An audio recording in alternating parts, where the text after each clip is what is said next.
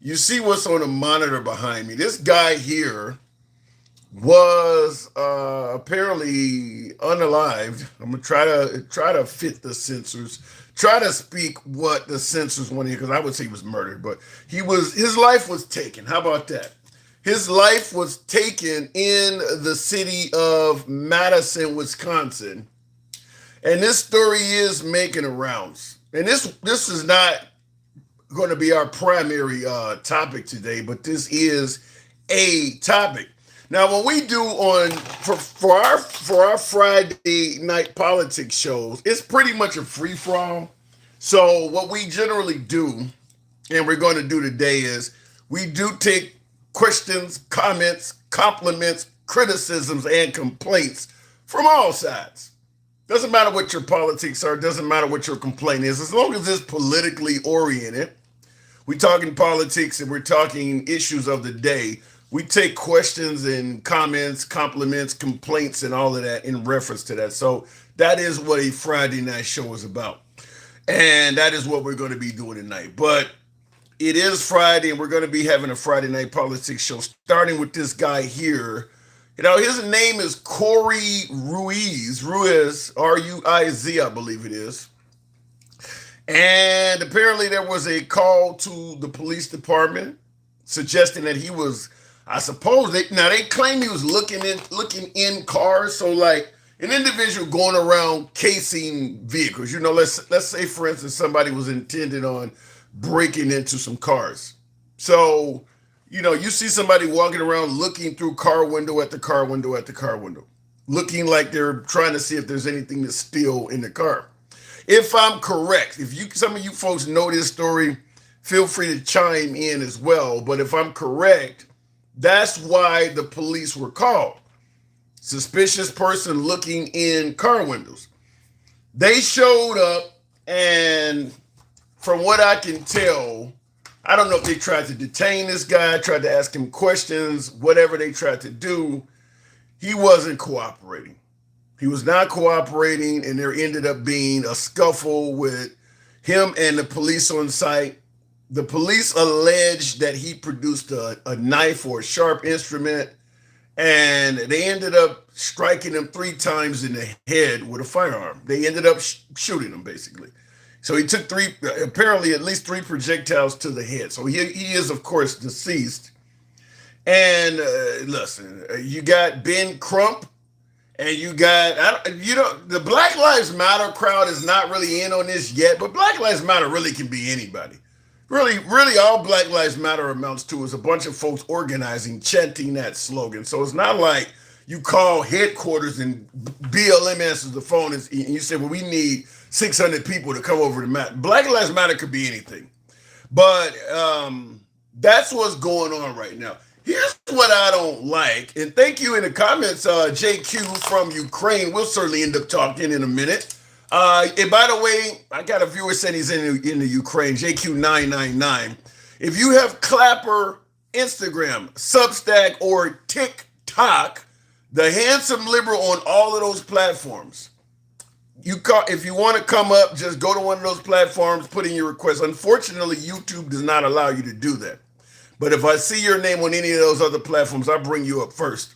JQ999. So, and good evening to you. Certainly interested in talking to anybody in Ukraine. And no, we don't have WhatsApp. We don't have WhatsApp. As far as I'm concerned, WhatsApp is an app for fraud.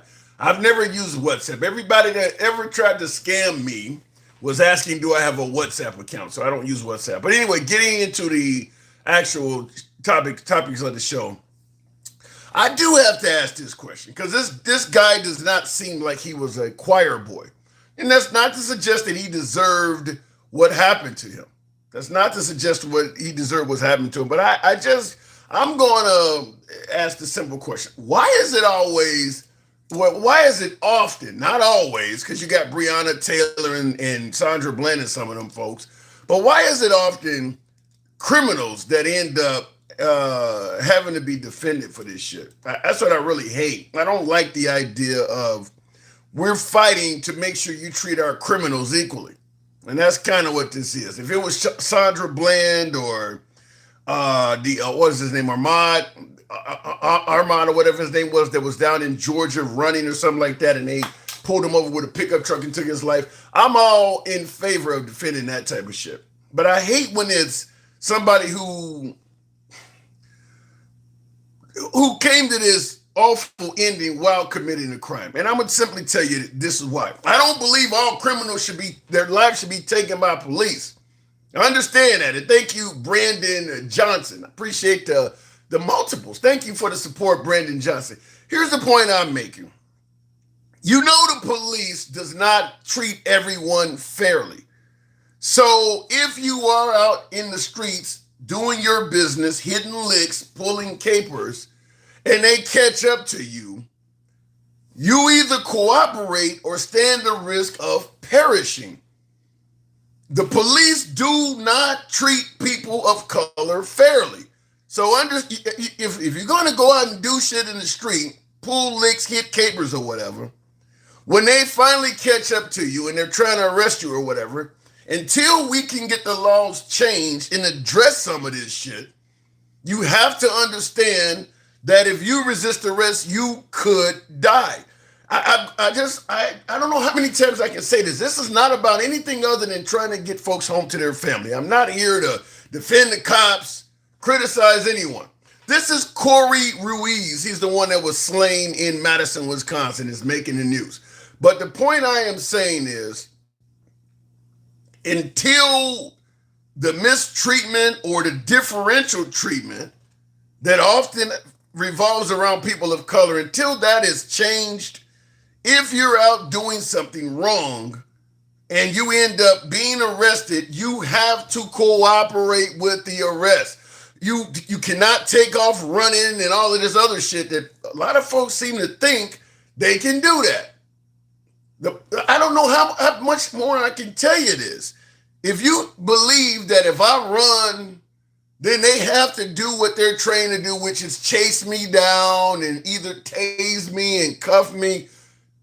There are some officers that just may pull out their sidearm and take your life without taking a single step towards you as you run away.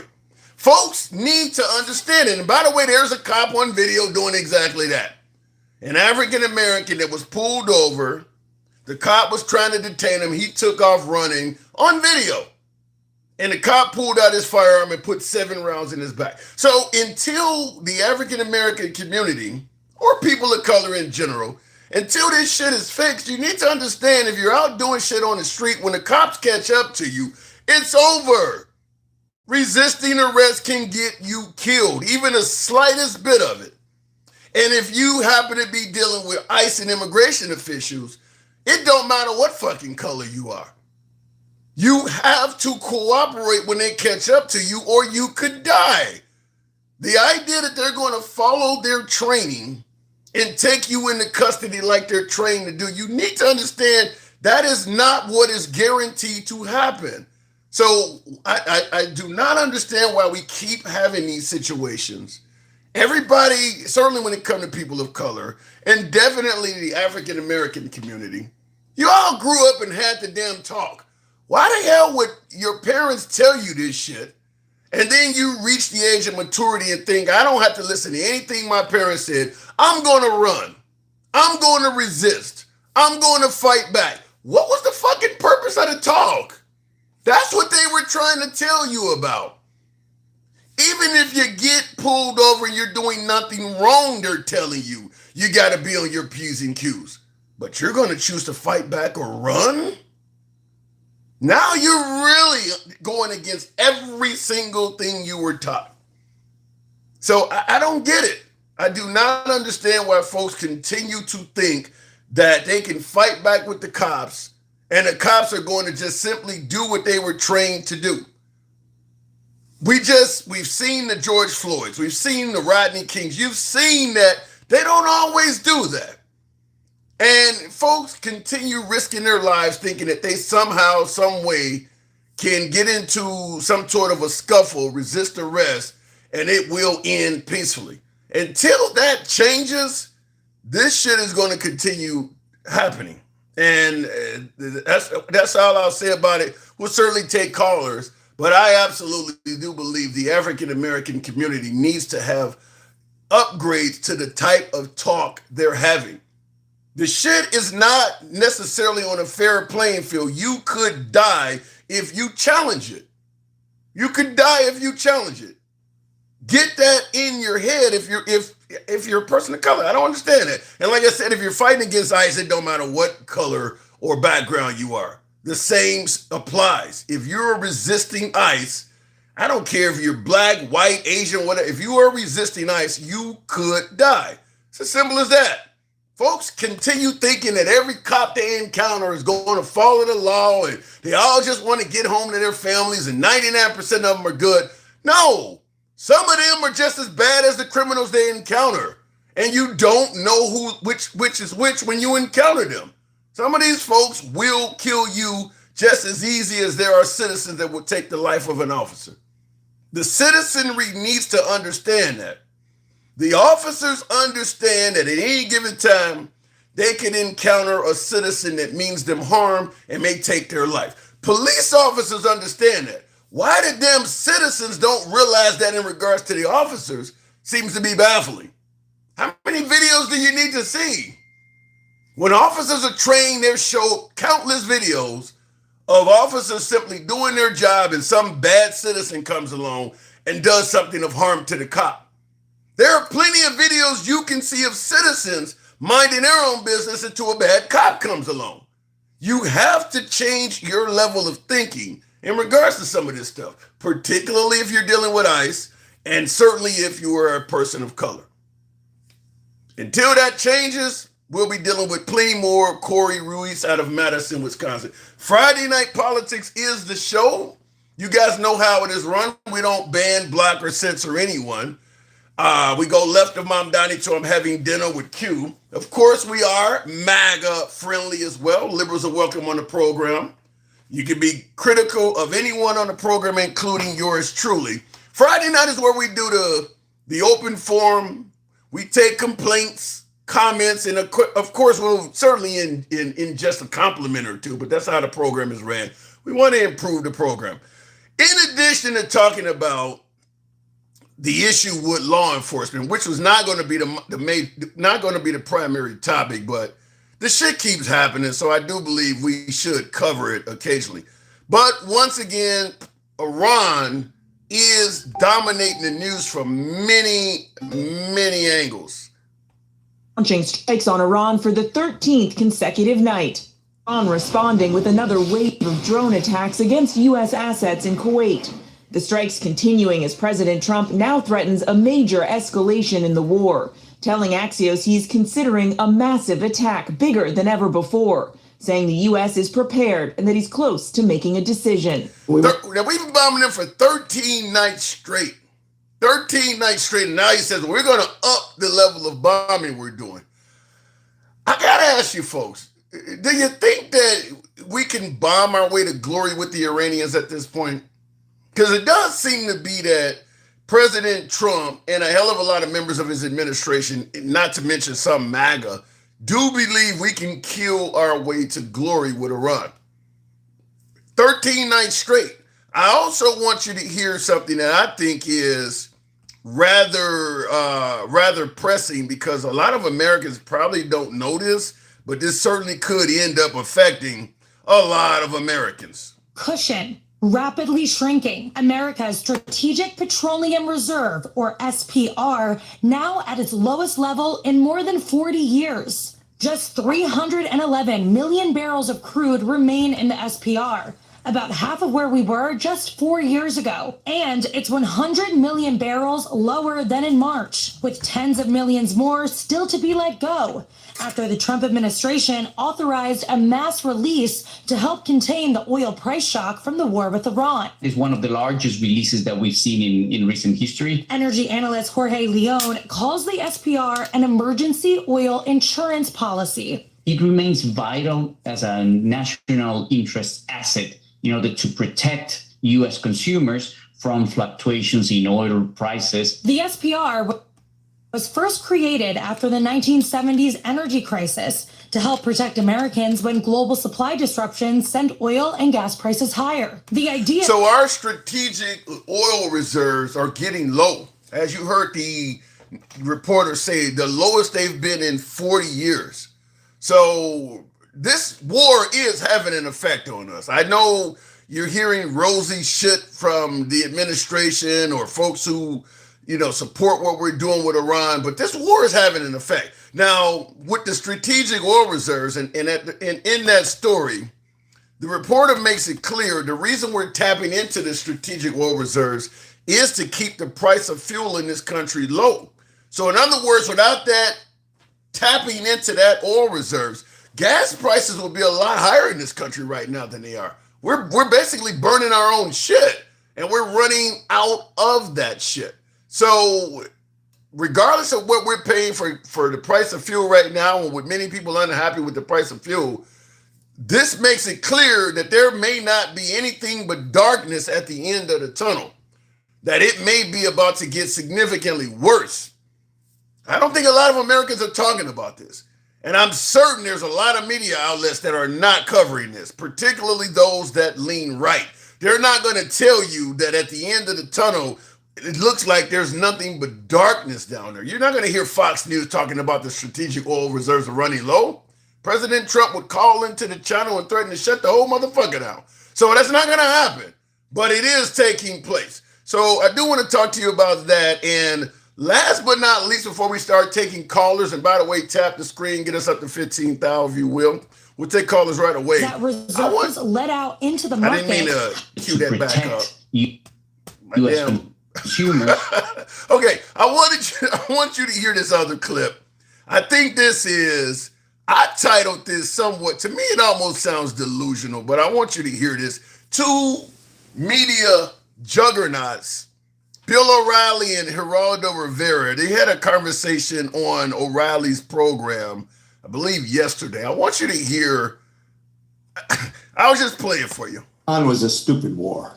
The news always gets worse in the Middle East. To think that they were going to have a miraculous change of a 50-year-old regime was very naive, and we're paying the price now, not only at the pump. What price are we paying as a people? We're the most affluent people on the face of the earth. Okay, even a poor American lives better than the middle class European. All right, what price are we really paying to protect the world from a rogue terror nation acquiring a bomb?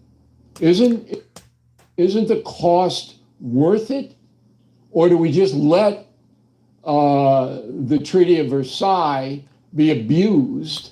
And then he goes into a spiel of comparing the Iranians to the Nazis. But you hear what O'Reilly is saying. Yeah, it costs more for fuel, but O'Reilly is suggesting that it's worth the added cost to prevent Iran from essentially destroying the world. You hear him say that we're currently protecting the world. To me, I titled this I posted this on my other pages, and I titled it somewhat delusional because, okay, he's saying that what we're doing in Iran is protecting the world in regards to preventing them from getting a nuclear weapon. And I got to tell you, folks, we just took Maduro in Venezuela from power by force.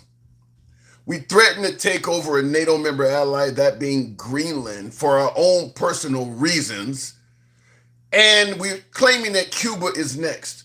Is there anybody that believes what we're doing in regards to Iran is protecting the world, with all of the other countries that we have been just basically doing whatever we want to?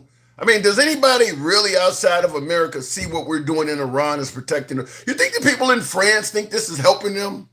People in Germany think what we're doing right now is helping them and protecting them? I'm going to submit to you, I don't think that's the case. And I think O'Reilly may have this wrong. And I see in the comments, Rob New York says MAGA believes that. Possibly, hopefully we can get some on. So let me go straight to the comment section and the box. And thank you folks for tapping the screen. Somebody said I started with 9,000, I went up to 15. Well, when you see lives cut short, it is generally because of that low participation, support, all that stuff. So I tend to think nobody's watching it. But like yesterday's live, we kind of cut it short. Any comments though? No, they would have joined us if they thought we were doing what was right. Says Me Too. Yeah, I agree with that. I agree with that. But you hear O'Reilly claiming that what we're doing is protecting the world. Isn't the cost worth it? Or do we just let the Treaty of Versailles be abused? And do you think the cost of the Iran war is worth it? What you're paying at the pump and all of the other stuff that may come with it. Can't wait to see how Magariac spins this, says Depot. Let me go straight to the box and talk to some of the folks. And we certainly can talk about Corey Ruiz in Madison, Wisconsin, if you will, as well. We started out one and only Gangsta Grandma. Good evening, Gangsta. Oh my God! Look at you, Buttercup looking ass. And you added me first? Oh, I feel so loved, Buttercup. Have you heard about Corey Ruiz? Who the fuck is that? The young man that got murdered by the Madison police is making the rounds. Ben Crump is on it. So you haven't heard about it? No, that's fucked up if he did, though. This guy here. That's fucked up. That's fucked up. Well, in my monologue, one of the things I said is that the African American community and people of color need to stop thinking that you can just resist the police and go home safely. I think people need to shut the fuck up. And I think people need to go stay in the white tea lane. How about that? I think the cops should do some more fucking training. How about that? Okay, I'm fine with that. But that goes. I bet. Yeah, I bet you are. But that Raccoon. That goes to what I'm saying is if you know the police are not treating everybody equally, why the hell would you resist them and run from them and all that shit? People are saying, let me break this shit down to you. Say you are a fluffer. Say no fluffy. You're a ratty How is this you fluffy? Are a ratty rat. No, listen. You are a ratty raccoon. You would change the fuck up and be white so fucking bad. What you the think fuck? you're white any damn way. You do, Tim. Let's break the shit down. You say, oh, if you do everything right, the po-pos will not do nothing to you. Who said that? You ain't never. In fact, I got videos out. Bullshit. Yes, you did, No, I didn't. You have said Never. if you do everything right and you listen to them, you won't get in trouble. Bullshit. Guess what, my brother? Never. Yes, you did. Never. Yes, you have said that. Because I get on to you because of my brother. My brother did everything right and still got hurt. Well, what are you talking about? What you just said is patently false, is bullshit. In fact, I got videos out telling you that. You did, Tim. Okay. You have said that. If you be quiet and you listen to them, you won't have nothing happen to you. You said that, Tim. Never. I promise you. You said it. I'm You're actually. a ratty raccoon. You look at white so damn bad. And you like to tickle your tonsils with the white man. I tell you, every damn time, Timmy Tim. Don't go for me. Not today. No. Not today, Negro. What you were saying, first of all, what you're saying is something I never said.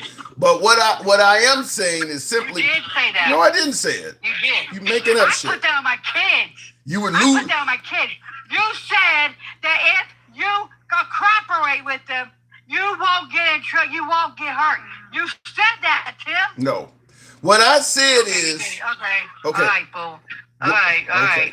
I'm not going to sit there and argue with your damn fat ass. Not today. I'm in a damn good mood. Okay. Well, what I said is complying increases the statistical probability of a better outcome, but it's not guaranteed. That's the same thing. You said do everything and you won't get hurt. Let me break this shit down. You can do everything right and still get pew-pewed. People are scared of the police, especially black men are afraid of the po-pos. And so if they get scared, they run. They shouldn't have to pew-pew them. Running is not a death sentence. It's not a death sentence. What? White tea baby got unalived by a police like a little black baby just did. And they did nothing fucking wrong. So miss me with the bullshit. Well, we are the target of the police. That's why we have Black Lives Matter. That's the right there. Police brutality. They unalived that fucking baby, for God's sake. Oh my God, she stole a bag of diapers. And she had the fucking receipt. The bullet went through the side. The side, for God's sake. So miss me with the bullshit. What did the little baby do, Tim? I didn't say. Oh my God, the baby ran too, Tim. I didn't say the baby needs to do anything. What I am simply saying is that if you know they're not treating you equally, why run and keep fighting back? Tim, I'm listening. people, you could run, Tim. That's not a death sentence, Tim. Running from the popo is not a death sentence. What's a death sentence should be the white tea man unaliving kids and raping them. But oh no, you see that? Oh yeah, dude, you see that one white tea dude with a what is that big ass machete? And I swear to God, they captured him alive. But if it was a black man, guaranteed he'd be put down. Okay. So miss me with the bullshit, Tim. The point I'm Miss me trying with to the make. bullshit. The point I'm trying to make is this. I agree with you that running is not a death sentence, but you know you're getting treated differently than others. So why go out and test it? Just because he made that mistake, does that give the damn popo the right to unalive him? How many And be the juror, be the juror, the judge, and every damn thing else? No, it don't, Tim. That's why I'm so sick of hearing how we have to obey. We gotta do this. We gotta do. Why can't the popo get educated on the shit and get more training? But no, they took that shit from us too. Because now it's all fair game. We're like what, the Hunger Games? The popo's gonna be hunting for us now. Well, Who's in office? the point I'm trying to make is until shit is on an equal basis, you can't. I'm not trying to talk. Okay, break this shit down. Never gonna be equal in the United States for us, Tim. Never, ever, ever. Black and brown people's never gonna be equal to the white tea man. That's being. Why is she up here? The point. Why is who up here? Oh, never mind. Never mind. You got personal problems going on? Never mind. Okay. No. Never mind. I should invite my homie. I'm like, well, I'm not gonna bring her Okay. up. Never mind. Well, anyways, Tim, I'm gonna tell you this right now. It's never gonna be equal. The police was for us anyways. It was because of slavery. Remember that shit? That's why they made the popos. Well, They don't give a damn about us, Tim. well, whatever That's it the is, shit. whatever it is, what I'm simply saying is, listen, most African Americans have had their parents give them the talk. So, because they're letting them know as a child, the cops may not treat you fairly. So why would you reach the age of maturity and try that shit out and run or do? Why would you try something out when your parents warned you could lose your life doing it? Maybe it just got freaked the fuck out, Tim. Maybe. How many Come on. videos you need to see? If you're a black fucking man and the police is right there and you just got freaked the fuck out, it doesn't give them the right, no matter what he did, to give them like a justice. I'm not arguing that. I'm not arguing that it's Then legal. shut up about it. Bullshit. Why would you sit there and let somebody give you that talk if you're going to go and do exactly the opposite, exactly what they told you not to do? Didn't do it. Hell, I don't know why the parents did it or not. I told my kids don't move. If they tell you to get your ID, don't move. Don't move. Keep your hands right there. Do not move. I told my kids the same damn thing. The same thing. I don't know why the parents didn't do it or not. I don't know why, Tim. You don't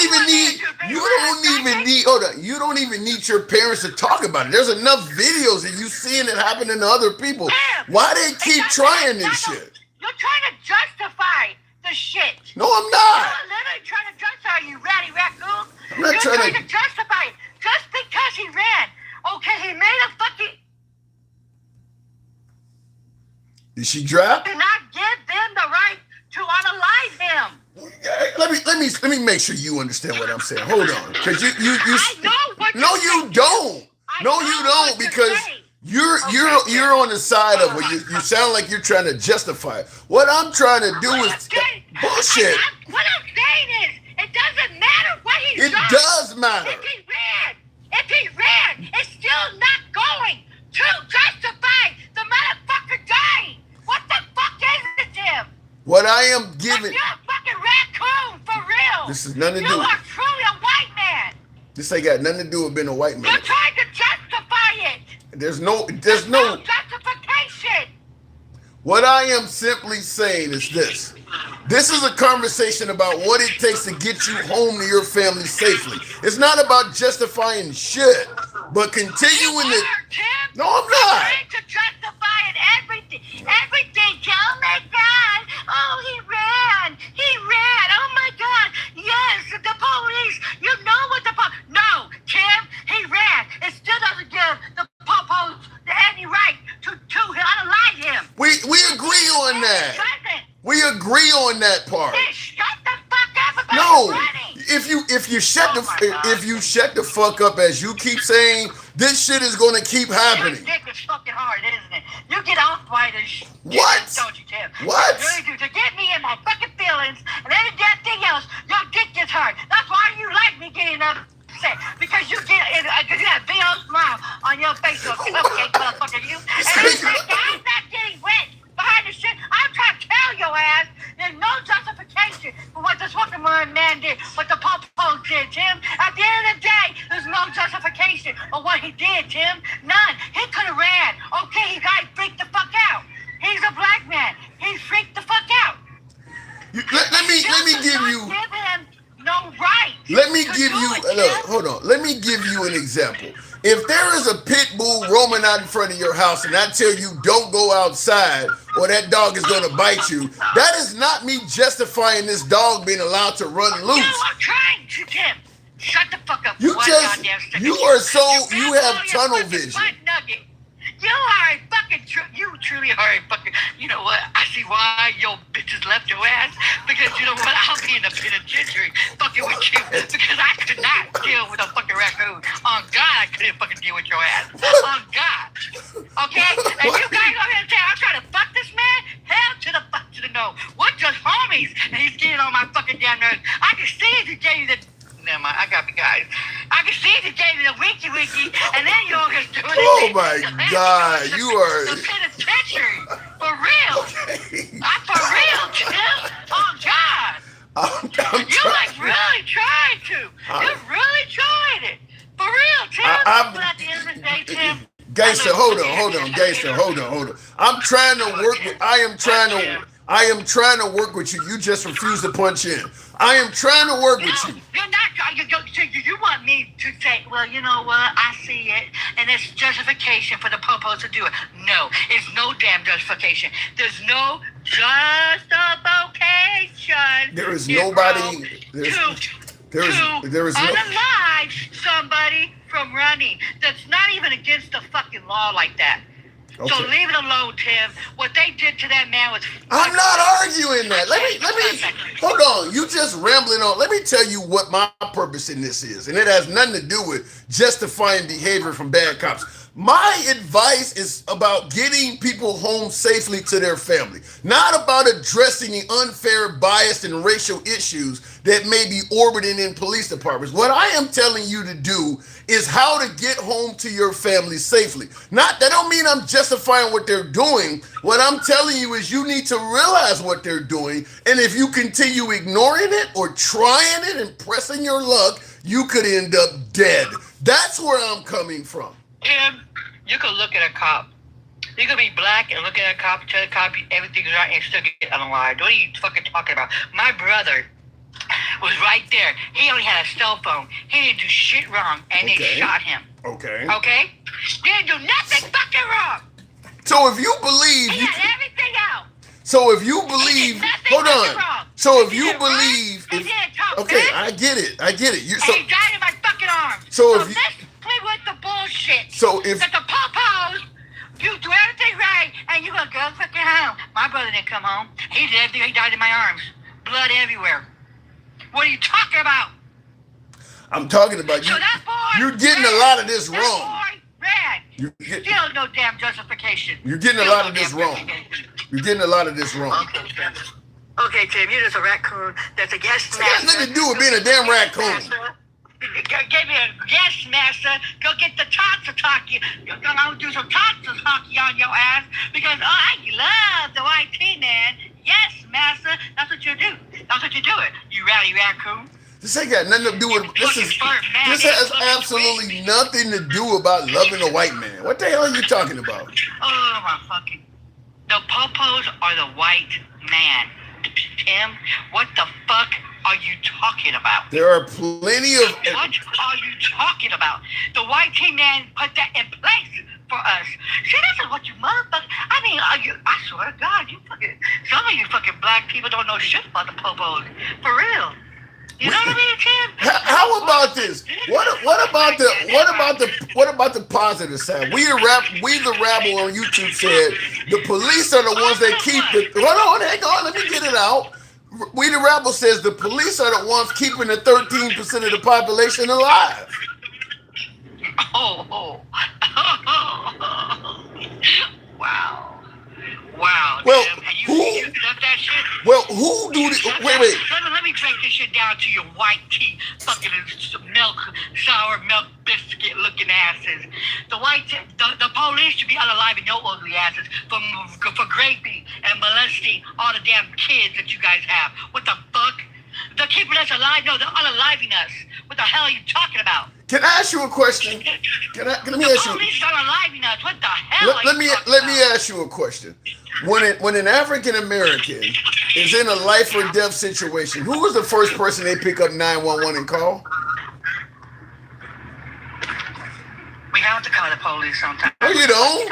If they're bad, if they're bad, why are you calling bad people to your house? And pray that we don't get unalive. You know, sometimes they do that.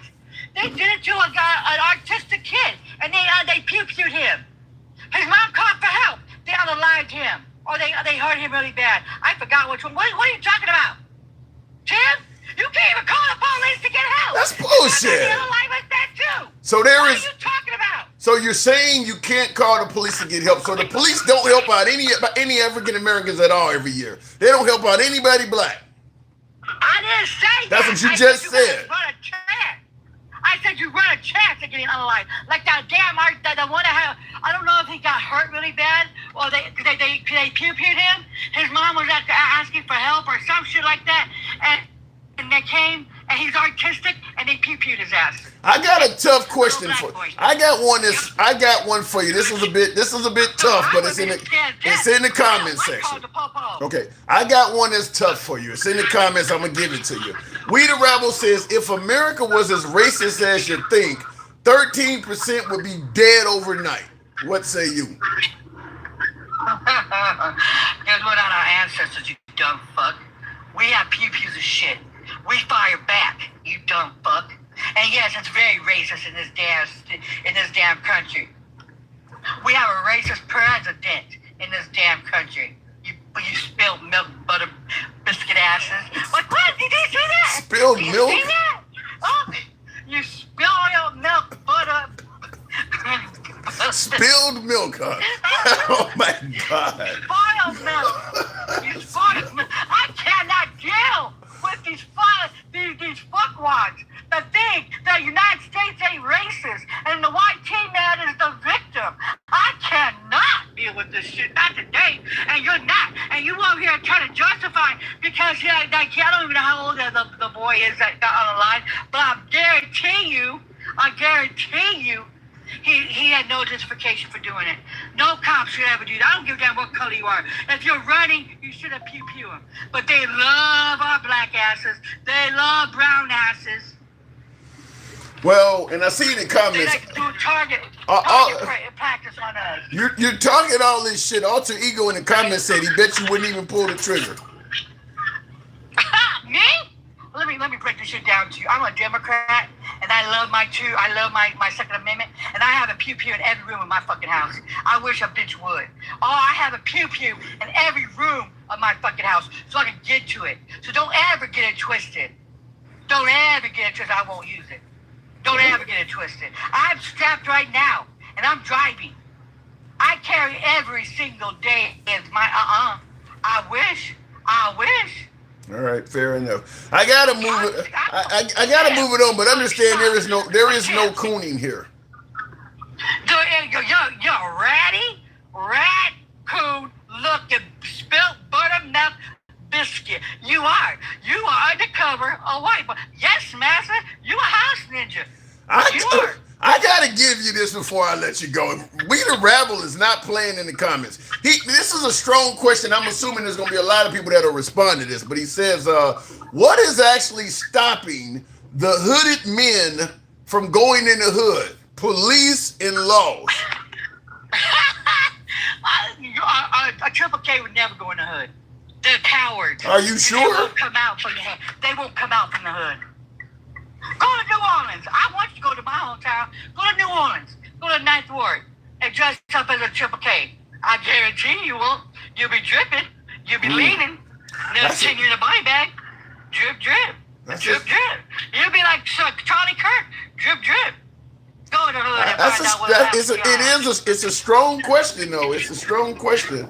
He's saying They won't that. come out. They won't come out. See, I'm from a real hood. You know what I mean? Under like your buttermilk biscuit looking ass. I'm from Ninth Ward. Under 9, you know what I mean? I carry strap. I strap up every day. And I'll make somebody drip. I think the best answer to that question came from Fat Luck. I got more balls than you do, Tim. I'll Okay. protect you before you protect me. So when you identify as a man? Do I would identify as a man and strap the foot up. Yes, I would. I strap up down. I got bigger balls than you do, and I don't got balls. What? Why can't I be strapped? Why can't I be strapped up right now? Because you strapped up, you ain't no thug, you ain't no hood shit. All you ain't like, oh my God. Okay, I gotta move. I have to move on. Hold on. Hang on. Okay, well, you don't have to be hood to strap. Let me tell you something. As much as hold on, can I talk to you? Can I talk to you? I want you to take a moment of silence while you're saying. Do you want to talk or do you want to have a conversation? Go ahead, Okay. baby. Go ahead. Okay, before I let you go, while you're suggesting that I'm not hood and things like that, I do want you to take a moment and listen to your speakers. What does that sound like? Anyway, I gotta move it on. Don't ever tell me I can't strap up. Don't ever tell me no shit like that. I gotta go. All right. She said a dildo. Tap the screen. Get the likes on up if you will. Get us on up to 30,000 if you will. Tap the screen in the comments. What a racist grandma. Thanks. People fight harder when they're scared, so try to bring fear where the people are at. Listen, I can understand being scared when you pulled over by the police. Just like I can understand people that are in war zones being frightened. I'm assuming all the military that are in war zones are frightened, but that don't mean you just run out from cover and try to fight with the enemy out in the open. You can't let fear take away your logic and reasoning. If you got armed men surrounding your car, no matter how scared you are of them, you can't let yourself decide I'm going to enter fight or flight mode. You're going to lose both modes. You're going to lose in both modes. If you choose to fight, you're going to lose. If you choose flight, you're going to lose. That's what I just tried to get her to understand, which she was too busy focusing on the idea of defending the officers. This ain't about defending the officers. I am admitting that when you get pulled over by police, particularly as a person of color, you're playing Russian roulette. Yeah, most officers are not going to do anything to you. But there is a possibility you may meet the wrong one. Very similar to the fact that police know. When they pull over citizens, most citizens are going to comply with the traffic stop. But they are playing Russian roulette with citizens. Occasionally, you're going to meet a bad citizen that is going to try to ruin your day. And that same methodology applies to police. So the idea of running and fighting and all this other stuff, I'm just trying to point out, particularly if you're a person of color, until you feel things are equal in regards to how police treat citizens, and I don't believe things are equal. And I've said that. I don't know why she tried to make it sound like I said if you just comply, nothing will happen. Bullshit. Humans are not perfect. I do believe it greatly increases the statistical probability that nothing will happen, but it's not a zero-sum game. If you fully comply with police, that is not guaranteed, that 100% guaranteed nothing will happen. You can comply and bad shit can still happen. You can comply and they can misread your compliance, such as the individual that was reaching in his glove compartment for what they requested, and the guy thought he was reaching for a firearm and killed him.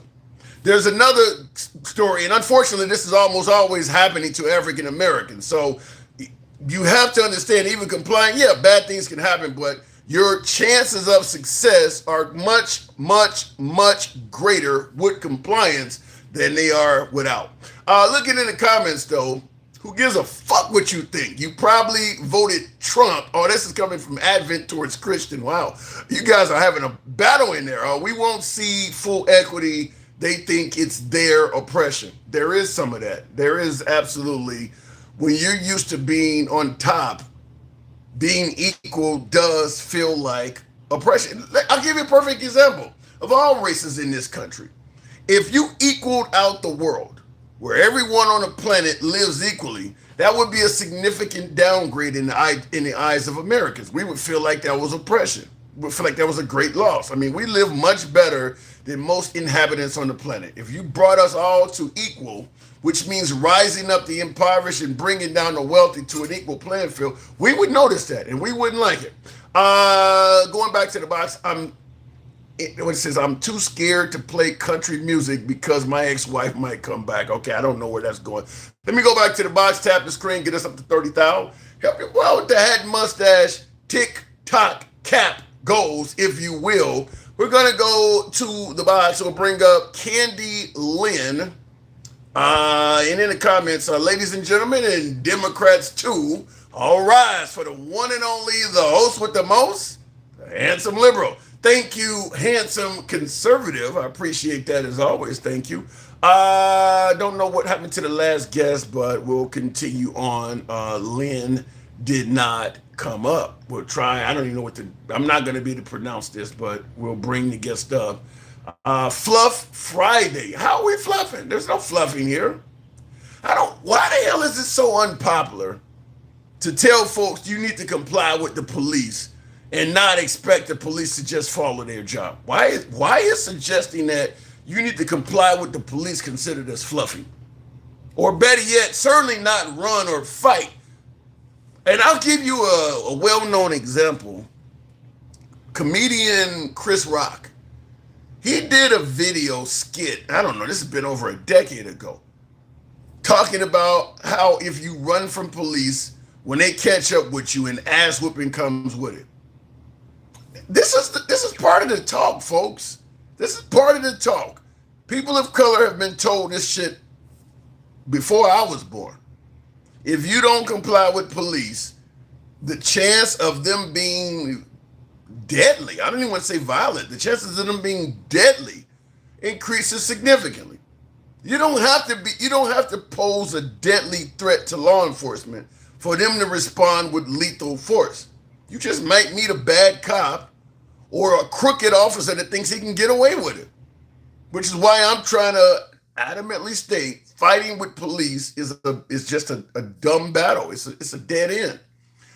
Looking in the comments here real quick though, and I don't know why this is so unpopular to bring this up. I do not understand why this is so unpopular and so I'm getting criticized so heavily, particularly from people of color. This isn't about defending the damn cops. I'm admitting the mistreatment happens. This is about helping folks get home to their families and not put themselves in a bad way of sorts. In the comments, you don't have to fight though. No, but a lot of the folks that are losing their lives are doing that. That's the point I'm making. Yeah, we can, anytime somebody who is resisting arrest or running ends up having a bad outcome with the cops, well, we can deflect to, well, you didn't even have to do that. Okay, maybe so. But the overwhelming majority of these folks that are meeting a bad outcome are involved in some sort of resistance or actively running. That's what I'm talking about. That is what I'm talking about. Deflecting to somebody that wasn't doing it when the conversation is about somebody that was isn't helping anybody out. Let me go back to the box and we'll go to D-Walk, I think it is. And let me see here. I don't know why the callers are not coming up. That's the third one. Let's try it again with somebody else. We'll try with Vibes Corner. Maybe we got an issue here going on. I don't know. Vibes Corner, if it brings up. There we go. Vibes, good evening. What's up, Tim? Not much at all. Apparently, you got an echo. Hold on. Let me take you off on speaker. All right. Corey says thank you. Yeah, let me take you off of Bluetooth. Can you hear me now, sir? I can hear you, okay, that sounds better. Yes, sir. Am I getting this wrong in suggesting that the African American community and people of color in general need to stop thinking that if they run from law enforcement or fight back with law enforcement, that they can depend on the cop to just do his job and try to arrest them with as least force as necessary? I mean, Tim, in terms of running away from the cop, Tim, it's just a cultural thing, you know? What do you mean? It's simply a cultural thing. It's just the stigma that lies with a cop. It's just something that people see every day.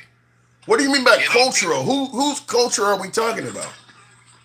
Everyone, Tim, everyone, whether it's white, black, whosoever get in contact with a cop, they always there's always some defense. There is always some defense that people putting up with cops. Cultural usually means it refers to one group of people. I mean, breathing, for instance, breathing is not cultural. All humans do that. That's why I said whose culture, but you make it sound like everybody does it. That's what I'm saying. Then it's not cultural then. No, it is. It is. Is it American culture? So it is American culture, of course. Okay. So do you agree with what I'm saying? Do you? Yes, I'm agreeing with you, Tim. I've never heard anybody say running from police is American culture, though. That was the first I've ever heard of that. Tim, I'm listening. I'm saying you're seeing a lot of videos, right? Yeah. The educational thing with policing here is different. You guys don't do community policing. You don't. True. So once a person see a cop, they automatically becomes anti-cop. Oh, come on, man. Anti-policing, if you get what I'm saying. Police don't talk. And once a person see a police and they get stopped, there's just fear that kicks in. Let me ask you something. Now I'm hearing, because I want to, just for clarity of this conversation, sound like I hear a slight accent, and you're talking about American culture. I do have an accent. I do have an accent when I live in America, Tim. But all right, but what other country have you experienced?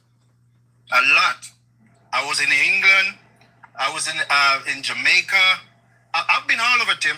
Okay. I'm just saying, because you're talking about American. So is it not in Jamaican culture to run? That's what I'm saying. It's just a stigma. I'm just saying it's a stigma with police, Tim. Police on a whole, general. Okay. Everywhere you go, if it's American cops, if it's British cops, if it's Chinese. Yeah, but wait, hold on. But Vibes, here's the difference. British cops are not known for killing their citizens like American cops are. True. That's the difference. True. So what is that cultural in America? But Tim, there was a system created here, right? Yeah. If you analyze where policing came from and what it started out doing, understand who became police officers or who becomes police officers, where those people are coming from. Like I'm saying, nobody talks them. Everyone wants to use brutal force. You see that little thing on the hip? You see that little thing on the hip? That little black thing you just slick right now? That is the problem. You didn't hear anything.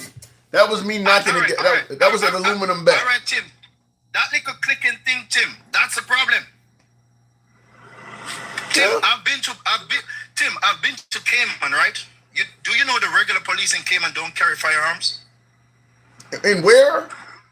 In Cayman Islands. Oh, the Cayman Islands. Wow. They do not. A regular cop you see a cop on the street. Most cops do not carry a firearm. Well, You have to be even in England, some cops do not carry firearms. yeah. You have to be like a special force. It's just a culture thing. Like I'm saying, here in America, it's all guns, man. Yeah. You talk to somebody, nobody talks anymore. Everybody think that little black thing on the hip, that's a power. Yeah. I wish I could argue with that, but we are a heavy gun culture. That absolutely is true. But Tim, let me tell you, Tim, that's the problem. That is the problem. Everybody, there's this ego, Tim, that everybody carries in them. When everybody thinks, hey, yeah, I'm strapped. You heard Gangster Granny just now. No, listen. I'm a fan of her. But you listen to what she said? Yeah. In every room, she has something in every room. Yeah, that's excessive, but there are plenty of people that are like that. Every room. But Tim, that doesn't prove anything, Tim. Well, it proves that she is ready to deliver lethal force if necessary. All right, Tim. You disagree? All right, Tim. I don't want to differ from your question earlier on, but Tim, let me ask you a question. Sure. They said Iran, right? Yeah. Have nukes. That was the first question. They said Iran has nuclear, right? No, Iran does not have nukes. No. I'm saying that was the statement before. Then they changed it. No, I'm saying if this country was capable, Tim, you don't think they would have used it by now? What, Iran? No, they never said that Iran had nukes. They said they were getting close. Oh, Tim, man, come on, Tim. Tim, I listen regularly, Tim. There have been. Who did you hear? Wait. Who have you heard? Wait, hold on. Who have you heard said that Iran actually had nukes in their possession? Your favorite guy. Who is my favorite guy? Joe Biden? Look at the back. Look in the back. Look in the back of your phone. Look at the back of you. That's what on your left. This guy? Right there. This guy? Tim, look right Are we behind talking you. about this guy? Look right behind you. This Tim, guy? Tim, look that. Bro, come on, bro. Look behind you, bro. But anyway, Tim, so listen to me. Like I'm saying, education, Tim, is a problem. Big education. A lot of people is so delusional, Tim. You can put the truth in front of them, Tim, and once somebody who has some status say otherwise, then they believe Tim. I've never heard Trump say that Iran already has a nuke developed. I've never heard that. Tim, go back and listen to all his videos. Go back and check all his videos, Tim. They said they decimated Tim, listen. They said they totally destroyed them first, right? Wait, say that again? That was the first thing, right? A year ago, they said they destroyed everything, right? Yeah, he did say that. He said they destroyed their nuclear. Wait, hold on. Let me get in. He said he destroyed their nuclear program. He didn't say they actually had the weapon already, though. Tim, they did say that, Tim. Okay. They did say that, my friend. But anyway, Tim, I'm not gonna be debating. I mean, if I'm wrong, I'm wrong. By the way, just so you know in the comments. Have you guys heard Trump say that they actually had a weapon already in their possession? I've never heard him say that. Tim, this guy said everything, Tim. This guy, Tim, the thing about this guy that you can depend on him for Tim, is that he talks on himself. This guy talks on himself, Tim. This guy talks on himself, Tim. But I'm saying, Tim, are you guys listening to this guy? Are you listening to what I'm saying? Are you guys paying attention to the comic side of him? I don't because everything you guys take for a joke. Listen again, Tim. They say first and foremost, they said the Strait of Hormuz is closed, right? Yes. What did they say about the Strait of Hormuz? America doesn't need to depend on that, right? Yeah. Why is gas so expensive in America? Well, the market. I mean, even if America's not dealing, even if America does not need oil from Iran, it's all connected with the market. So even if we're not buying their oil, it can still have that effect. But Tim, that's what I'm saying. If you're not depending on something, Tim, how is it that your market is affected by it? I'm just telling you what I was told, is that the markets are all connected together. But that's what I'm saying, Tim. A lot of people's not listening. They're not listening to the fine prints. They're just listening to the rhetoric. Yeah. Tim. Well, I'll just tell you this. I'm listening to you, and while we're talking, I cannot find anything on the internet to ever suggest that Trump said they were in possession already of a nuclear bomb. You're the first I've heard say that. Tim, didn't they say that they totally decimate everything? Yeah, they were working on obtaining a bomb. Yeah, they were working on it. They were working on it. They didn't have it. Tim, and they were like 80%. That's not 100% though. That's not. And it was 60. Tim, this guy even went ahead again and said, "Hey, they totally destroyed their." Yeah, they were 80% done. That's like you're trying to build a car, and they don't want you to have a car. You're 80% done. You ain't put the tires on. You don't have the windows on. But hold on, let me finish.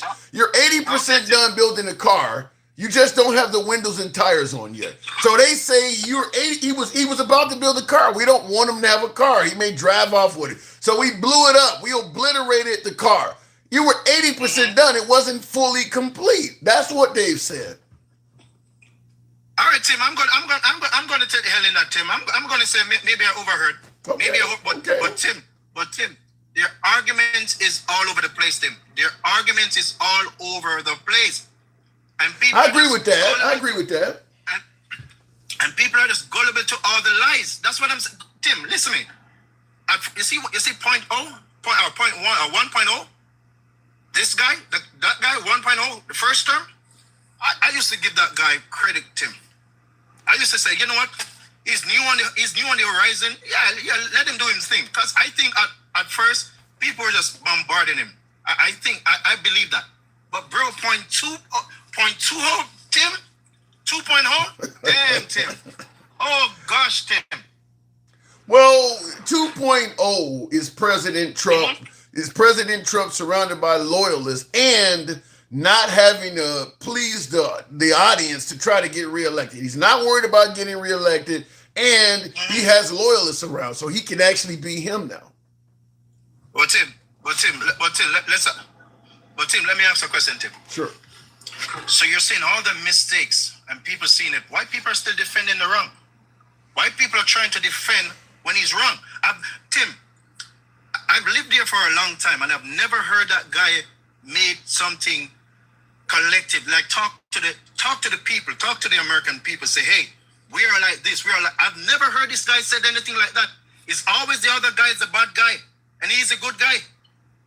Well, when you ask why do they keep defending him, I believe there's at least two reasons I can come up with. First, simply put, there's some people who just don't like to admit when they were wrong. That's the first thing.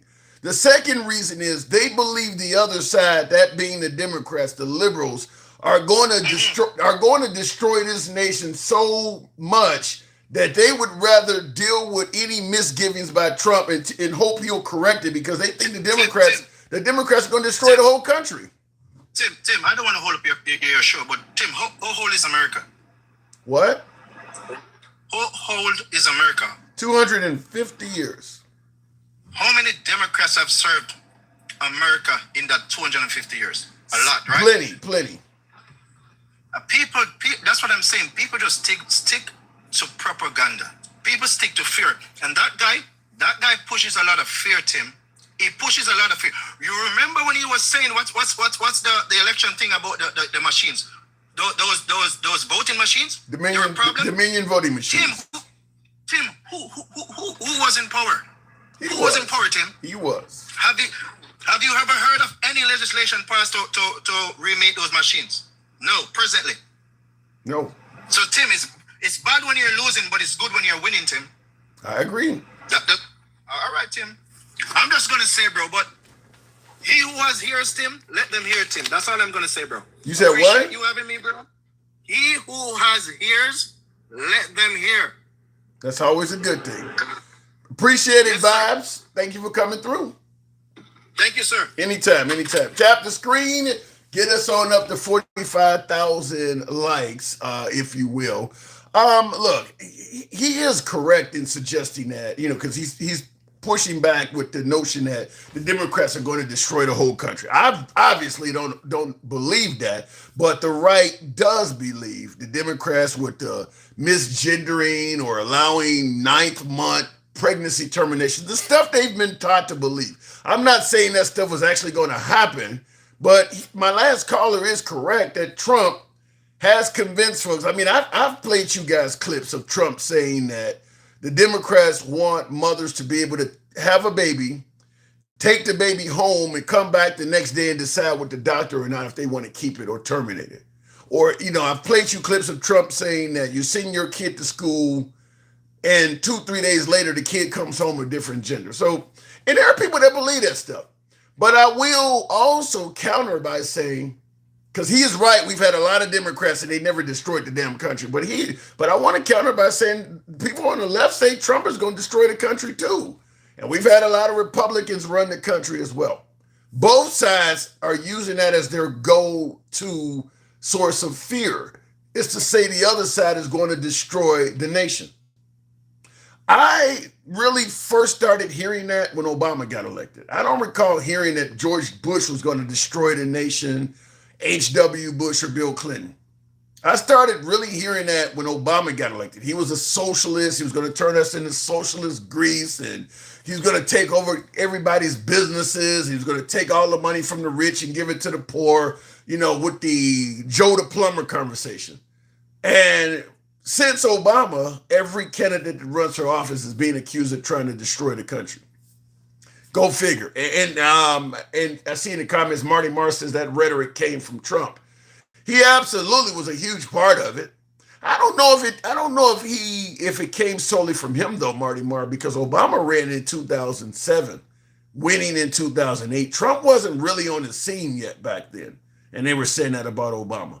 I would submit it came more from the likes of O'Reilly and Fox News, and maybe Rush Limbaugh at the time.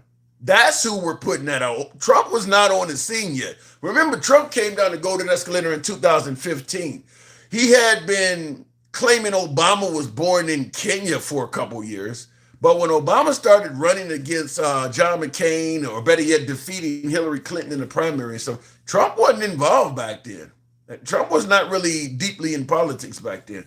Looking in the comments, either way, after Trump, the mess he's made in the Middle East will still be there. I'm positive of that. And I agree with that. I actually do agree. I don't think I think the issues that Trump has created in the Middle East will outlive Trump for sure. Not to mention, I think even some of the NATO membership that we're dealing with the tariffs and the way we're treating our neighbors, all of that stuff's going to outlive Trump. I really do believe that. In the comments, you just said he was a politician the other day.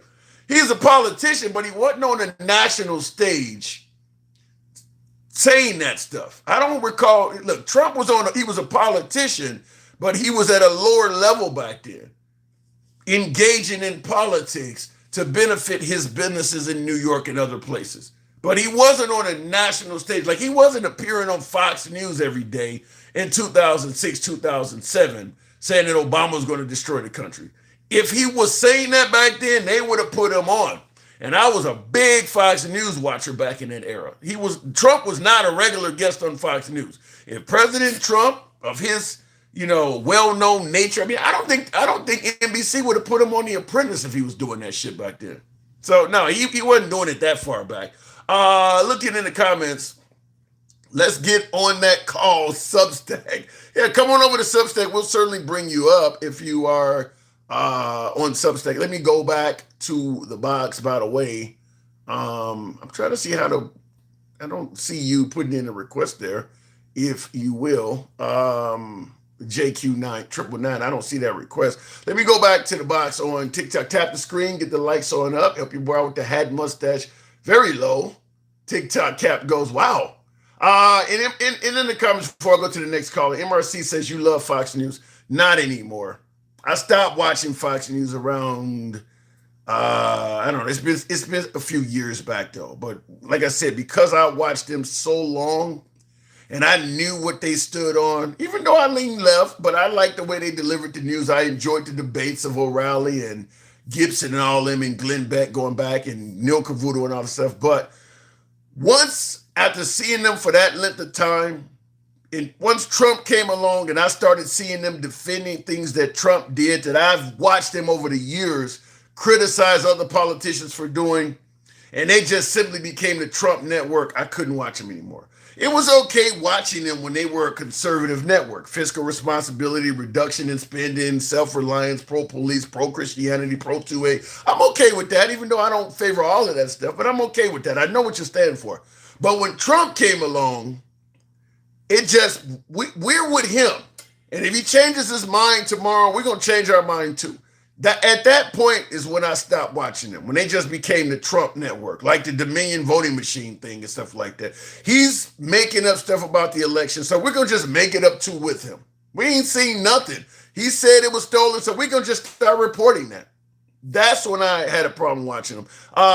Going back to the box, we'll go to Stick the Ruler.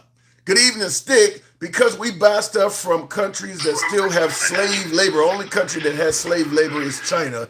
Trump's trinket makers, says hypocrite Trump. Stick, good evening. What's going on, Tim? Not much at all. Are you aware of this issue with Corey Ruiz in Madison, Wisconsin? No, y'all just kind of made me aware of it. I'm pretty sure that when I watch the news, it'll probably make the news, and then yeah. You know, I go into a deep dive, but at this point, no, I don't know much about it. Okay, I mean, because it is being reported. I mean, it's been on CNN, it's been on News Nation. It certainly is on like the Breakfast Club and African American circles. But there was a phone call made to police. This is in Madison, Wisconsin. Phone call made to police that someone is going around peeking in car windows, basically looking like they're trying to find something to steal. Police show up, and I suppose they tried to detain him for questioning, and he resisted. There was a scuffle, and the cops are saying that he produced a knife. They popped him 3 times in the head, so he's no longer with us. But Ben Crump is in on this, and it's become a major spectacle. But the purpose of me doing this live is simple. We've all received the talk, particularly black people, but people of color in general, particularly black people. Why the hell do we keep trying the cops and thinking that if you do something wrong and fight with them or run from them, they have to do what they were trained to do, and they just have to chase me down and catch me and arrest me? Why won't people of color realize until the system is more fair, doing this shit can get you killed? Even if it's wrong, doing this can get you killed. So being detained can get you killed? Yes. Resisting. Resisting what? If they're trying to detain you and you resist, it's not supposed to, but it absolutely can happen. Yes. So I'm going down a list, Tim.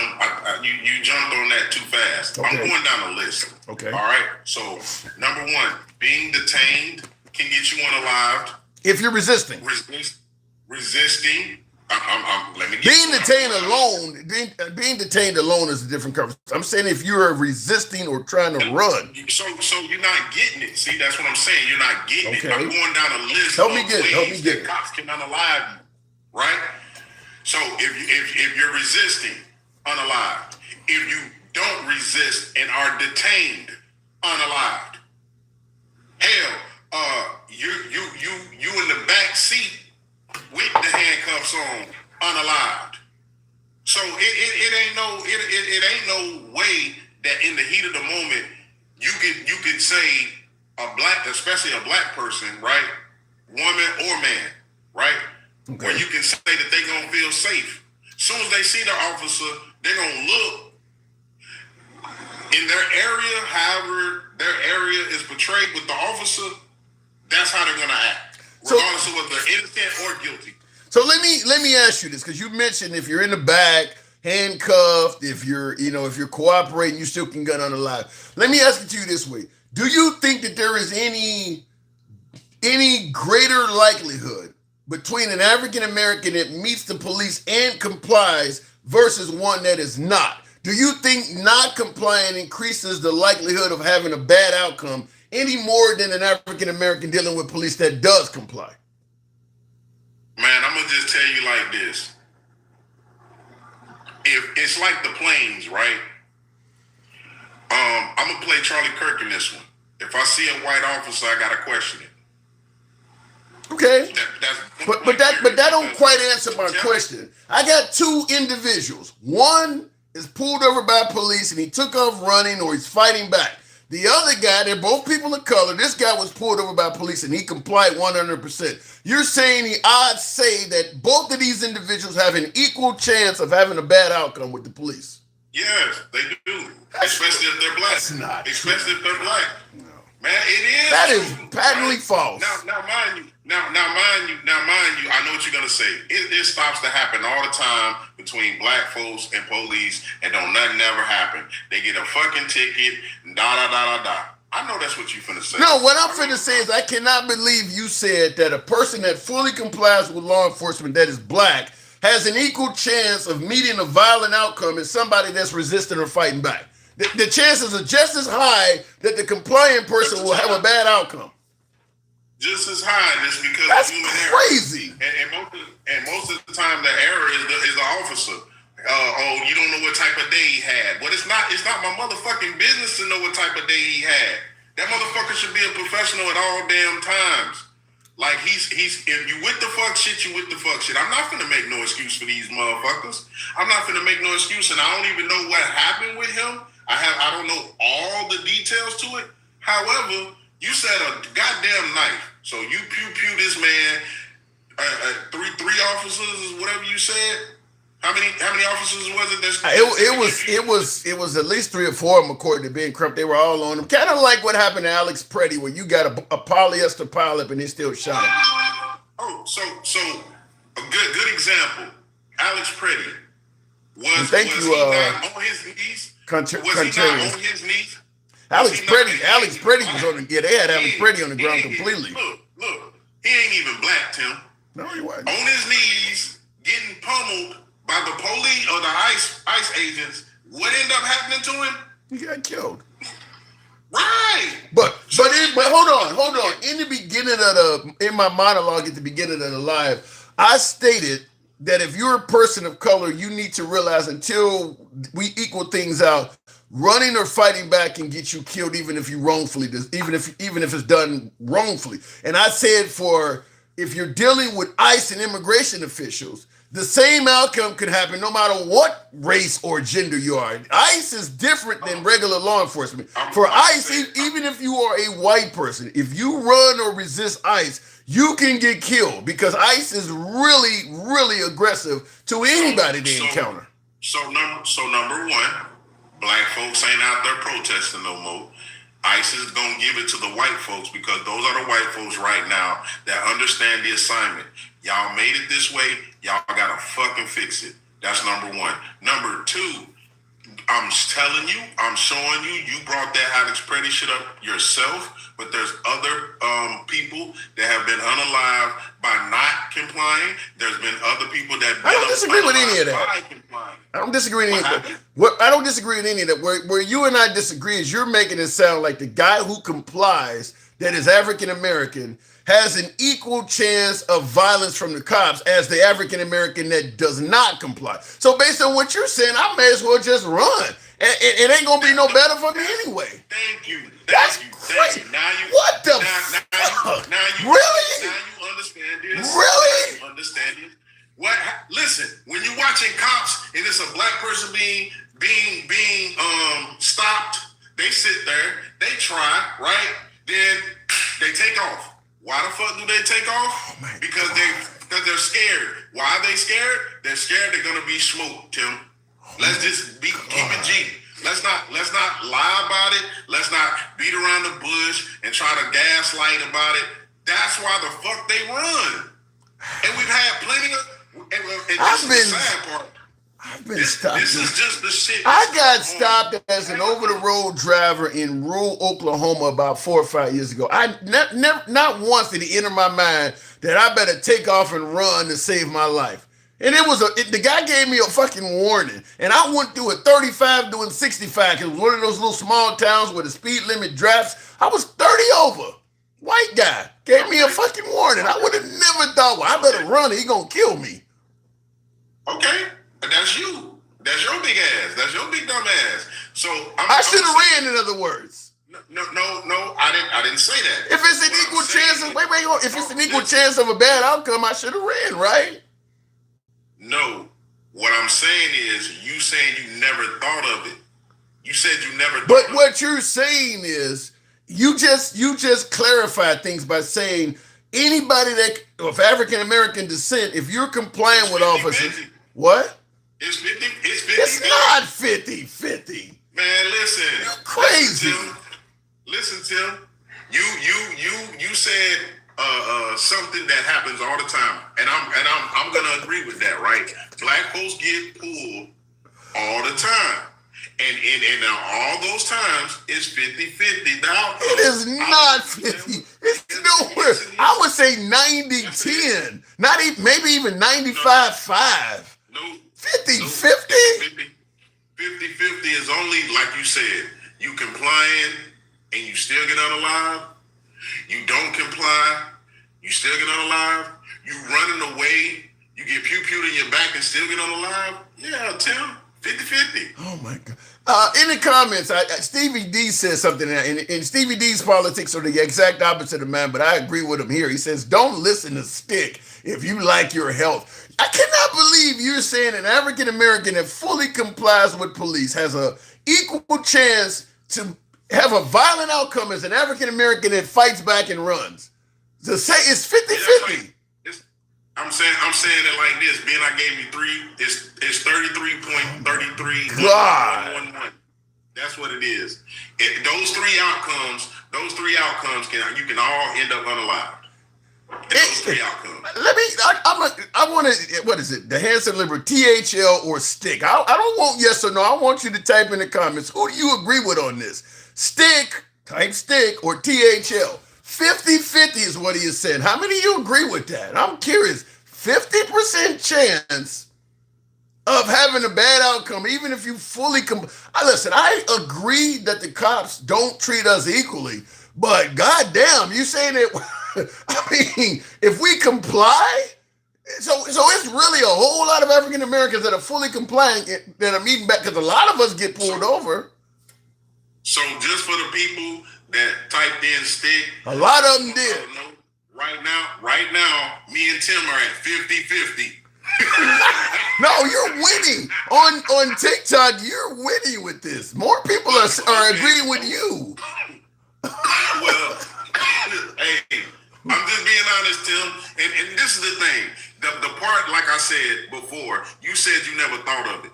Now, remember, you said you grew up in Chicago and all of that good stuff, right? Mm-hmm. However, what you didn't really put out there was I wasn't out in them streets like that. True. I was in the house. I was complying. I was complying even as a young man. Yes. Yeah. So and ain't nothing wrong with that. Matter of fact, I was too.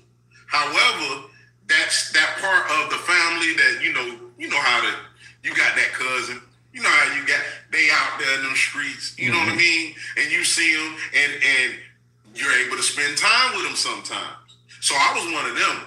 I got the chance to hang and get the feel of black folks, and not just the streets itself, but the culture. You know what I'm saying? Let me ask you this then. Do you have children? Do you have children? Yes. Have you ever had to talk with them?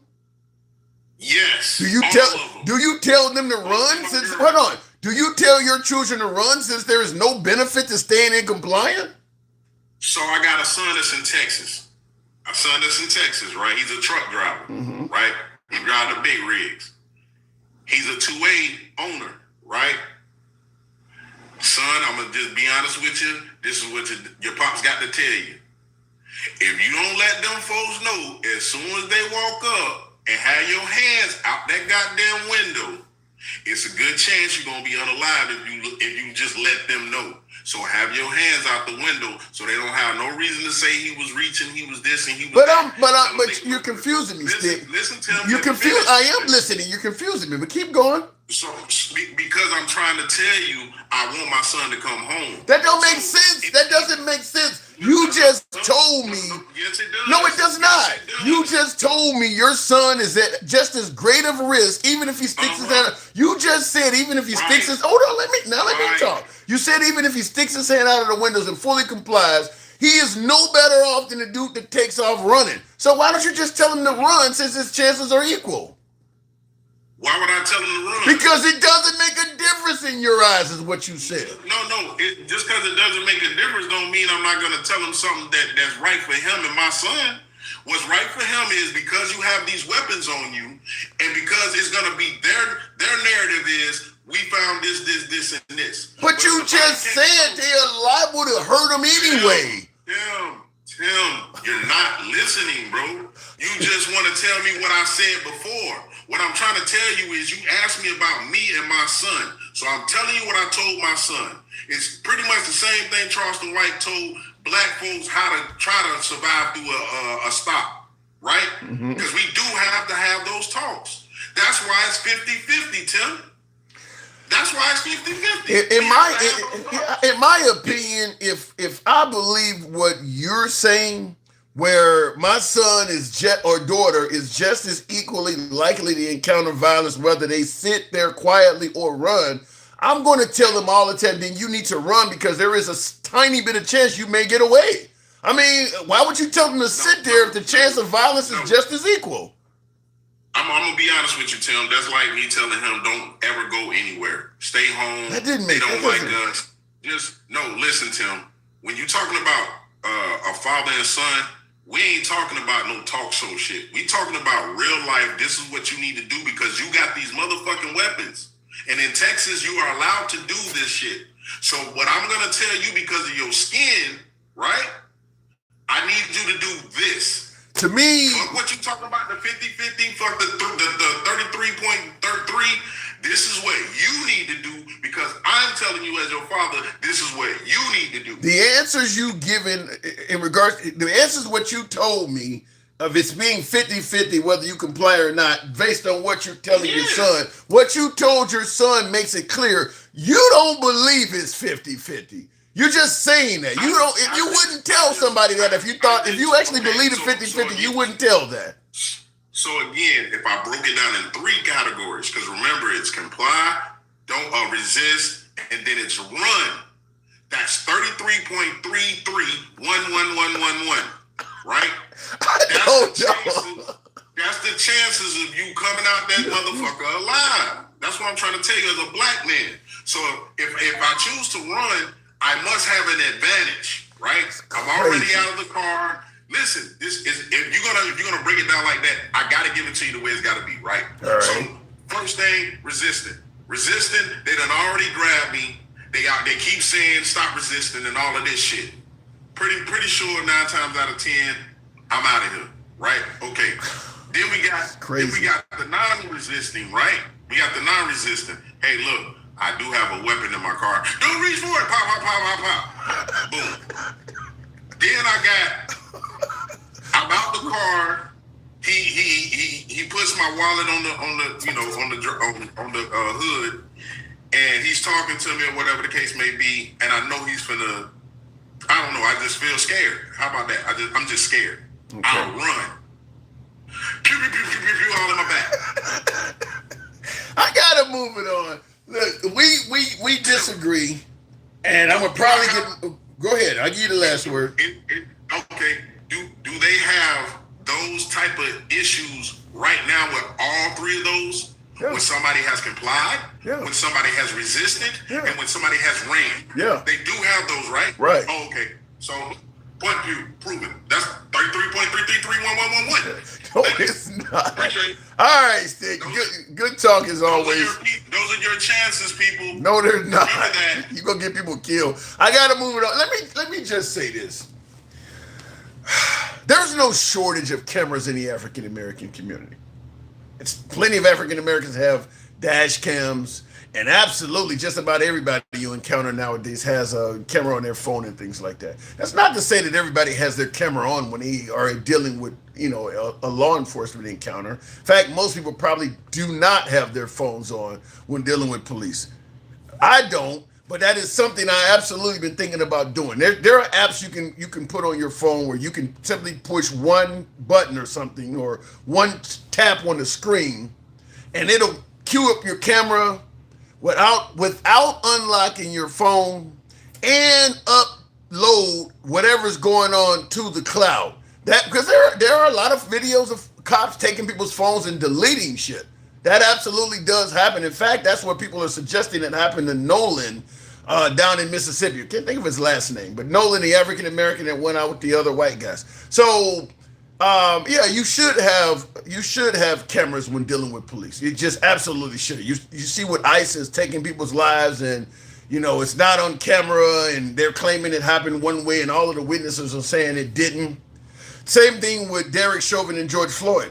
If Derek Chauvin, better yet, if there was no cameras to catch what happened between Derek Chauvin and George Floyd, Derek Chauvin would still be a cop with a fairly good record. Nothing negative would have came out of that encounter. Nothing. A few reports would have been made by the witnesses. They would have probably been claimed unfounded, and Chauvin would still be on the police force. So cameras are highly recommended when dealing with law enforcement. But having said that, I vehemently disagree with my last guest that suggested that you have just as great a chance of a negative outcome with police, even if you fully comply, as someone that does not.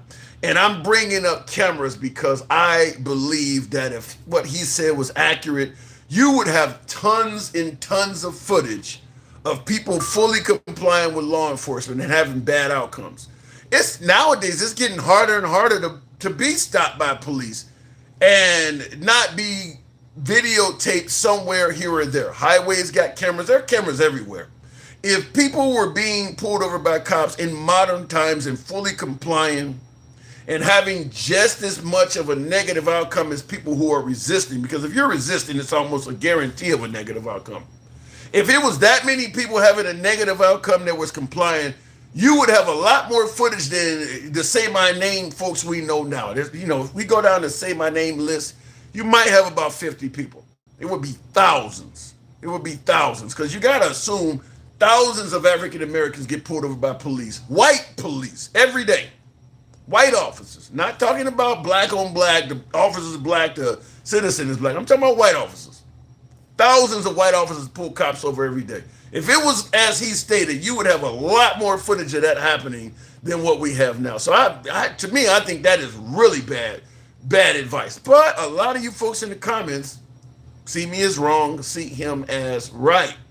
If I see any evidence to the contrary, I will absolutely come back on and say, damn, I didn't think it was this bad. But I don't believe that you face anywhere near the same chance of violence from law enforcement if you fully comply as somebody that is fighting back and running and shit.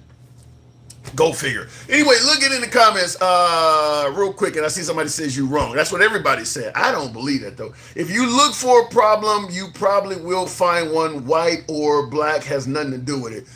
I agree with half of your statement. Handsome conservative. I do agree if you look for a problem, there's a good chance you will find one. I disagree that race does not matter. Race absolutely matters in America. We've been saying that ever since the end of slavery in this country, that race no longer matters. And every generation looks back and says, you know what, it did matter back then. Nobody wants to admit it happens now. Every generation, even in the Martin Luther King era, they were telling him, ain't nothing going on, you just coming to these towns and stirring up people. We now in 2026 look back at the Martin Luther King era, even white people say, yeah, shit was absolutely racist as hell. But during that time, they were denying it. And I'll tell you, even right now in 2026, when folks say we're post-racial, the people in 2046, because progress continues to evolve. It's getting less and less, it's getting better. Some would say Trump is turning it backwards, but it's getting better. And I'll tell you, in 2046, people will probably look back at 2026 and say, look, you got folks, white supremacists marching down U.S. cities and shit. It was still a whole lot of racism in 2026.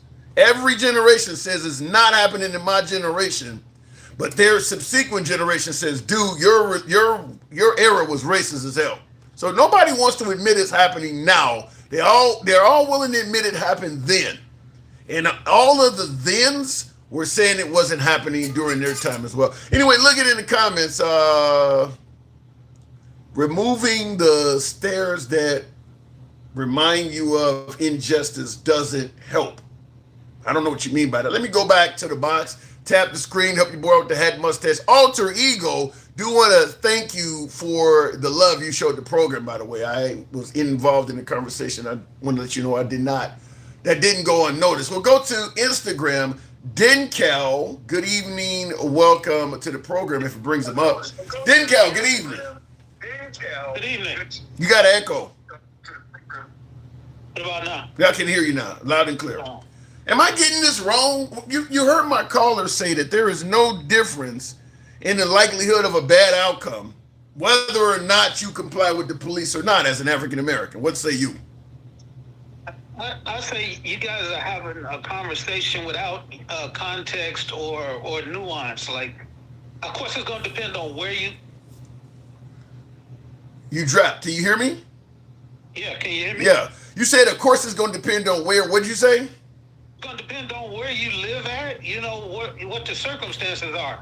Where in America can you live where the cops are going to treat you just as bad if you comply as if you don't? I mean, where in America are you tied? I don't know anywhere in America where your chances of being treated violently by police are just the same if you don't comply versus if you do. Well, I guess the higher the crime area, the more likely that you're going to have these confrontations. Yeah, but it's never going to be 50-50. Well, yeah, I think that number was exaggerated personally. I'm not sure if he was trying to like. No, he believes it, and so does a large portion of the audience. And Forever C10, appreciate the love and support. Thank you. No, he believes that. And many folks in the audience believe that. I actually asked him for clarity several times. He believes that if you comply with law enforcement, you are no better off as an African American than someone who doesn't comply with law enforcement. Well, I mean, the stats don't support that because that would mean one out of every 2 encounters would be something bad. Yeah. And I see somebody in the comments ask where I think Stick is down in the Tampa area, Tampa, Florida. Like I said, I agree with you, Dencal, that that's like saying 1 in every 2 encounters has a bad outcome.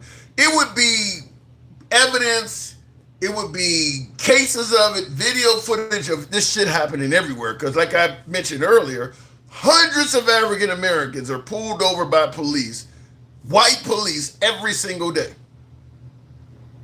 Right. Yeah. Like I said, there was no nuance to it. He just said, 50%. You got a 50% chance of living or dying. You have a lot more people running if that was the case. Yeah, and that's why I then asked him, do you have children and have you had that talk with your children? And you notice he told his kids, comply. There you have it. Right. When you put the nuance in, you said, my kids? Yeah, you talking all that shit about it's no safer if you don't comply. But then when I ask you, what did you tell your kids? You hang your hands out the window and make sure you don't move and become real submissive, huh? I don't know, like just listening to your commentary prior to the show, and I get what you're saying about about the complying and stuff, but there's also no nuance and no context into that either. Like, the fact is, every child hasn't had that talk. No, and they need to. But my context was simple. I do not believe the police treats all equally. I do believe that your chances of being mistreated by police increase if you are a person of color, particularly an African American.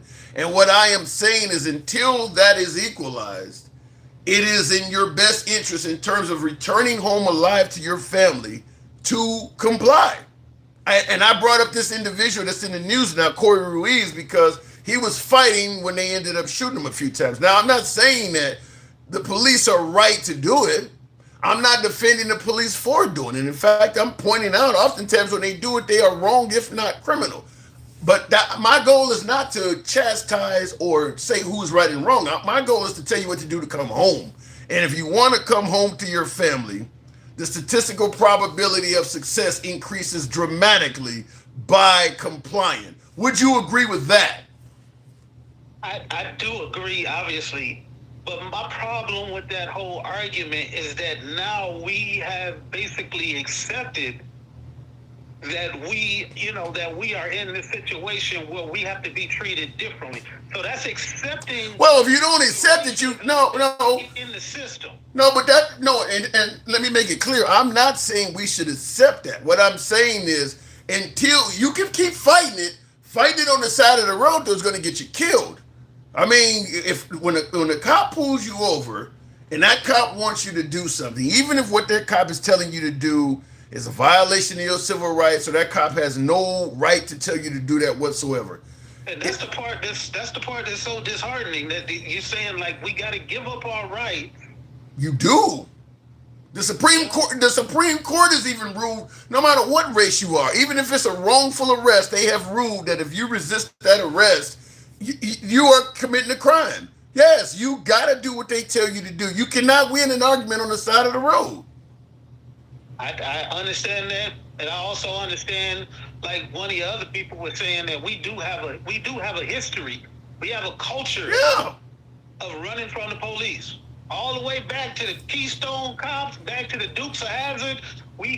Everything we see on the first 48 is all about running. Yeah, and a lot of people die in the process of doing that. That's true. Yeah, that's all I'm saying is, instead of us focusing on let's get the cops trained better, let's make sure that they have the understanding, the cultural awareness, and all of these things, we say, well, we just got to stop doing what's natural for human beings to do when they get caught doing something wrong.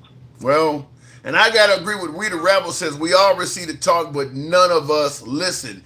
He says this rhetoric is anti the talk. Well, like I said, in my opinion, I don't see, if we're just going by statistical probability, it ain't in your best interest to run or resist. It's just not. I mean, from the police at least, it's not in your best interest. I just think. Look, when I grew up, it was a normal thing. When the police come, you fucking run, even if you ain't doing shit wrong. And I'm not saying that's right. I'm saying that that's what we had instilled in us. So the police come.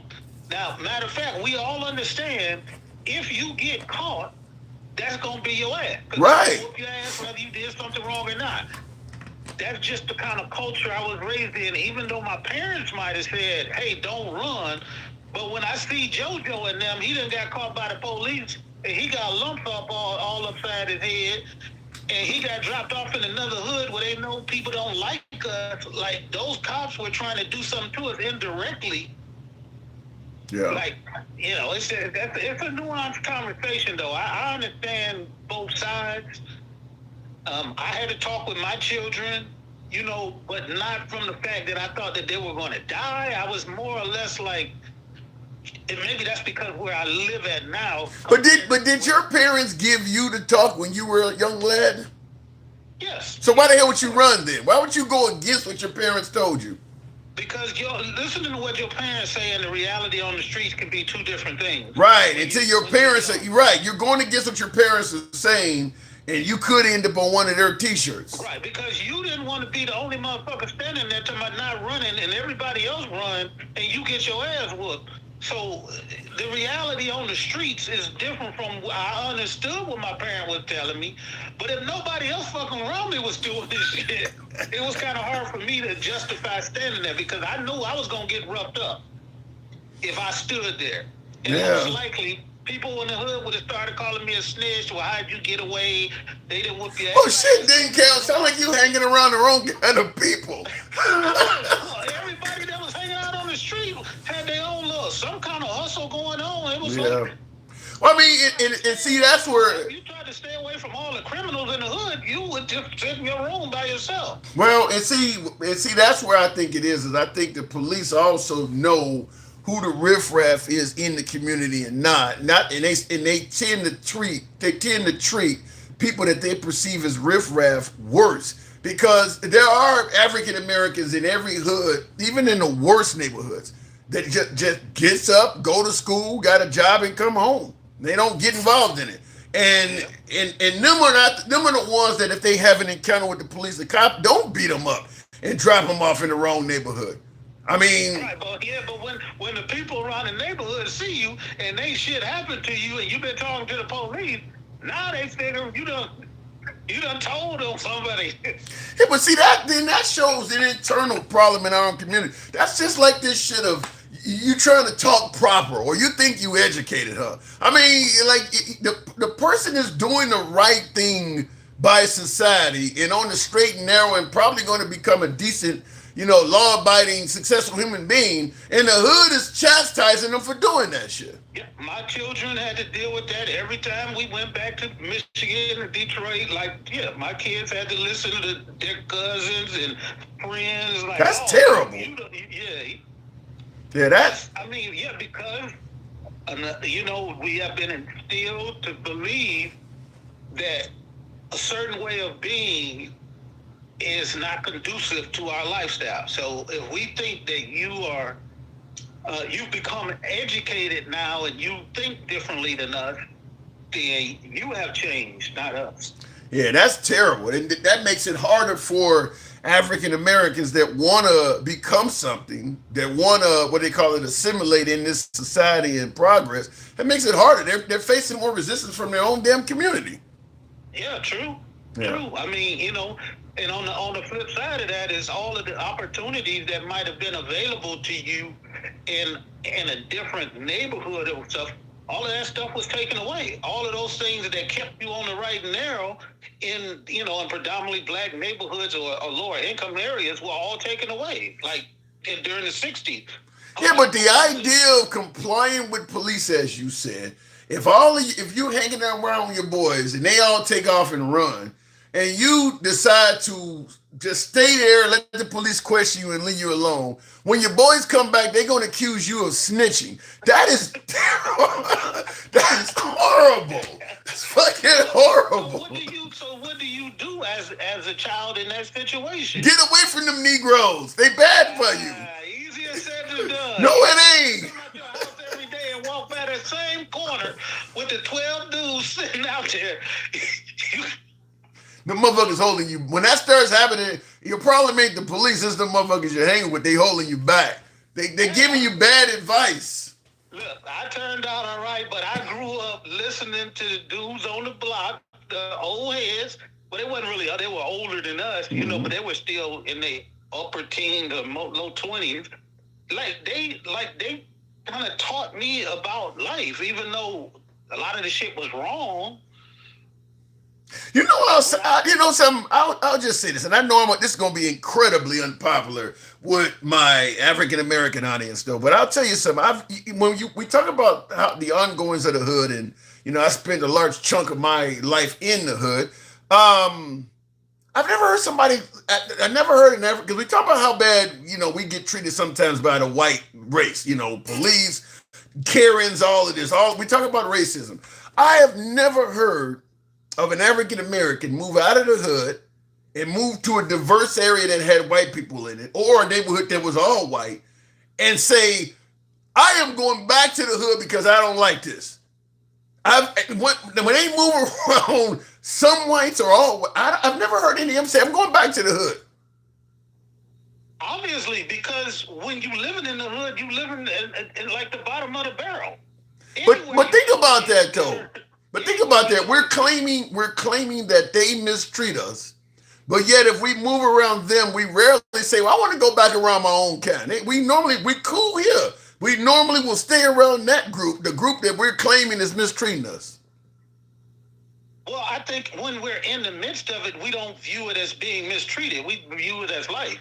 But then when we go see something different, then that changes our perspective. And yeah, once you change your perspective, of course you don't want to go back to the mistreatment. But when you're in the middle of the storm, you just think that's life. You don't think that's mistreatment. No. We make it sound like we're cool around our own people, and that the Caucasians are the biggest threat to us. But what I'm saying is, when we often move around the Caucasians, we don't want to go back to our own people. We start thinking that shit. Actually, now that I'm around the Caucasians, it's my own people that are the biggest detriment. I don't feel that way myself. I don't feel that it's my people that's the detriment. I feel that the undereducation and the lack of certain opportunities are what, I don't look back and be like, well, black people ain't shit because I don't. No, I'm not saying it from that standpoint. I'm just simply saying you don't see people move out of an all black neighborhood to a white neighborhood and decide, I don't like where I'm at. I'm going back to this all black neighborhood. Well, hell, I mean, you've seen it during the civil rights movement. Even though those kids, the first ones that got to go to school, and they. Well, yeah, that's when it really was fucking bad. I'm talking about in 2026. Yeah, in the civil rights era. They kept their kids in school, even though they knew, because we understand that look, there are gonna be some abuses you take regardless of where you go. But a lot of people rather live in a nice house with a white picket fence and get abused than live in the projects and get abused. Yeah. I actually think the person in the projects is probably facing a lot more abuse. That's why. Because they, one day it's your catalytic converter, the next day you're putting up bars and shit. You might occasionally deal with a Karen or two, or you might get pulled over by the cops once or twice a year. But when you're living in the hood, people are sniping at your shit quite often.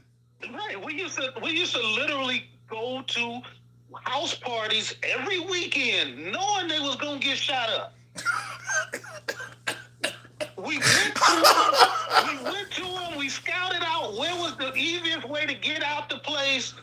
That's terrible. When they tell us, hey man, you need to go ahead and get up out of here. It's about to go down.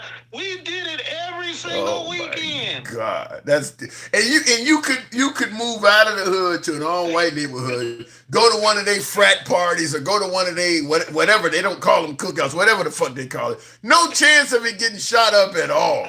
Just no chance. You might meet a Karen that says some under shit that you can tell is racist or whatever, but you gonna live. Ain't no chance of that getting shot up. Right. So, yeah, of course, that's obvious. Ain't nobody trying to go back.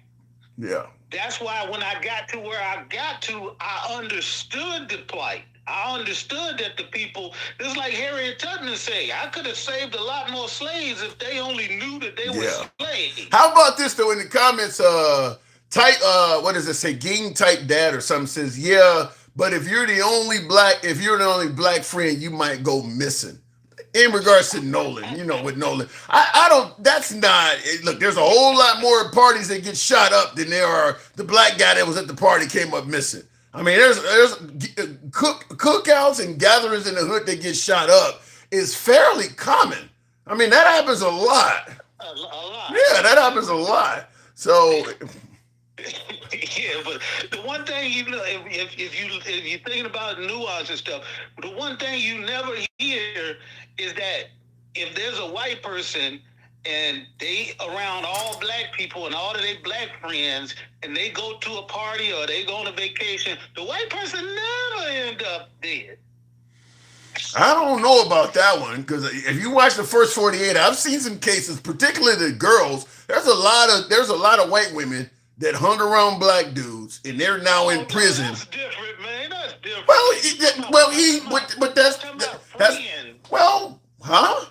I'm talking about friends. You're talking about them trying to knock her off. That's different. No. That ain't what I'm saying is, I'm taking your statement. Friends. She has a black boyfriend, and she's hanging around him and his friends, going to the cookout and shit like that. There's a lot of white women in that situation that are doing ridiculous time in prison. A lot of white girls go down for drug issues, hanging around black dudes. That happens a lot. I mean, her agreeing, whether good or bad, to participate in some fuck shit is different than having having friends you grew up with and go out on a skiing trip and end up the only motherfucker getting hit by an avalanche. And everybody else is safely at the, sitting in the log cabin. Assuming that's what happened, I do got to move it on. But real quick, we were talking about what was going on in Iran. How do you see this ending? Do you think we're going to end up being victorious? Trump is saying that now he's going to step up and give them one of the largest attacks they've ever had and all this other shit. But this is turning into what we've all said is a forever war. Because now Saudi Arabia is starting to fight. They're fighting the Houthis over there at the Ben Al, the passage over there by the Red Sea. Now they're talking about, and so now Europe is talking about getting involved in that part. He's talking about escalating it. So in other words, it is spreading. Yeah, definitely. It's gonna spread. It has no choice but to spread because we keep doing dumb shit. The president keep coming out saying ignorant shit like the war is over.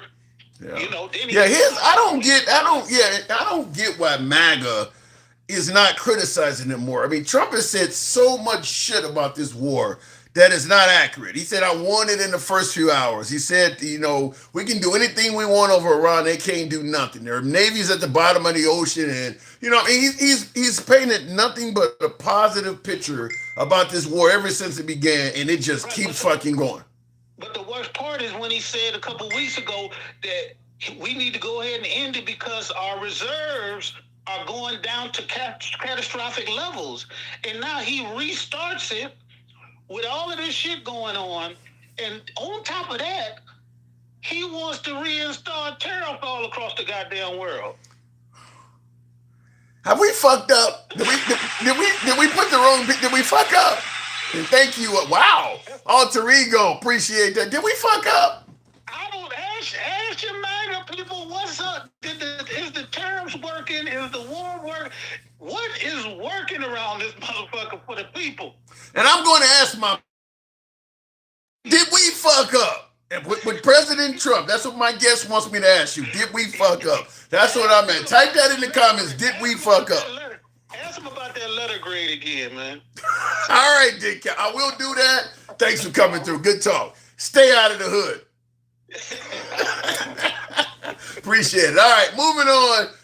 Tap the screen, get us on up to 90,000. I can actually see for some reason right now. Tap the screen, get the likes on up if you will. I did not vote for him, Tim says Ciosby. No, but he is your president.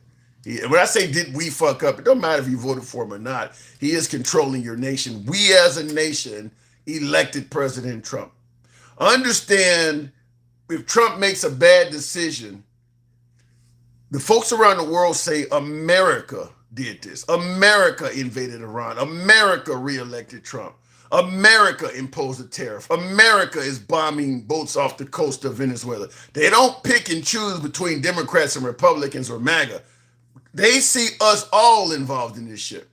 Because make no mistake about it, Iran wants revenge for what Trump is doing. And they would be totally happy with a few independents and Democrats to meet that demand. They don't give a shit what you are. They don't care if you got a red hat on or if you're supporting Gavin Newsom. They want Americans. So when I say did we fuck up, I mean Americans are what got Trump elected. Our nation as a whole. In the comments, Billy Wop says, yes, we know our leadership is fucked up. Gen X says A+ if Trump nukes Iran. You know how that would look though, Gen X? We want to prevent Iran from having a nuclear weapon and do irresponsible shit with it. So we're going to nuke them. So we're going to do irresponsible shit with the nukes we have to prevent them from doing irresponsible shit. That does not make us look like we hold the moral high ground. We're concerned that if Iran develops a nuclear bomb, they may go and use it on somebody. So we're going to use one on them preemptively. I mean, that looks terrible. I mean, you can make that shit up about anybody if you want to do that. Who cares about what they think? We did not elect shit. They did. There is no they in the comments, Cam Faisal. It's not a they. The world don't see it as they. And you say, who cares what they think? Because they are the ones that are going to be seeking revenge. When I say the tariffs, when I say the bombing of Iran, what we did in Venezuela, the threatening of Cuba, fucking with NATO, fucking with Canada, Those countries want to respond to what America has done to them. They don't see a difference between Democrats and Republicans. Canada is pissed off with America. They're not pissed off with MAGA. They're pissed off with America. So you say, who cares what they think? What they're doing to us could affect our economy, the cost of gas, our trade relationship, all kinds of shit. And they're not trying to just do that to MAGA. They're going to do it to you too as an American. All of us are going to be on the hook for any sort of revenge that, look, when I'll give you a good example. Hamas, when they went into Israel on October 7th, a few years back, do you think they asked the folks that they were massacring, do you support Netanyahu or not? Do you think they even asked them if they were Jewish? They don't care. They just wanted targets. So when people respond to the stuff that Trump is doing, doesn't matter what your politics are. You can get it too. You can get it. Looking in the comments, we give Canada hundreds of billions of dollars. I'm not aware of that being factual at all. I think you're going a lot by some of the stuff that Trump is saying. Why is Marco Rubio running Venezuelan finances? How is he running another country from afar? I believe what we're doing with Venezuela is when we took Maduro out, we told his vice president, the woman that's running the country now, you can either basically submit to us and act as a proxy for us to run in your country, or you can get locked up with him. We can charge you with the same shit because you're part of his government. So you can resist and end up with Maduro, or you can stay behind and put some money in your pocket. You're not, listen, we're going to take your resources and do a bunch of shit, but at the end of the day, you are a free woman and you'll be wealthy. And I believe she took the latter. That's what I believe has happened. I do believe we are ripping off Venezuela. Just like Hamid Karzai, when we put him over Afghanistan, the same shit. We'll put you over. You're going to play ball with us. You'll be able to say you're in charge of your own people. And of course, the people of Afghanistan saw through it, and they ran his ass out of the country. That may end up happening to this woman in Venezuela as well. If they don't assassinate her, that may end up happening to her as well. But yeah, she pretty much is just an American proxy that happens to be of Venezuelan descent. But yeah, we're robbing that country right now. In the comments, no doubt we are ripping them up. Yeah, we just taking their shit. She had a choice. You can cooperate. To me, it's just like the slave trade. Well, you guys sold your own people into slavery too. No, they didn't have a fucking choice. These people showed up with high-tech weapons and shit, told the chief, I need 60 men to put on the ship back to the new land. Either you give me 60 men, or I'll go around your countryside, round up 59 of them, and you'll be the 60th coming back. So, well, shit, I'll take the little shiny shit you're willing to give me for a few of them, and I'll sell you some people. I don't want to be on the ship. So, yeah, it ain't a matter. Sometimes you don't always have a choice. Going back to the box, tap the screen. We aren't robbing.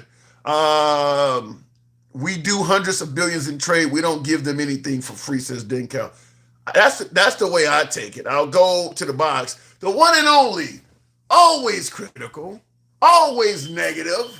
The one and only Poe Bill. Good evening. What's up, champ? Not much at all. Holla at your boy. What am I getting wrong today? As an African American, I tell my little African Americans when they get pulled over, if it's not an African American, you make sure you act like an African American. I'm just messing with you, Tim. But let me stop your parody and say this. Cops are blue. You're not necessarily any safer off by getting pulled over by a black cop either. They're blue. That black cop will what did Ice Cube say? Black police showing up for the white cop. You're in no safer with that dude either. I'd rather get pulled over by a white cop or a female cop than a black cop. Really? That's how I roll. Really? Because the black cop. See, that's what I was coming up here to say. I've been playing, like, I think it was Stick who was talking. Okay. I've been running from the cops, man. I'm 54 years old. And when I was a kid, I ran from the cops and threw rocks at them. Damn. That was our ghetto. That was our ghetto game. Go out at night and harass the police and see who get caught. That's what we did. But see, that's what I'm saying. When it becomes, cause I think if I lived in a neighborhood that if I'm gonna get pulled over and the cop's gonna snatch me out the car, kick me all upside the head, and treat me like that, I'm moving. Because I've been yelling and arguing with the cops my whole life, and I'm still here. Like I said, I done ran from the cops I don't know how many times when I was a young teenager. The last time I ran from a cop, that's another thing I want to tell you. I got pulled over for driving without a license. And I jumped out. I think I was 27 then. 27 years old. Oh my God. Hey, I've been that mistreated guy my whole life. We shoplift, we did all kind of stuff. I tell you, no stereotypes are harmed in the making of this conversation. Keep going. I'm just saying, back in North Carolina when I was growing up there, we did. Okay. So I ran from the cops when I was 27 because I didn't have a driver's license. 27, running from the cops. And that was like my third time, and so I was a habitual offender. Cause I got in trouble when I was 19, and at the time I didn't care because I was a teenager. But when I got older and realized that I needed my license to take care of my kids, to get back and forth to work, but they already took them because I was 19 and I never had one. So now the struggle, I created the struggle right then. So either I don't go to work and go to jail for not paying child support, or take a chance driving without a license and pay my child support and get caught and go to jail. Either way, I'm going to jail. Hey, that's what I was doing. So after all of that, the cops don't bother you in the areas that I live in.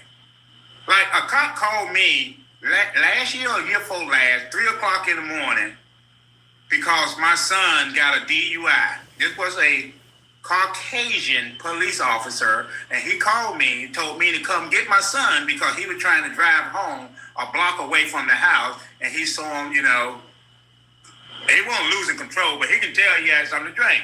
And I went down there, and I could smell the alcohol when I got the car.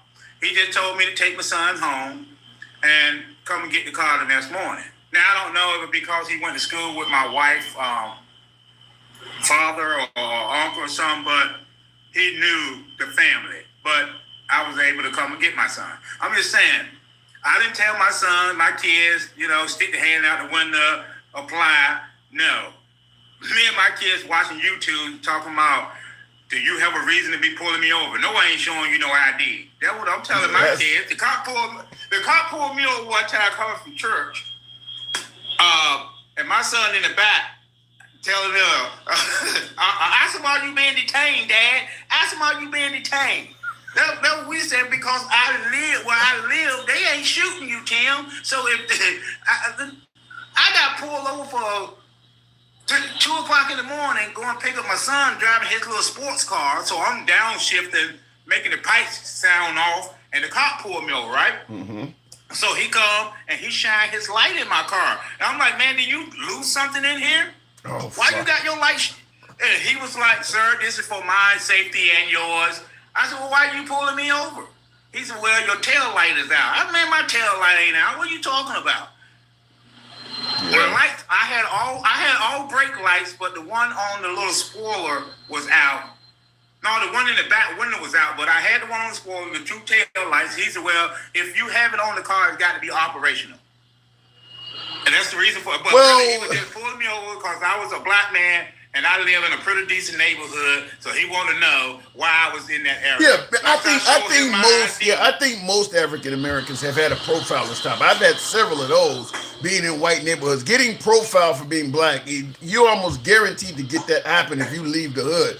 But I will say that for me, probably one of the best things I've always lived by, I think that keeps you out of trouble, is the belief that nothing good happens after midnight. Being in the street after midnight, to me, increases the likelihood of your interaction with cops or criminals. Because that's all that's on the street. That's all that's on the street.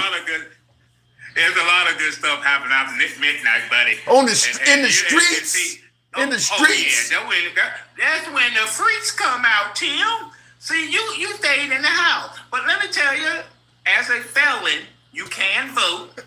I want you to know that you can vote. You can own a firearm, and the prison system that y'all say is so bad.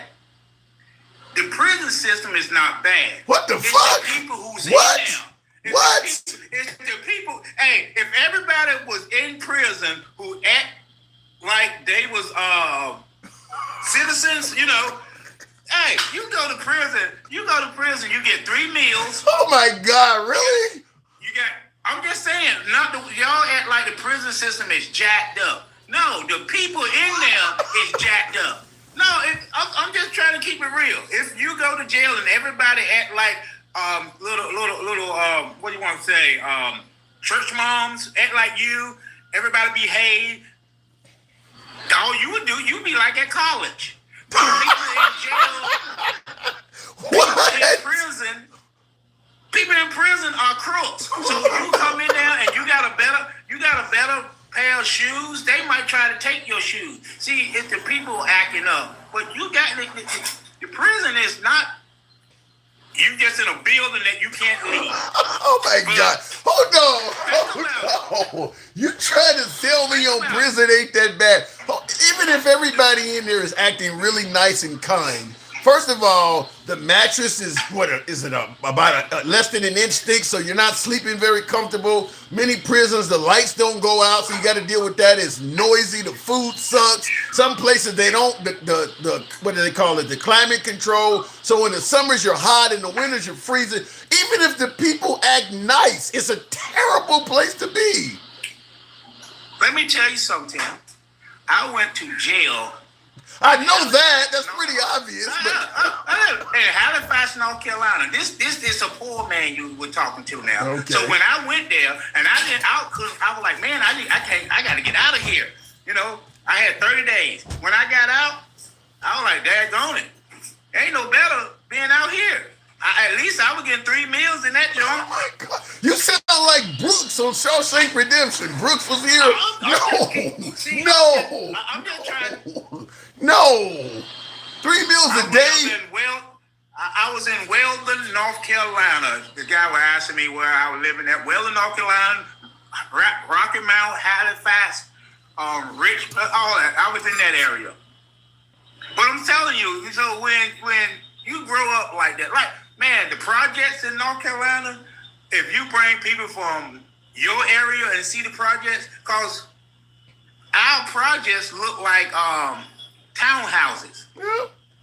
We got projects that look like that in Chicago. We got row houses. The projects are tight, you know. What? It's the people that live in them. What? It's the people. What you talking about? Listen, I grew up spending whole summers in the Robert Taylors. I've been hollering at chicks in Cabrini Green when that stuff was running. I've been in most of the Ida B. Wells. I've been in most Altgale Gardens. I've been in most of the projects in Chicago. That shit is not great though. I mean, in Chicago. When I went to the projects in New York to visit my aunt, yeah, those projects sucks. You got grass, people growing flowers out there in North Carolina. You know, it's beautiful, but you get some people that mess it up. And then again, when you said when black people leave the hood and go live amongst white people, are they going to the trailer park? Are they going to West Virginia? No. Listen, if you can wait, hold on. If you can afford to leave the hood, you don't go to another white impoverished area. So no, you're going to leave the hood and go to an area that's probably middle class. Okay, so it's some middle class areas that full black people in North Carolina. I'm talking about $500,000 homes. Yeah. But you always want to say we want to go move around some white people. No, it's decent black people that have a neighborhood as well. So I'm already living around my people. So, of course, and I still go back to the hood and hang out with the people who got stuck in there because I like kicking it with them. Well, I'll just say this. Like in Chicago, you can live around middle-class African Americans that are living in anywhere between $300,000 and $500,000 homes, but it's still fairly hood-like to some degree. I mean, either you're probably only a few blocks away from the hood. You just happen to, like, Chicago has a neighborhood known as Beverly, which is fairly wealthy. You know, homes are probably in that range you're talking about, and you can walk to the hood from there, though. So people from the hood, I mean, there's still some traffic from that. Oh yeah, that's just like over here in Virginia. You still got some white boys with their Harley Davidson on the front yard, all dripping everywhere. You know, it's still ghetto. White or black, they ghetto. You're gonna find that in most neighborhoods. You know, I don't look at it as being white or black. I just look at people being trifling. Yeah. You know, but I can be that neighbor. I have. But I can't believe you made it sound like jail and prison ain't that bad. You threw me for a loop with that. In there, Tim. It's the people in there. It's the people in the system. Because if you got AC in prison, you got freaking a library, you can get your college degree in prison. It's just people in there who trying to do harm to you. If everybody in there act like decent people, only thing you worried about, you can't go home. I'll agree that the penal system, it would be easier in there if the people weren't acting like animals. But even still, like I said, the food sucks.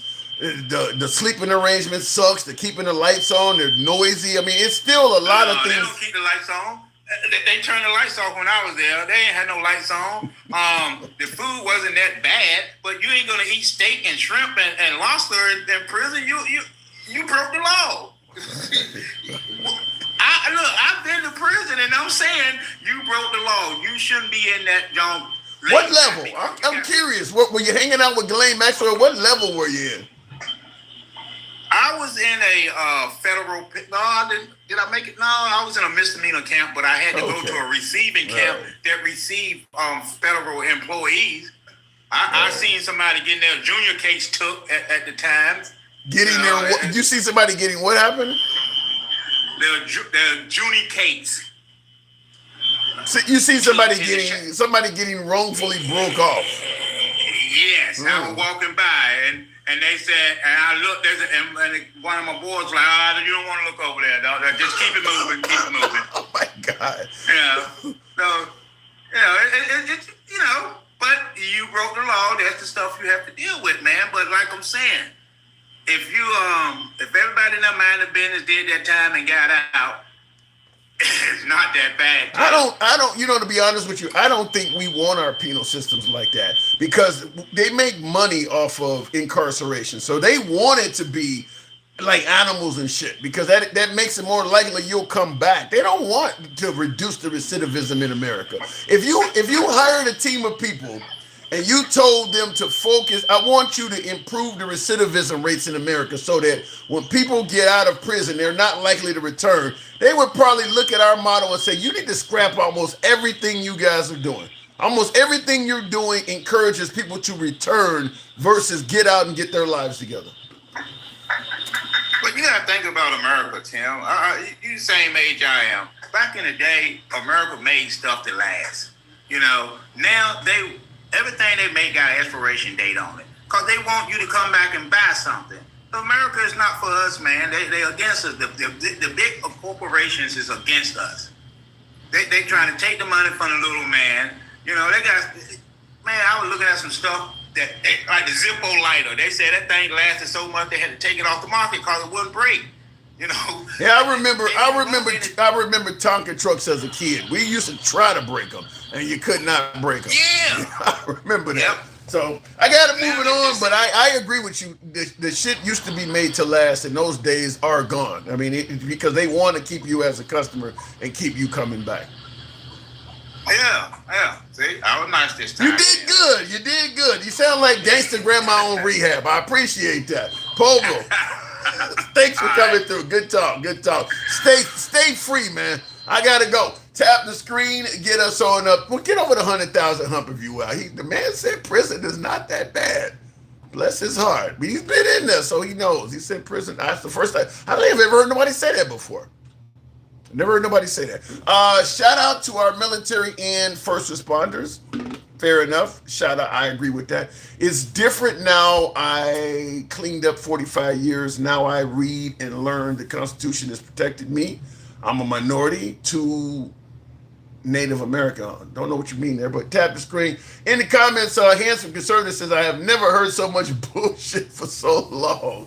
What are you referring to, Handsome Conservative? Tap the screen. Help your boy out with the hat and mustache, particularly the TikTok cap goal. Show your boy some love. Help your boy out on the program. MAGA Conservative says, Shanti. Don't know who or what you're referring to. He might have felt different about prison. What does that say? If he was the one that was getting the business. Yo, shit, yeah. Somebody is taking you. What do they call it? Busting your cheeks? Yeah, you will feel different if you go in there and get assaulted, get sexually violated. Shit.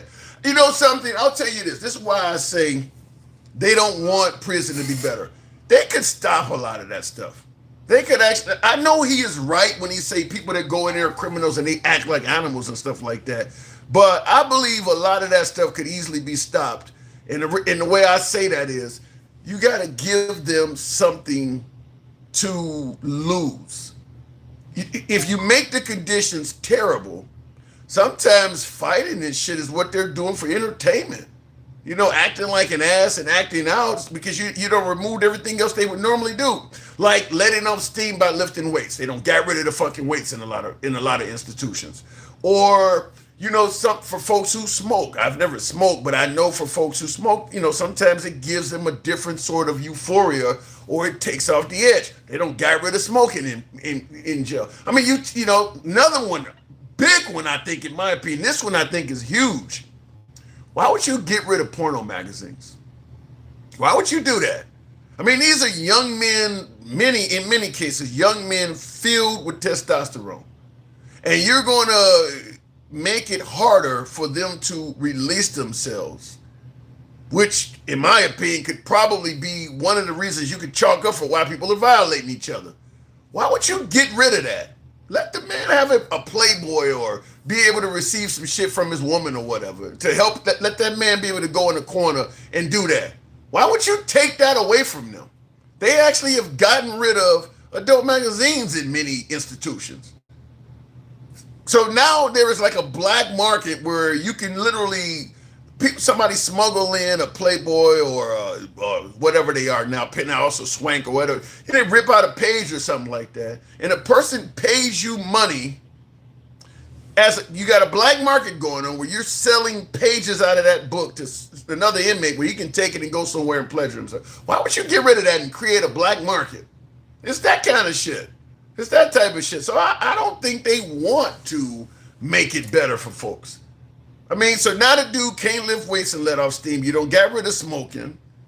And even if the guy wants to, you know, go and handle himself and relieve some stress, you're preventing all of that stuff. And then you want, why are they acting like animals in here? It's kind of how you treat them, ain't it? So to me, I do believe that if they wanted to reduce the recidivism rates, they would be told you need to just get rid of your entire model. The entire, you got places like what Sheriff Jurapiah was doing down in Arizona where they were only showing them the Disney Channel and making them wear pink underwear and shit like that. You treat them like animals and then you wonder when you release them why they acting like animals once they back in society. You're not treating this person like you want them to come out and be a responsible human being. You're treating them like shit and then wonder when they get out why they act like that. So, and somebody even mentioned got rid of getting GEDs. Yeah, they got people complaining, well, I can't get my education for free. Why should you be able to get a free education in jail? Well, when he gets out and robs your ass, go ask him why he didn't get a free education. I mean, it's the way we do this, it makes it clear that we want you in the system permanently. Not to mention when you get out and you got a felony, it's almost impossible to get your fucking life back together because they're still putting all kinds of restrictions on what you can and can't do. So, like I said, I do believe if you wanted to reduce recidivism, the first thing any expert would tell you is just throw out the model they're using in the United States. Look at that. Look at some of the stuff they're doing in Europe. Their recidivism rates are way better than ours. but they don't treat the people like they're animals. In the comments, tap the screen, get us on up over the 100,000 hump. We will appreciate that. Help your boy out with the TikTok cap goals. That's anti-ethical to rehabilitate. Take everything from them and make it suck so bad that they never want to come back. You don't get it, bro. Well, let me just say this. And you're correct. That is the goal, is to disincentivize criminals by treating them so bad while they're in jail that when they get out, they reflect on how bad they got treated and not want to come back. That is our motto in this country. It sounds logical, but when you look at the amount of folks in this country, I think I read a study that said in 1 year, 50% of inmates have returned back to prison. In 5 years, 75% have returned back. So the point I'm making is the belief that if you treat them like shit, they won't come back is not working. It sounds like it makes sense, but it's not working. Look at the systems around the world where they have a much lower recidivism rate. They actually treat the people like humans. Our motto does not work. Treating people like animals does not disincentivize them from not coming back. It hardens them so that they're not as afraid of coming back. I mean, once you don't put the person through the trenches, well, shit, I don't deal with it. I don't deal with all they can throw at me. I ain't worried about it no more. I've shown them I can survive this shit. You actually are hardening the people. So no, you don't disincentivize them by treating them like shit. You actually harden them. Let me go back to the box. We'll continue on with the likes of MAGA Reacts. Welcome to the program. Oh, we got Arnita, rather. Arnita, good evening. I didn't do that. Oh, okay, my fault. You always pop up in the box for some reason. I will continue on, and we'll go to, as I said, MAGA Reacts. Agree on term limits. Here's another. Okay, you got someone talking about term limits. MAGA, good evening. Tim, can you do me a favor? Take 5 minutes and Google slavery in Africa. Because what you said was 100% wrong. Tell me what, to prevent me from going through the entire history of slavery, tell me what I got wrong. I mean, you made it sound like the Europeans showed up and convinced the Africans to sell their people as slaves. That's not true. They had slavery way before Europeans. The Europeans just showed up and bought some. But they had slavery way before them, and they had slavery way after them. They had slavery until like 1942, till like World War II. I'm not disagreeing. And it was the Europeans and British that made them fucking end slavery in Africa. I'm not disagreeing with that, but there's no way in hell you're going to convince me that all of the slaves that the white man showed up and got, he actually paid for them fair and square. He didn't take anybody. He didn't make any threats. I don't believe that.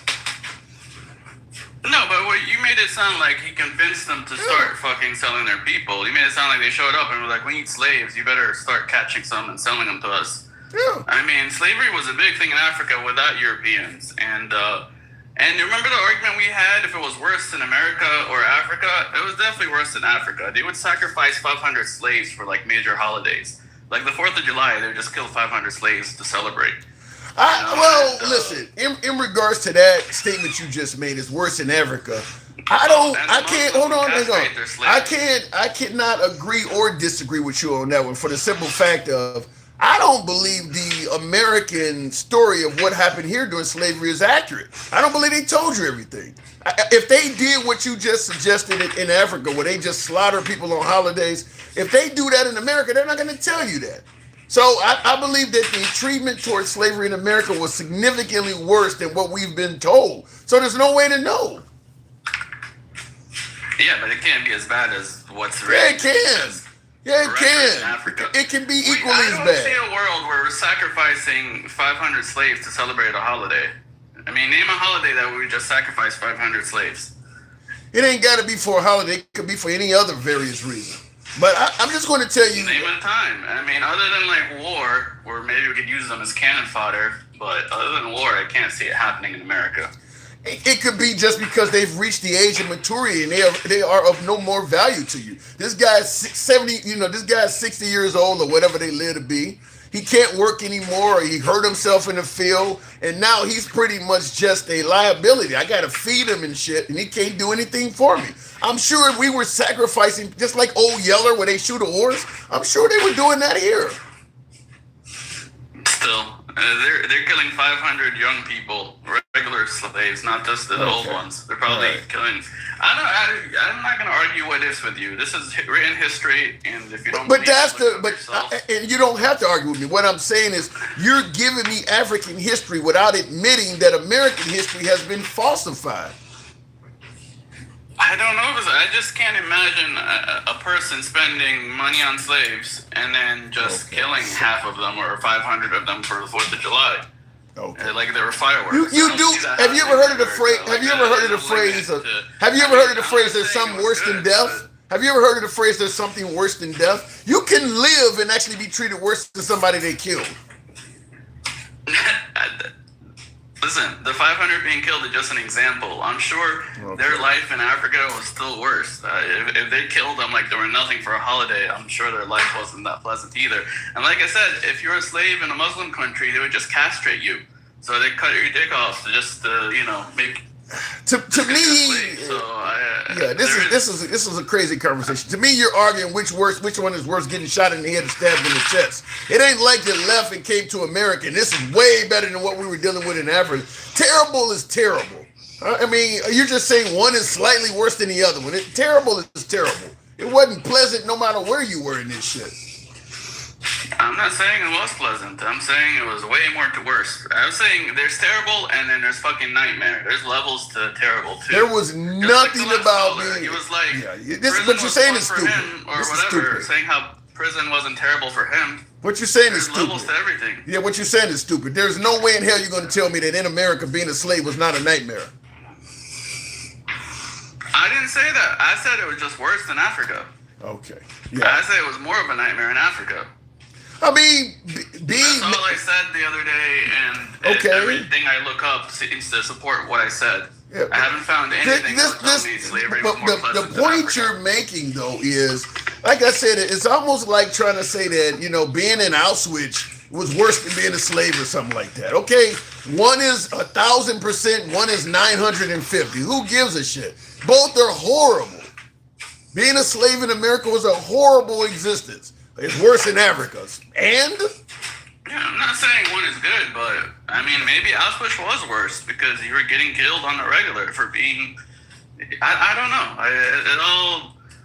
But I haven't found anything that tells me that Africa was more pleasant than America.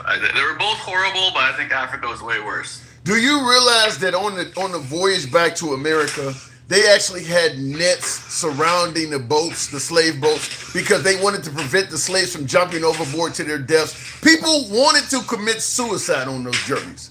So, in Africa, they slaughtered you. In America, they prevented you from slaughtering yourself. What's the difference? I'm sure they prevented you from dying in Africa too, Tim. It's an ignorant argument. I mean, this is really not something we need to discuss. Then why the hell you bring it up?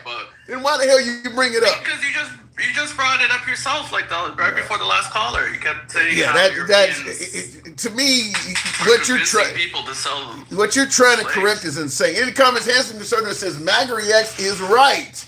If you took the time to look up the facts, you would stop blaming the white man for something that existed long before. What do you say? Long before. Excuses are like assholes, everybody. What am I blaming a white man for something that existed long before? I don't. Hanson said, what are you trying to get at? You're saying I'm blaming a white. Look, let me just say it like this. I'm blaming whites in America for slavery. I'm not going to absolve them of blame because it was happening on another continent before what happened here. I don't care what happened on another continent. We're discussing American history.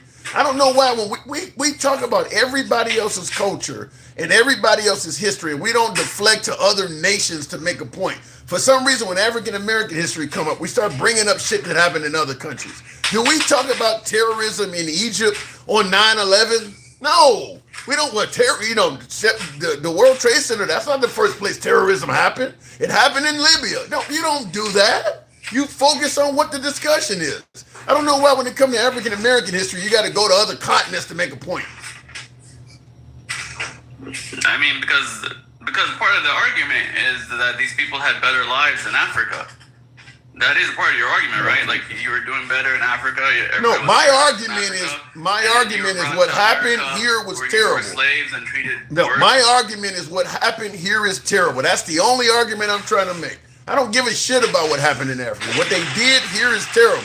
That's it. But if the alternative is the same thing happening in Africa, which would you pick? If it was a choice between being a slave in Africa and being a slave in America, which would you pick if you had to pick one? I might pick exactly what they put those nets there for. That's what I might pick. If I know I got to spend my entire life in bondage with some owner committing acts of violence against me for the remainder of my life, I may actually pick what they put those nets there for, and just end it all. Okay, but that's not one of the choices. The choice. Yeah, because the white man don't want that to be. Yeah, because the white man didn't want that to be a choice. No, but if you had a choice, you have a choice. You have a time. I gave you my answer. Then I would slit my fucking wrist. I gave you my answer. I gave you my answer. But that's. But that doesn't answer the question. If it does answer the question. It does answer the question. If you had to pick, if death wasn't an option, if you had immortality, you just didn't have the power to escape slavery. You're immortal. You can't die. And you had to choose being a slave in Africa or America, which would you pick? Well, according to you, at least I might have somebody. I would pick America. According, no, you want my? Do you want my answer? You want my answer? You want to answer it for me? According to you, at least they may actually slaughter me and get it over with there, and I don't have to spend the next 40, 50 years working and getting beat. So I'm going to stay where I'm familiar. I understand the language, because remember, I'm going to a nation where I don't even speak the language. So I would stay where I'm in. I would still stay in Africa. All right, how about the alternative? Let's go the other way around. Would you rather be a fucking... You're wasting your time on white this. guy? No, this is the other way around. Would you rather be a homeless white guy, basically just poor as fuck, the poorest white guy you could be, or a rich black guy, like a millionaire black guy? In America? Because I pick rich black guy than a fucking poor white man. I do too. What's your point? I mean, there's always levels to everything, because some of your callers make it sound like... Hey, I ain't never had a caller that say I've never had a caller that suggests you're better off in America as a homeless white guy than a rich black guy. I mean, that's extreme, and I would push back if somebody said that. Well, even in a less extreme term, they make it sound like being poor and white is better than rich and black. I ain't never heard nobody say that. The issue that... Because I think a lot of our issues, it has nothing to do, even the stuff you're bringing up has nothing to do with your race. It has to do with your money. I mean, I used to get in trouble with the cops all the time. I fucking ran away from the cops and almost got shot and all that fun shit. You know, I used to have a motorcycle. I got fucking my share of fleeing and looting, reckless driving, culpable negligence. And it all had to do with me being poor, because I couldn't. Well, you do know, I don't shit. know if you realize it or not, MAGA, but you do know officially you're not white. Maybe the cops, you're not actually white. That's what I'm saying. It has nothing to do with being white or black or whatever. It has to do with your money situation. When my money was right and I could fix my license and I could pull over, hell, when my money was right and I could fix my license, I could afford to pull over and just deal with the ticket, then I had to run away because my license was suspended, and if they caught me one more time, it's habitual, and I go to jail for a fucking year automatically. Okay. There's a difference. It has to do more with money than my race. Okay, well, let me ask you, all things equal, you got the same income and everything. Do you think race matters at all? Because in the comments, C. Osby says, ask you, would you rather be a white man or a black man? What if all things are equal and money is not different? I guess... I like being in the middle, but I guess I'll say white if all things are equal. Okay. But the problem is, a lot of the shit you guys bring up, all things are not equal. But yeah. Well, you do understand. There's always preferences, and it depends. If the cop's black, maybe I prefer to be a black person dealing with a cop. No, because it ain't gonna end with the cops. No, because it ain't gonna end with the cops. Once the cops are just the entry point to the system. You're gonna encounter some white people eventually in the system, so you're still better off being white. I got you, but like if the system was all black people and I had to deal with the system, and I prefer to be black.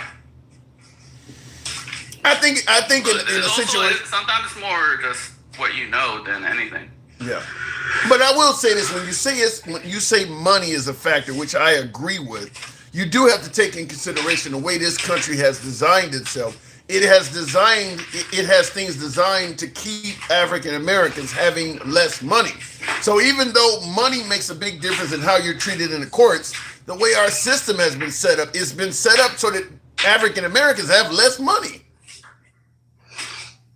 I mean, we've slowly gotten rid of a lot of those barriers. Not all of them, no. I mean, we've gotten to the point where DEI is making hiring more racist toward more racist toward white people, and helps. I don't buy that. I don't.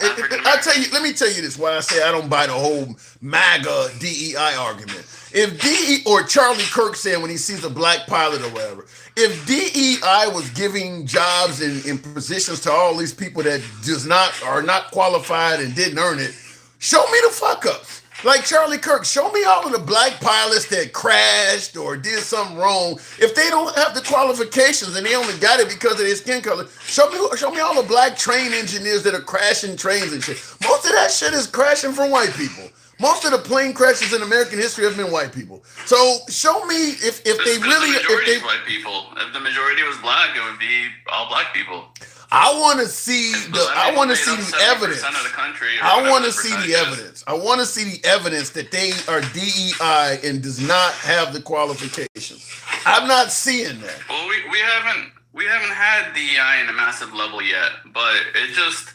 Why are we even hiring based on skin color? Isn't that what we're trying to get? They're not hiring. Like Trump fired a couple of hang on a second.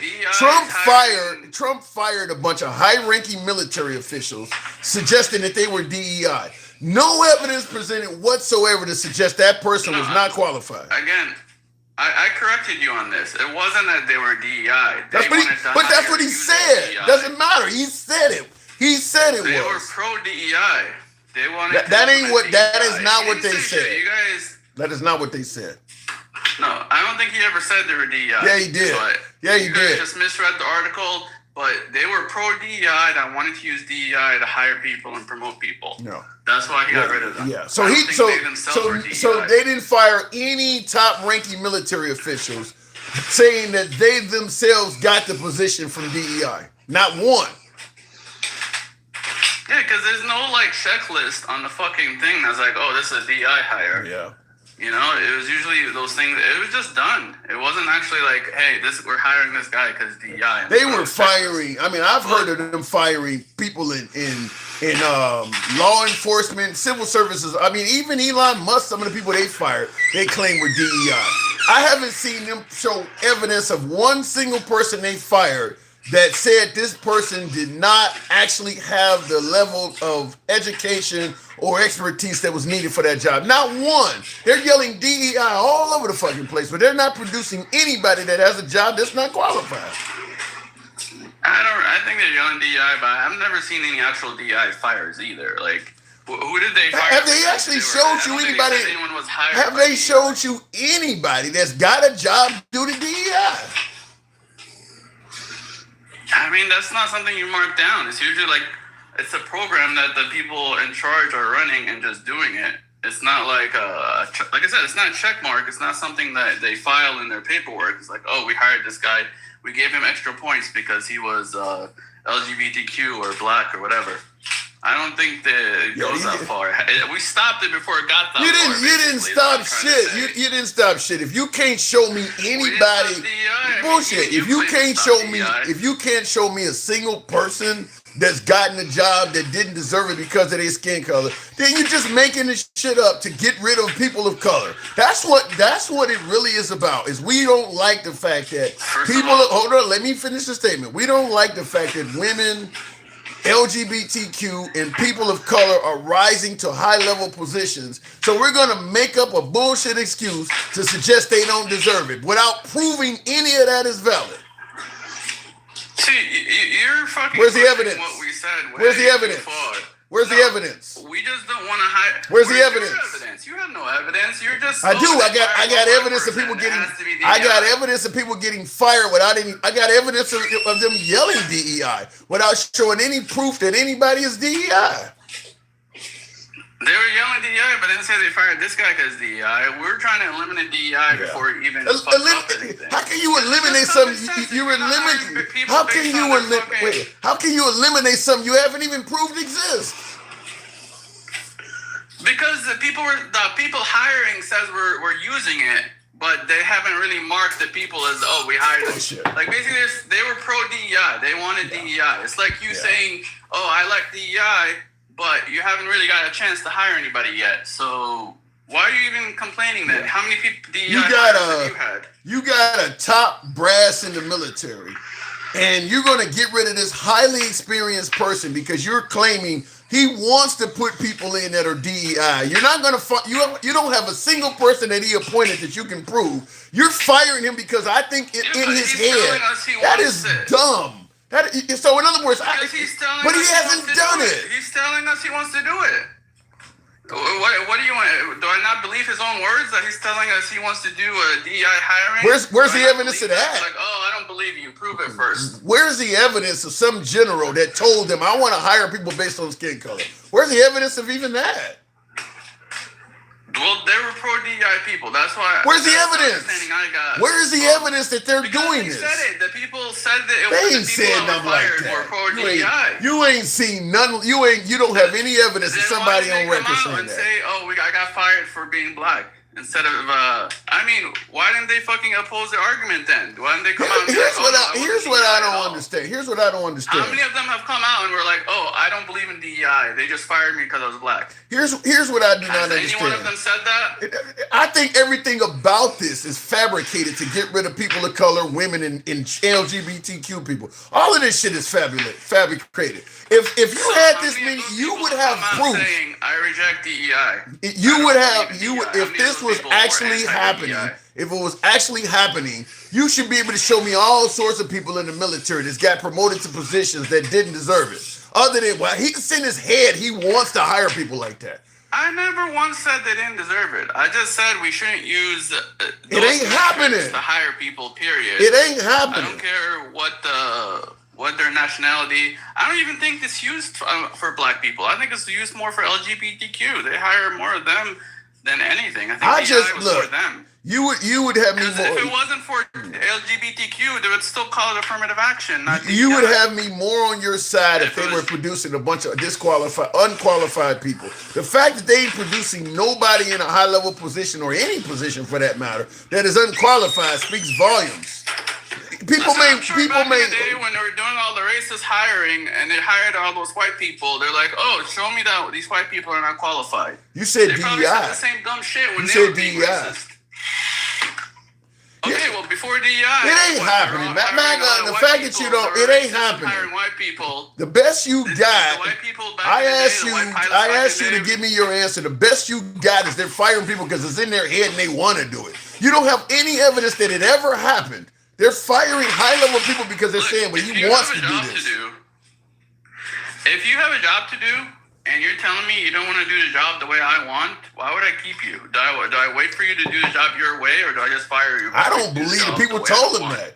I think what you're doing is you're going by what the Trump administration is telling you as fact. I don't think that these people ever said they even wanted to do that. Well, I believe that was the reason they got rid of them, because they wanted to hire DEI. Yeah. I don't think it had to do with.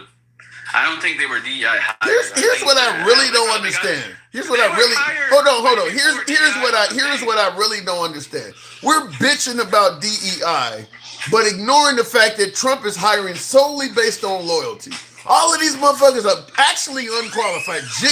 I asked you for names, you can't give me shit. I can give you plenty of people that Trump has brought on that are unqualified and brought them on solely due to loyalty. And that's okay, but DEI is wrong. Well, that's because he got backstabbed his first fucking administration. How many times did he get backstabbed? How many times if you're okay with hiring people because somebody got backstabbed, then you would think the whole fucking workforce should be black. We've been backstabbing black people since the country was invented. Yeah, and I'm sure those people that have been backstabbed like that hire mostly black people. I gotta go. I'll leave it at that. But I gotta go. Like you want in the same sentence. Sometimes you're like, oh, wasn't it his FBI that said he didn't win the election. It wasn't. Ain't nobody been hiring to do the DEI. And then at the same time, you know, you're like, why did his own people fuck him over? Ain't nobody been hiring. All I'm saying is that that DEI shit is a way to implement racist policies. I gotta go tap the screen, get the lights on up to 120,000. I absolutely believe when they are claiming stuff like immigrants are raping and murdering everybody, they go and look for immigrants that are committing those crimes and they plaster them all over TV like with Lincoln Riley. When they're claiming stuff is happening and they're giving you no evidence, that's because it's not happening. You think if they could actually find a Haitian that was eating a cat and dog in Springfield, they wouldn't have put that all over right-wing media? Anytime they make claims that stuff is happening and they show you no proof, take that as validity that it is not happening. It is being made up. Because they'll show you one case out of millions to make a point. If they're not even producing a single case, it's not happening. Like when Trump said, you know, a woman gives birth, she takes the baby home and brings it back the next day and they decide whether they want to terminate it or not. Not a single case they can show you that. Same thing when he suggested that a child goes to school and they send the kid home 3 days later, a different gender. Not a single case of that. This also applies to that bullshit rumor that was floating around a few years ago about kids having litter boxes in schools because they want to identify as a cat. That also was made up. And the right was perpetuating that lie as well. So you gotta, I'll just say, you gotta listen to media from both sides of the aisle. You can't just believe, and I'm talking to liberals too, you can't just accept everything from your side as fact. Because there's a lot of people out there telling you lies. There's a lot of people. And Trump, in particular, has found it to be valuable, almost like currency, to label and criticize people on this level. Look how much value they got out of men can't play against women in biological sports. There's virtually nobody doing that. Yet you hear that all the time in right-wing circles. That is virtually a non-existent issue. Well, we had to stop it before it became one. It's just non-existent, but it has done very well in right-wing circles. If you actually force them to produce how many cases they have of that, think about all of the thousands of schools in America, thousands of elementary schools, thousands of high schools, thousands of private schools, universities. If they had to actually produce every case they've had of a transgender male trying to play against a transgender woman, I don't think they could produce 50, 20, 10. What the argument would devolve to is one is too many. That's what it would devolve to, is one is too many. Because it ain't happening nowhere. That shit is not really happening that much. They could not come up with many issues of that. But yet, you hear the right, and you would think in a country of 400 million people, just about every kid going to school that's a female that's trying to play athletics has a chance of playing against a boy. Like, it's just happening everywhere. It's not happening.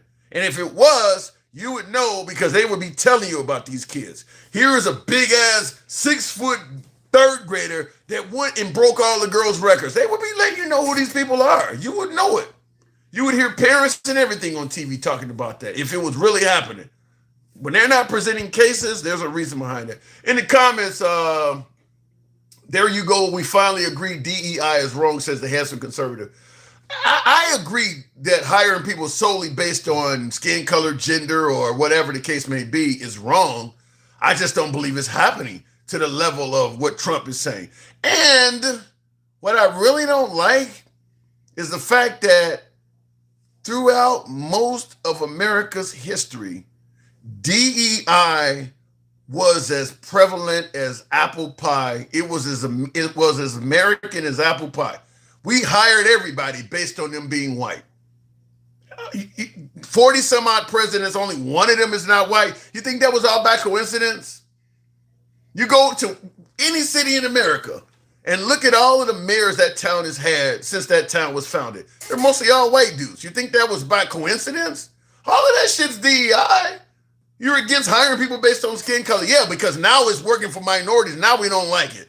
But most of America's history, you were hired for being a white man.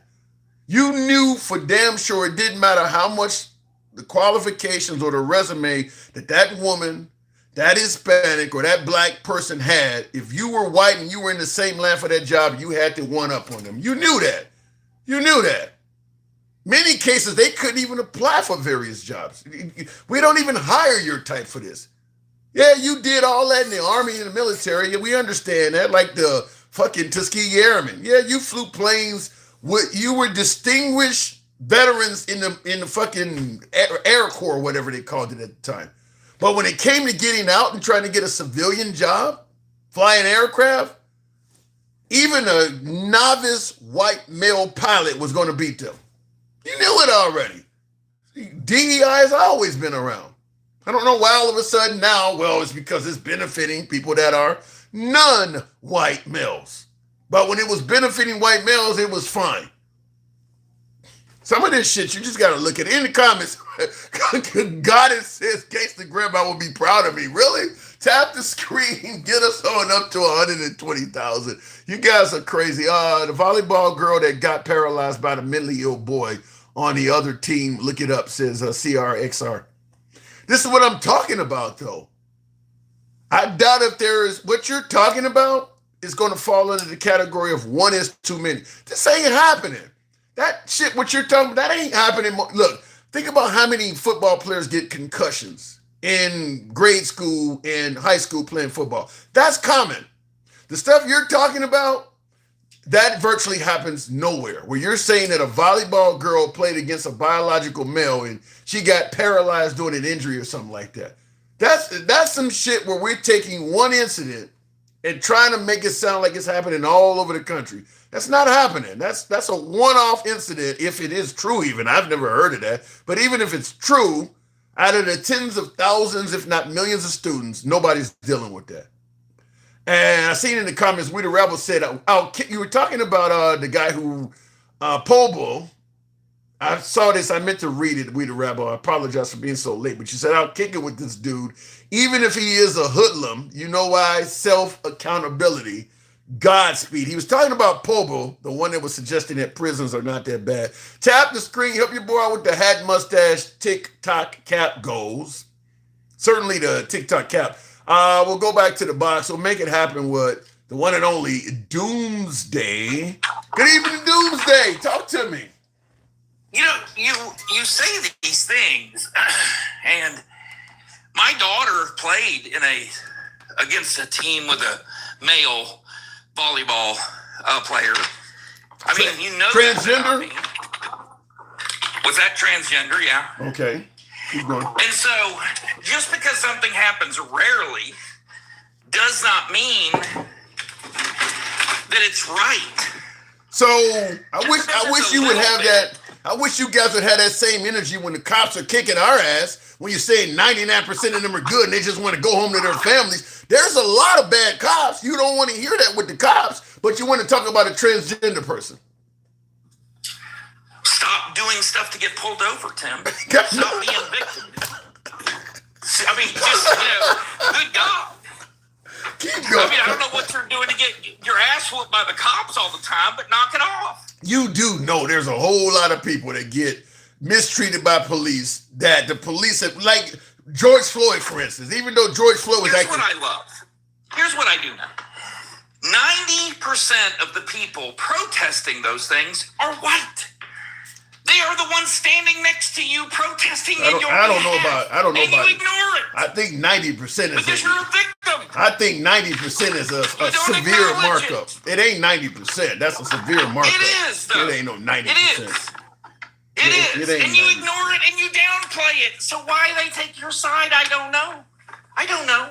Because you ignore them. I can tell you right. Talk about them like I've been to some BLM protests with a lot of white people there. It ain't 90% is way over, or that is overreaching. You think 16% of the population is enough of a voice to change shit? Trust me, it's not. Yeah. In certain areas it is. Maybe not at the federal level, but in certain areas we're way more than 60. In Chicago, we're way more than 60%. Yes, certainly. And you would think that those would be heaven on earth for black people. It is. But they're not. Actually, they're the most hellish of escapes for black people. That actually ain't true, Dooms, and I'll tell you. It is true. Let me tell you why. Let me tell you why I say that. There is plenty of African Americans, black on black crime is what you guys said. There's plenty of that in Chicago. However, when you look at the wealth in the black community, the chances of getting a good job, a house with a picket fence, a nice car, living the American dream, that happens in those cities you're talking about that are hellish. That don't happen in rural Alabama. That happens in places like Philly, Chicago, and DC. So it ain't all hell on earth. You want to make a really good living as an African American, chances are you live in those areas. You don't live in rural Georgia somewhere. Places like more rural places are far more tolerant. Yeah, but they don't have any opportunities. They don't have any jobs, though. It's not true. Bullshit. And by the way, the minute that the reason that, look, say what you want. You've got guys like Tim Scott, who is elected Republican in a majority white place. So we would have had a black president way before if the right candidate had come forward. Way before we did. If the right candidate. Look at Ketanji Brown Jackson. Right? Black woman. The only reason she has that job is because Joe Biden said the next Supreme Court justice is going to be a black woman. He didn't mention anything about her qualifications. He just said, I'm looking for a black woman. And so if DEI is not, that's a perfect example of DEI. But if that doesn't exist for you, then why even worry about it? Well, first of all, you guys suggest that DEI means didn't earn it. I agree with you. Biden announced that. Hold on.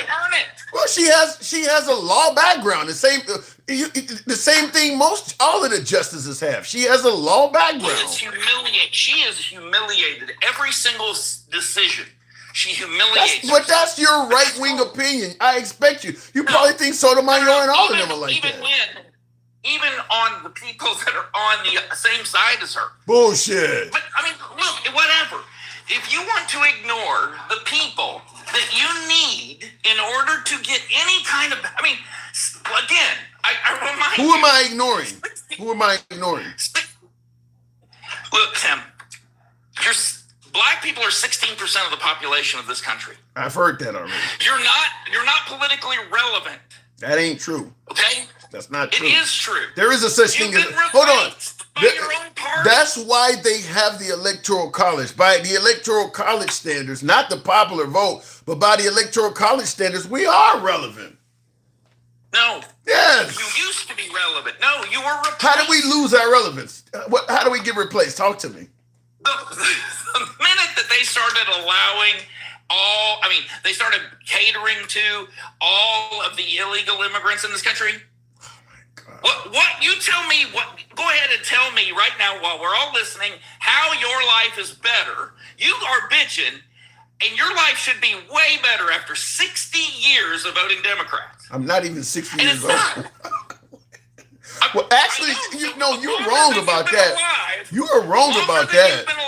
You are absolutely wrong to suggest our lives is not better after 60 years of voting Democrat. If you graph the progress of the black community, I mentioned this on my last live, whether we're talking about owning small businesses, we're talking about wealth in the black community, blacks graduating from high school, getting advanced degrees, working in professional positions in the military, in politics. If you graph all of that progress on a graph, you will notice that since the Civil Rights Act, that stuff has skyrocketed in the black community.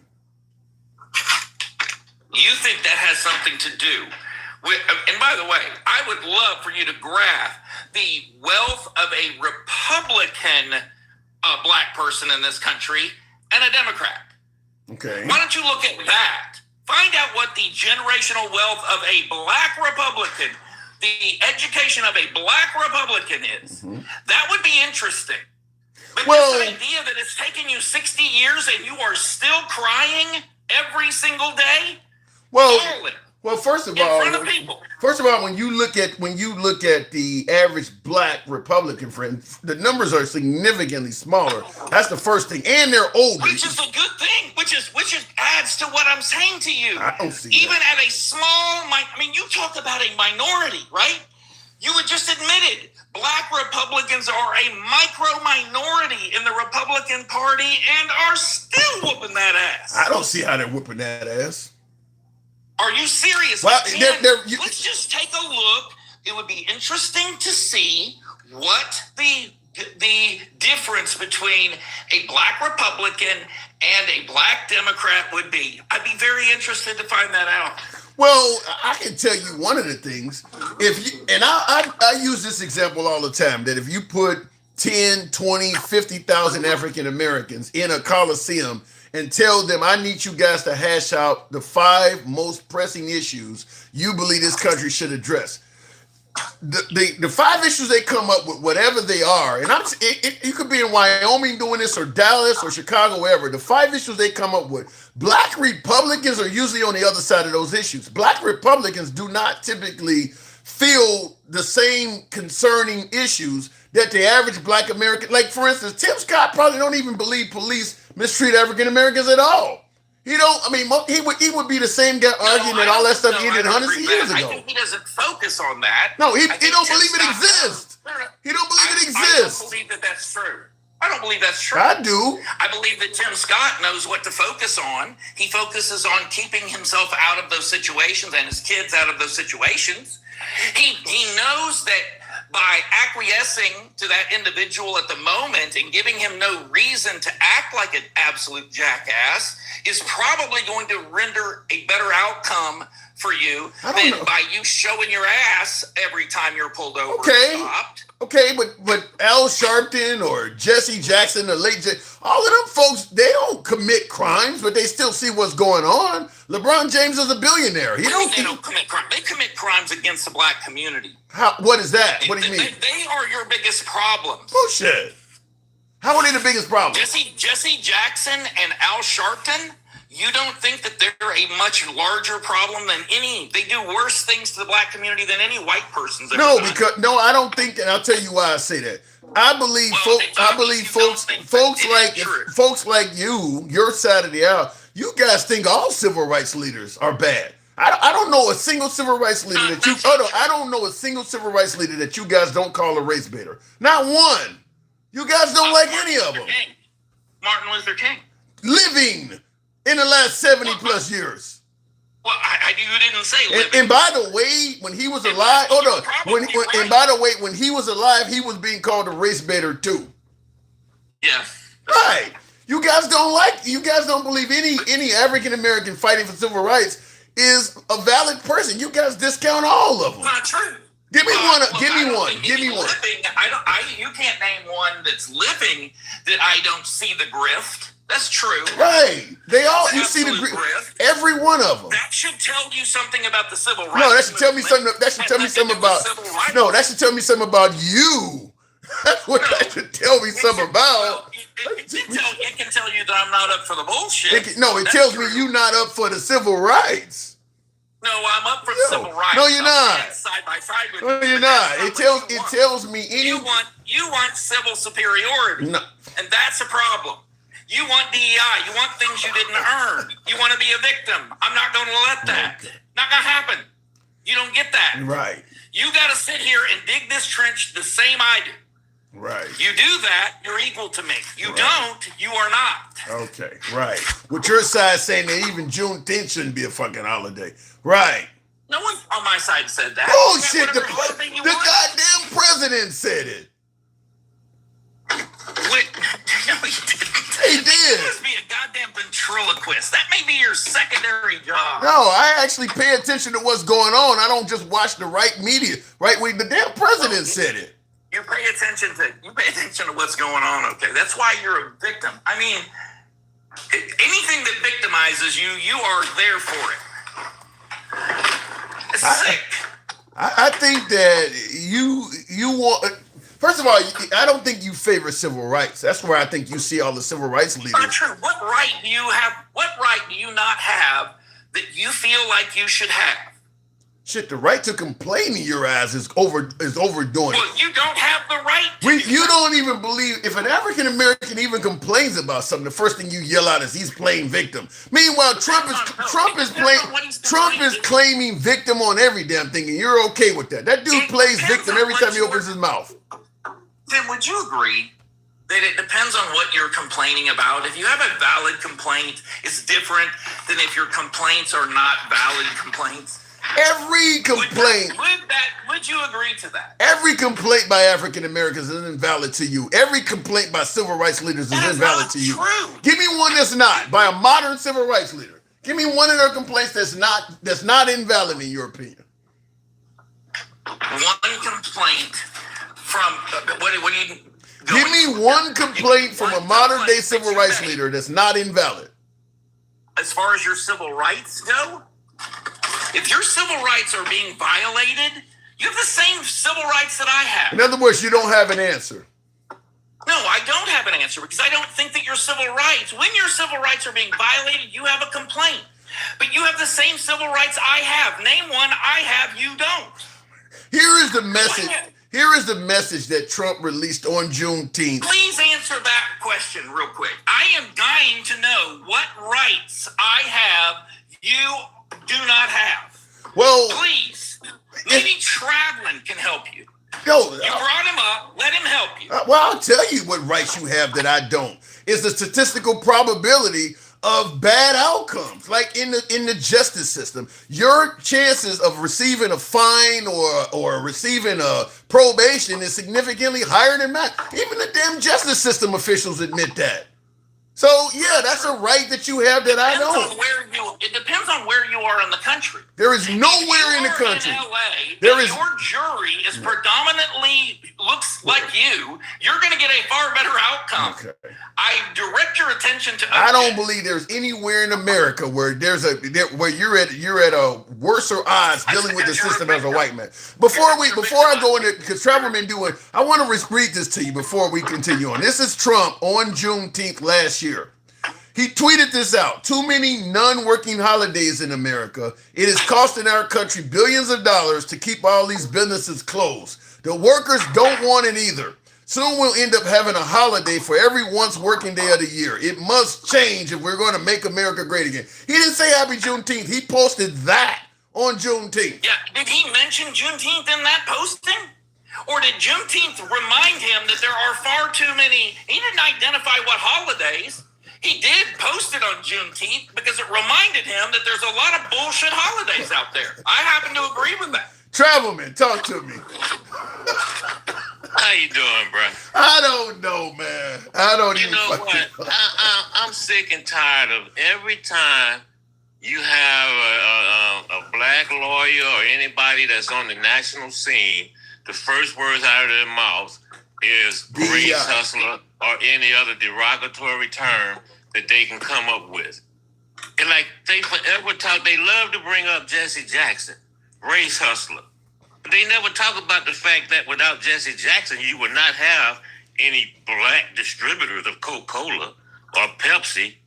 Okay, you would not have more franchisees in Burger King. You wouldn't have the stuff up in Anheuser-Busch. Jesse Jackson was the one that was in there pushing that. All right, so cut the BS. You guys make me sick. Jesse Jackson, you make me sick. Great idea. You guys make me sick. You sit around here and you talk that BS. Let me finish what I'm saying. Let him finish. Let him finish straight talking.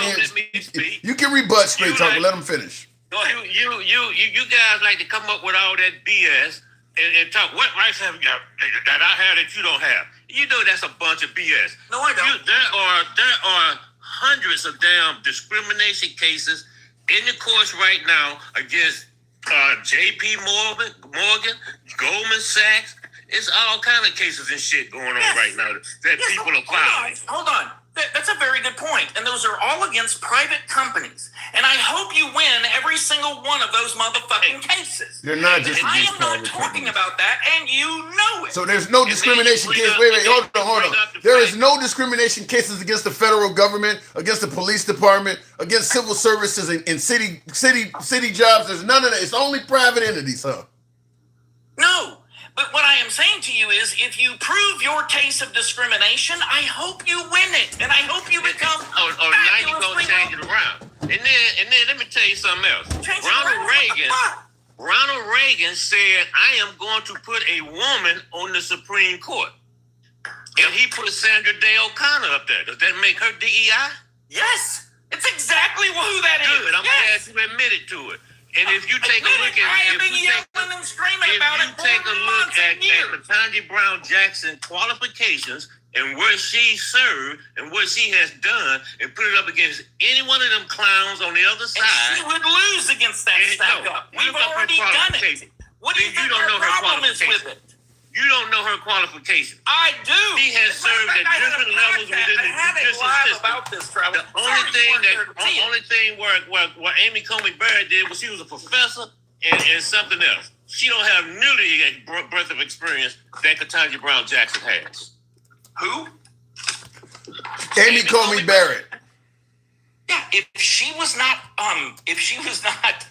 qualified, she shouldn't be there either. Matter of fact, I drag her out before I got Ketanji Brown Jackson. I'll just say this. Hold on. I will just say this. Hold on. I'll just say this. Hold on. I will just say this. If Biden appointed a black version of Pete Hegseth, you guys would be yelling DEI. That dude is not qualified. That dude is not qualified for that. He is the exact version of that. The country begged Colin Powell to run for president of the United States. The whole country begged the man to run. What does that got to do with it? What does that got to do with what I just said? What does that got to do with what I just said? What I'm saying to you, well, they both occupied the same position, number one. But number two, the whole reason that you're making this claim is because you think that there's some racism involved. It's not. Dude. I don't like you, and being black has nothing, in your case, nothing to do with it. They just said Hegseth tried to assume or tried to make it like CQ Brown was a DEI 4-star general. Okay. That's what he said. Okay. Is he? Who? Dude, do you know anything about how to get to be a 4-star freaking general? Yes, I do. Did you look at his qualifications? How many combat missions he flew over Vietnam and over in the 90s? Did you look at any of that? You do realize that 4-star generals, when you get to field grade officers, it is a political. Do you look at white officers and think the same thing? Do you look at white officers and think the same thing? When you see a 4-star general, do you think, oh, I wonder if he's qualified? Yeah, I know that you sit in a dark room someplace and you think that the only criteria you gotta be is white to get hired by me. But dude, don't talk. I actually think that. I don't sit in. Talk to me about that. I don't sit in the. I don't sit in the dark room, but hold on, Trevor, man. I don't sit in the dark room, but I actually think that if you were in charge of hiring Doomsday, being white would be a big qualification for you. I think it would be beneficial. I don't think you would hire. I don't think you would hire equally. Too, Tim. I mean, goddamn, what a horrible thing to say about someone. If it's true, you think Hegseth was qualified to be the SecDef? Yes. Based on what? It is a political appointment. Based on the fact that he does what the president asked him to do, he's very loyal to the president. Did he? So it's based on loyalty. Shut up so I can answer your question. It's based on loyalty. Go ahead. It is based on loyalty. Why in the world would you want to have someone that wasn't going to do what you told them to do? You're the president today.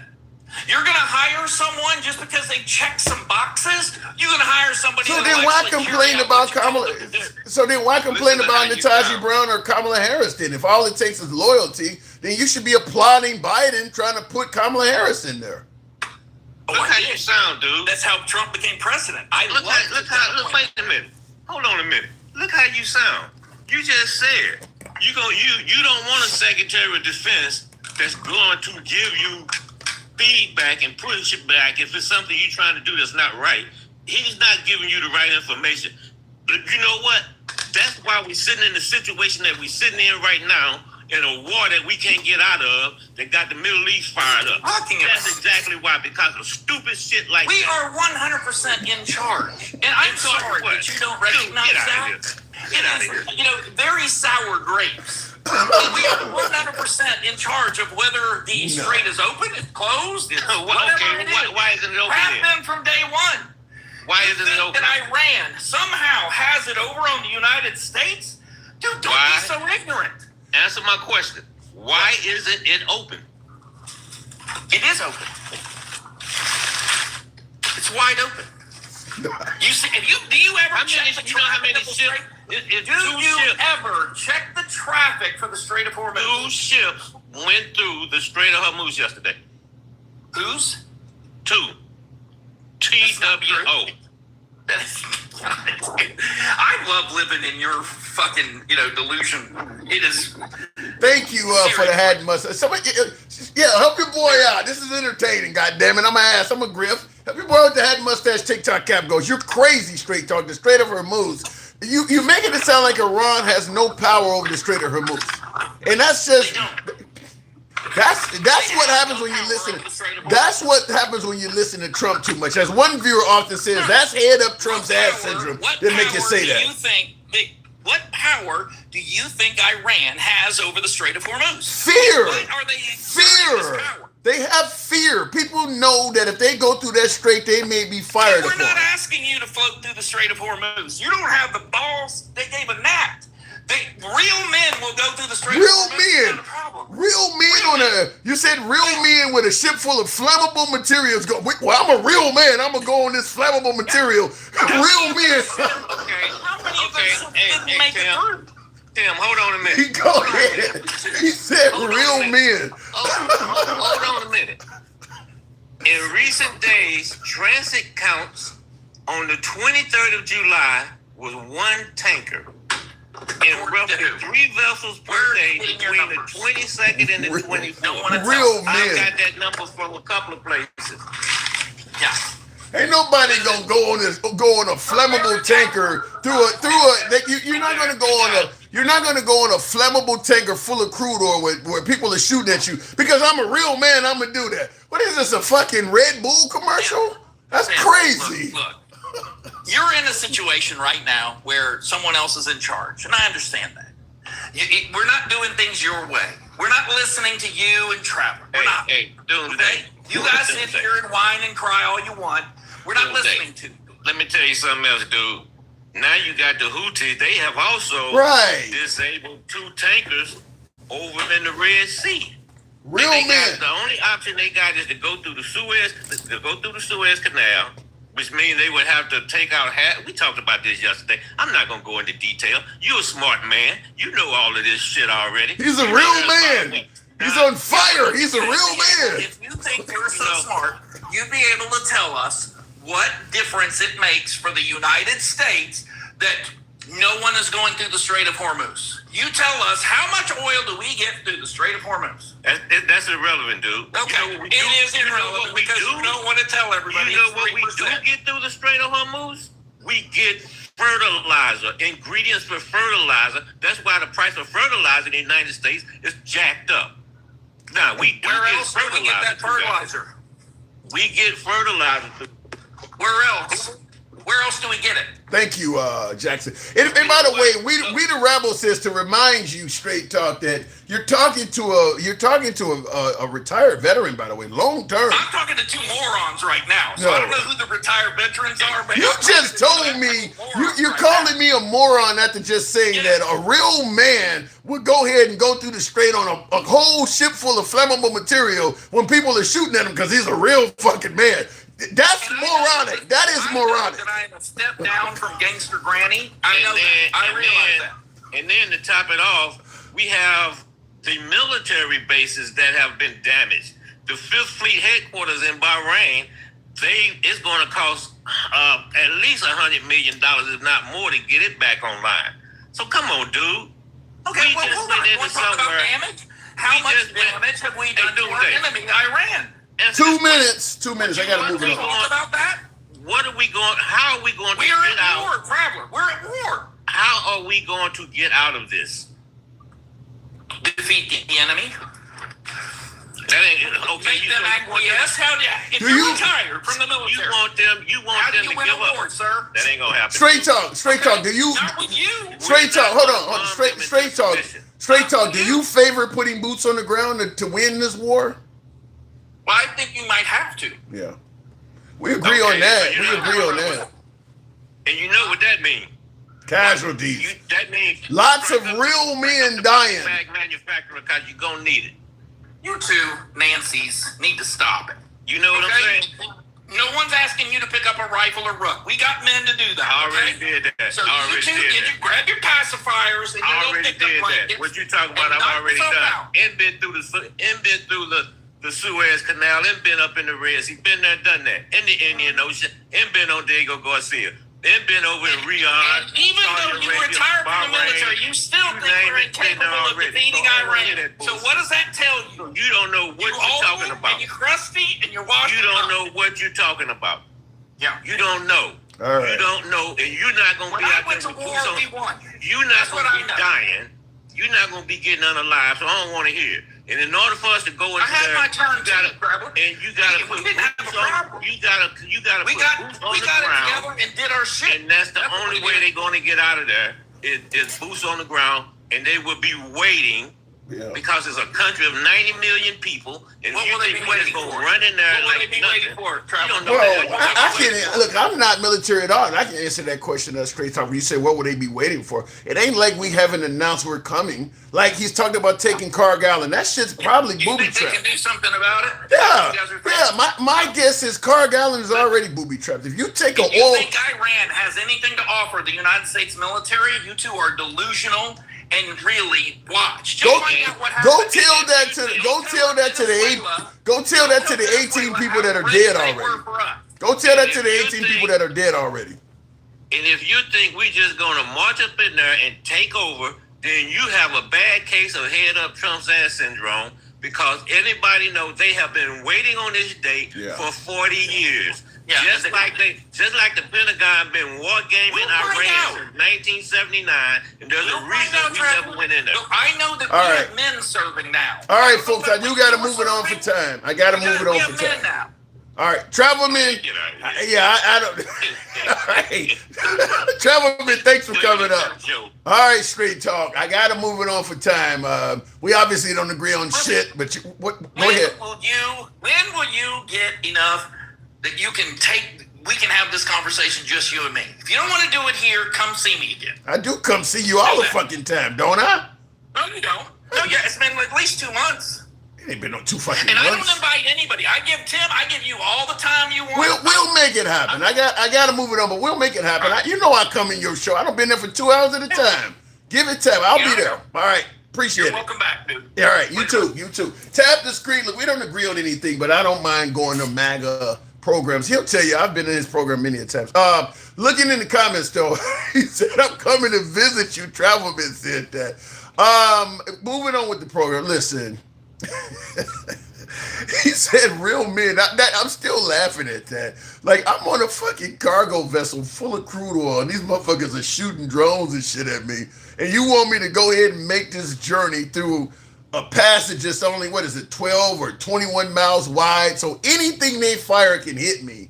But I'm supposed to do this because I'm a real man, huh? You fucking kidding me? I thought that was hilarious. I mean, with real men of genius, you see, remember those commercials? I thought that was kind of hilarious. And not to mention, also, too, the idea that they're firing at these ships. When they ship these multi-million-dollar vessels full of crude oil, valuable products, fertilizer, you heard Travelman mention that as well, insurance is at play.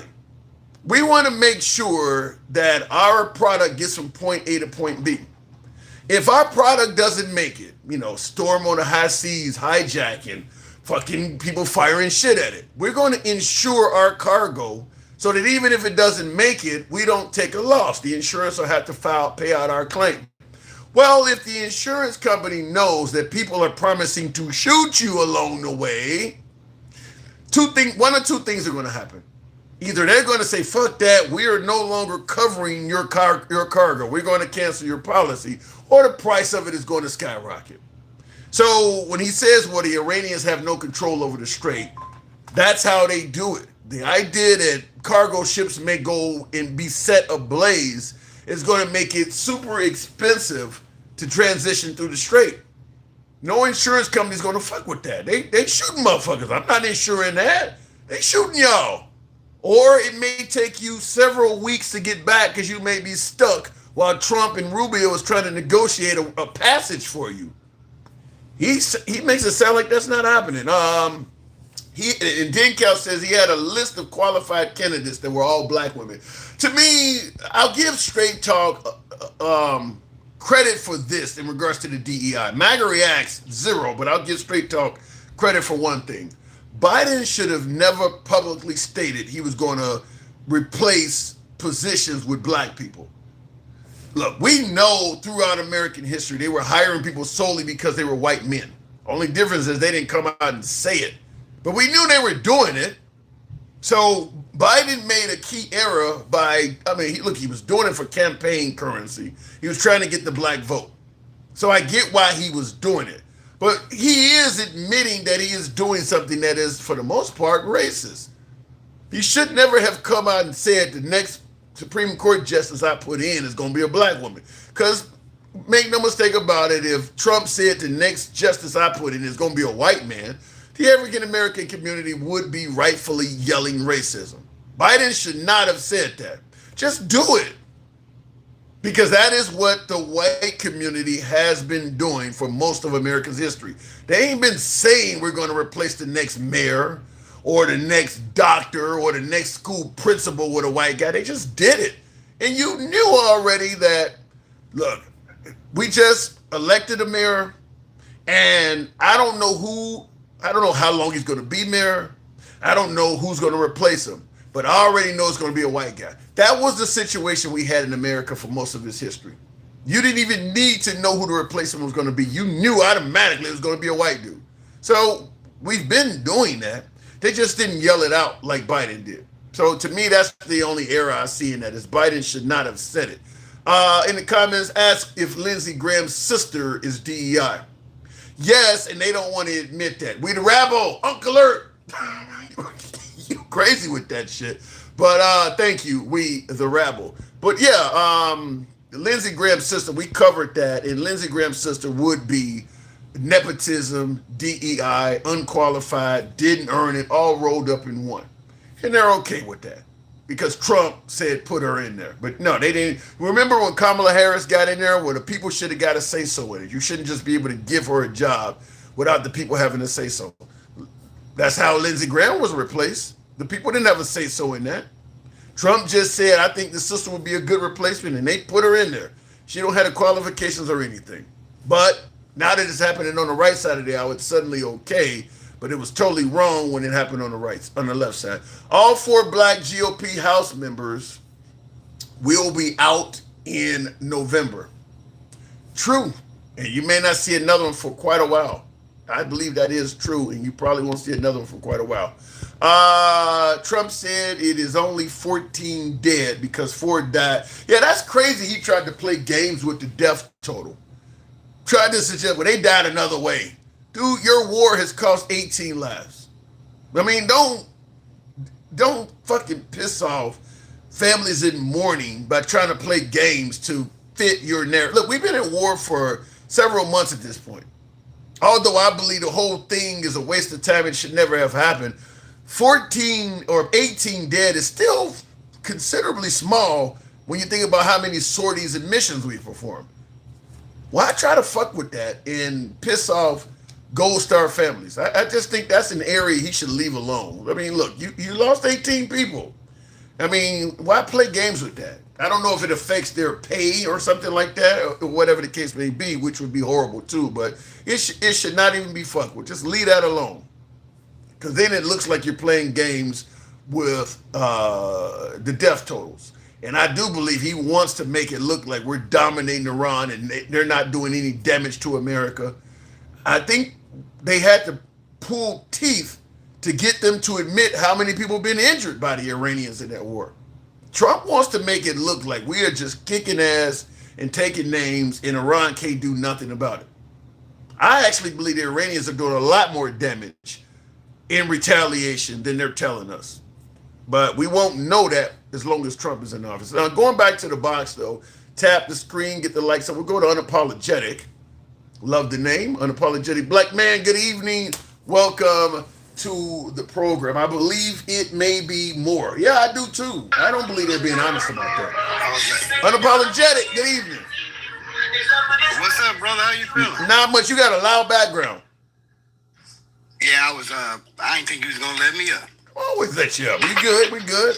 So, what have you heard that you disagree with? What am I getting wrong? No, well, I've been giving up to you today. You've been pushing back a little bit. I don't know. Just a little bit, huh? No, you went off a couple of times. I was over here. Me and my wife even said it. Like, okay, Tim, you dropped the fluffing scene today. I see you. Oh, yeah, I mean, the fluffers get a day off. I suppose you weren't around when I was talking about the young man that lost his life in Madison, Wisconsin, huh? Yeah, I heard about all that also. Okay. But you know, when it comes to, I think me and you agree when it comes to, most black families had to give that talk to their kids. Me and you, we grew up there. You gotta. Let me ask you. You at Chuck E. Cheese? Let me ask it to you this way. Do you agree with Stick the Ruler in suggesting that African Americans are just as equally likely to encounter violence from police whether they comply or not? Yeah, I mean, two things can be true at once. Talk to me. Explain that. Again, I grew up 63rd King Drive. Okay. It doesn't matter if it's Super Dave, who was a young Mexican, if it's a Brown, who was a black man, white guy, even if you're just, because we had police officers just pull up. We call that pull out. You can't just pull up, grab us, throw us on the gate, pat us down. And you don't have police on Chicago. They'll pull your pants open, a flashlight down your butt, your front area. We getting cavity searches. I've never had that happen to me. I mean, I know people that hey, look, I could walk this. I was on 75th to Stony Island, so almost walking distance of where you over there, old block type shit almost. But what I'm saying is this. Is that there's no look, I understand that there are some police that are going to fuck with you no matter what. But the idea that if you comply, you have no better chance than the dude who took off running or is fighting, that doesn't make sense to me. Well, no, I'm not going to say fully like that. But again, me, I'm kind of torn because to me, I feel like as citizens, we have the right to run from their ass. Like it's their job. Oh my God! You don't have the right to run from police. Yeah, you do. Because I don't want to be bothered with you today. And if you can't keep up with me before I get home, he said, "I don't want to be bothered with you today." A lot of people don't want to be bothered. And this, don't get me wrong, Tim. This is not like me. You caught me in the midst of committing a crime and I take off running. But like I'm saying, I'm from Chicago. I know what police, we call them jump out boys. They just pull up, speed in. I'm going to get some damn turkey meat from the grocery store. They just speed up, pop up their doors. 4 of them jump out.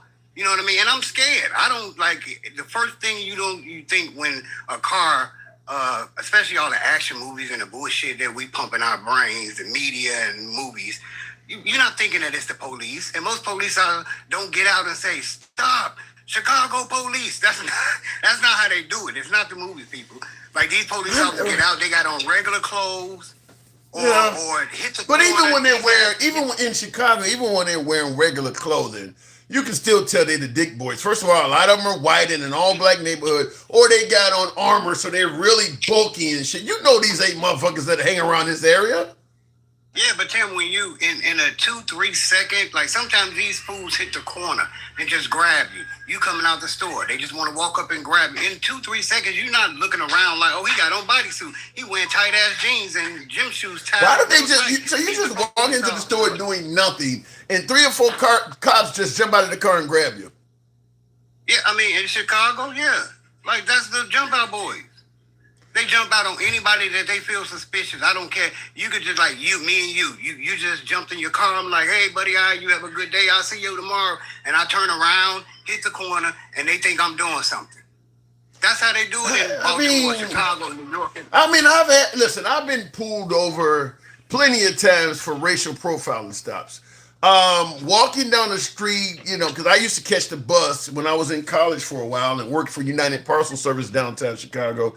And this stuff didn't happen. I don't know. Do I look like an innocent motherfucker or something? I didn't have cops doing this crazy shit. Because you a big man, like Tim, also your size. And it's not so much about like. So what they do? They jumping on Kevin Hart every day? No, I mean, if they see littler guys, yeah. Like police officers aren't quick to jump out on motherfuckers that they got to call backup for. Before they even get out the car. You said there's multiple dudes. Yeah, and again, and there's times where I can admit that like this may be a high crime neighborhood, this might be a drug infested neighborhood, this might be, but your suspicion is just him walking, being a black man.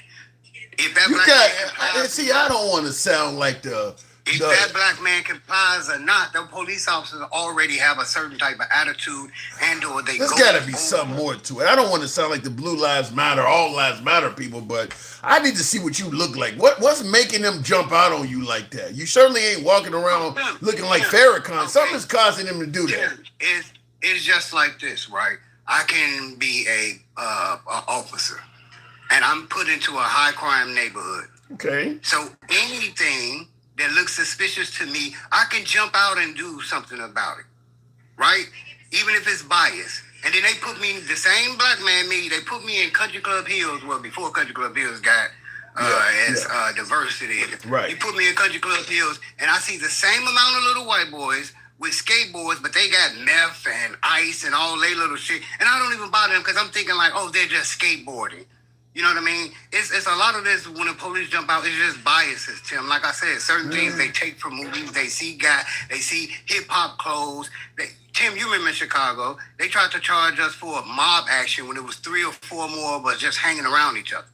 Like mob action? Really? You telling me I can't have friends? Yeah. And we can't walk to the listen, I've heard, being a long time native of Chicago, I've heard the stories. It never happened to me, so maybe I'm on the wrong side. I lived in Milwaukee as a teen as well, and I heard the stories there. This stuff never happened to me. I don't know. Maybe I didn't hang around a certain type of something about what I did didn't attract them like that. I got profiled. Being a black guy behind the steering wheel, Downers Grove and some of the suburbs you might be thinking of as well. But in terms of just walking down the street and motherfuckers jumping out of cars and grabbing me, it's never happened to me.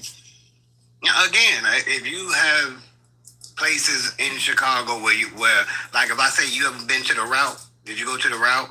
Did you go to Union Hall? See, I'm naming places that you haven't been to. You know what I mean? And I get it. Certain places. Well, just like I mentioned in the beginning, just like I mentioned earlier in the live, I wasn't one that hung out in the streets late at night because I've always been taught that ain't nothing good happening at the midnight. Ain't nothing out there but cops and criminals. A lot of drama in Chicago, for instance, a lot of that shit happened in the wee hours of the morning. And I wasn't in the street, I would be found me a little something, got me a little piece of ass. It's already in the crib with me. We don't went to Forest City or River Oaks and saw a movie or something. We went to Olive Garden by 10, 11, maybe 12. We in the crib already. We are not out there in them streets like that. And I even remember my 20s I was like that. That's what I said. That's what you big motherfuckers got. Y'all got that privilege. 6'3", 6'2". Y'all get y'all women early. Us ugly gremlins. We gotta be out there. We still looking for them, Tim, around 12. Us short, ugly gremlins. We still got. Listen, I spent a few nights at the Click or at What's Poppin', if you know these places back in the day in Chicago.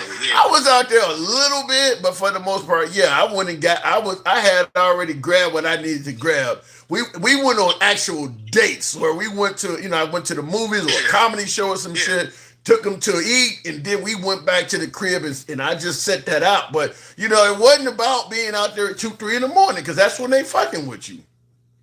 No, I get it. But again, it's like I said, I'm from Chicago. I've been from And these are like just my stumping grounds and my family, because our last name Jackson, my mother's Lady V, my uncle is Snoop, my father is Headquarters. So like people know me in Chicago, and I've been from 35th to Jeffrey Manor, and I'm not saying it's the best neighborhoods, but the misconception a lot of people have about Chicago, they think Chicago, rough neighborhoods, projects everywhere.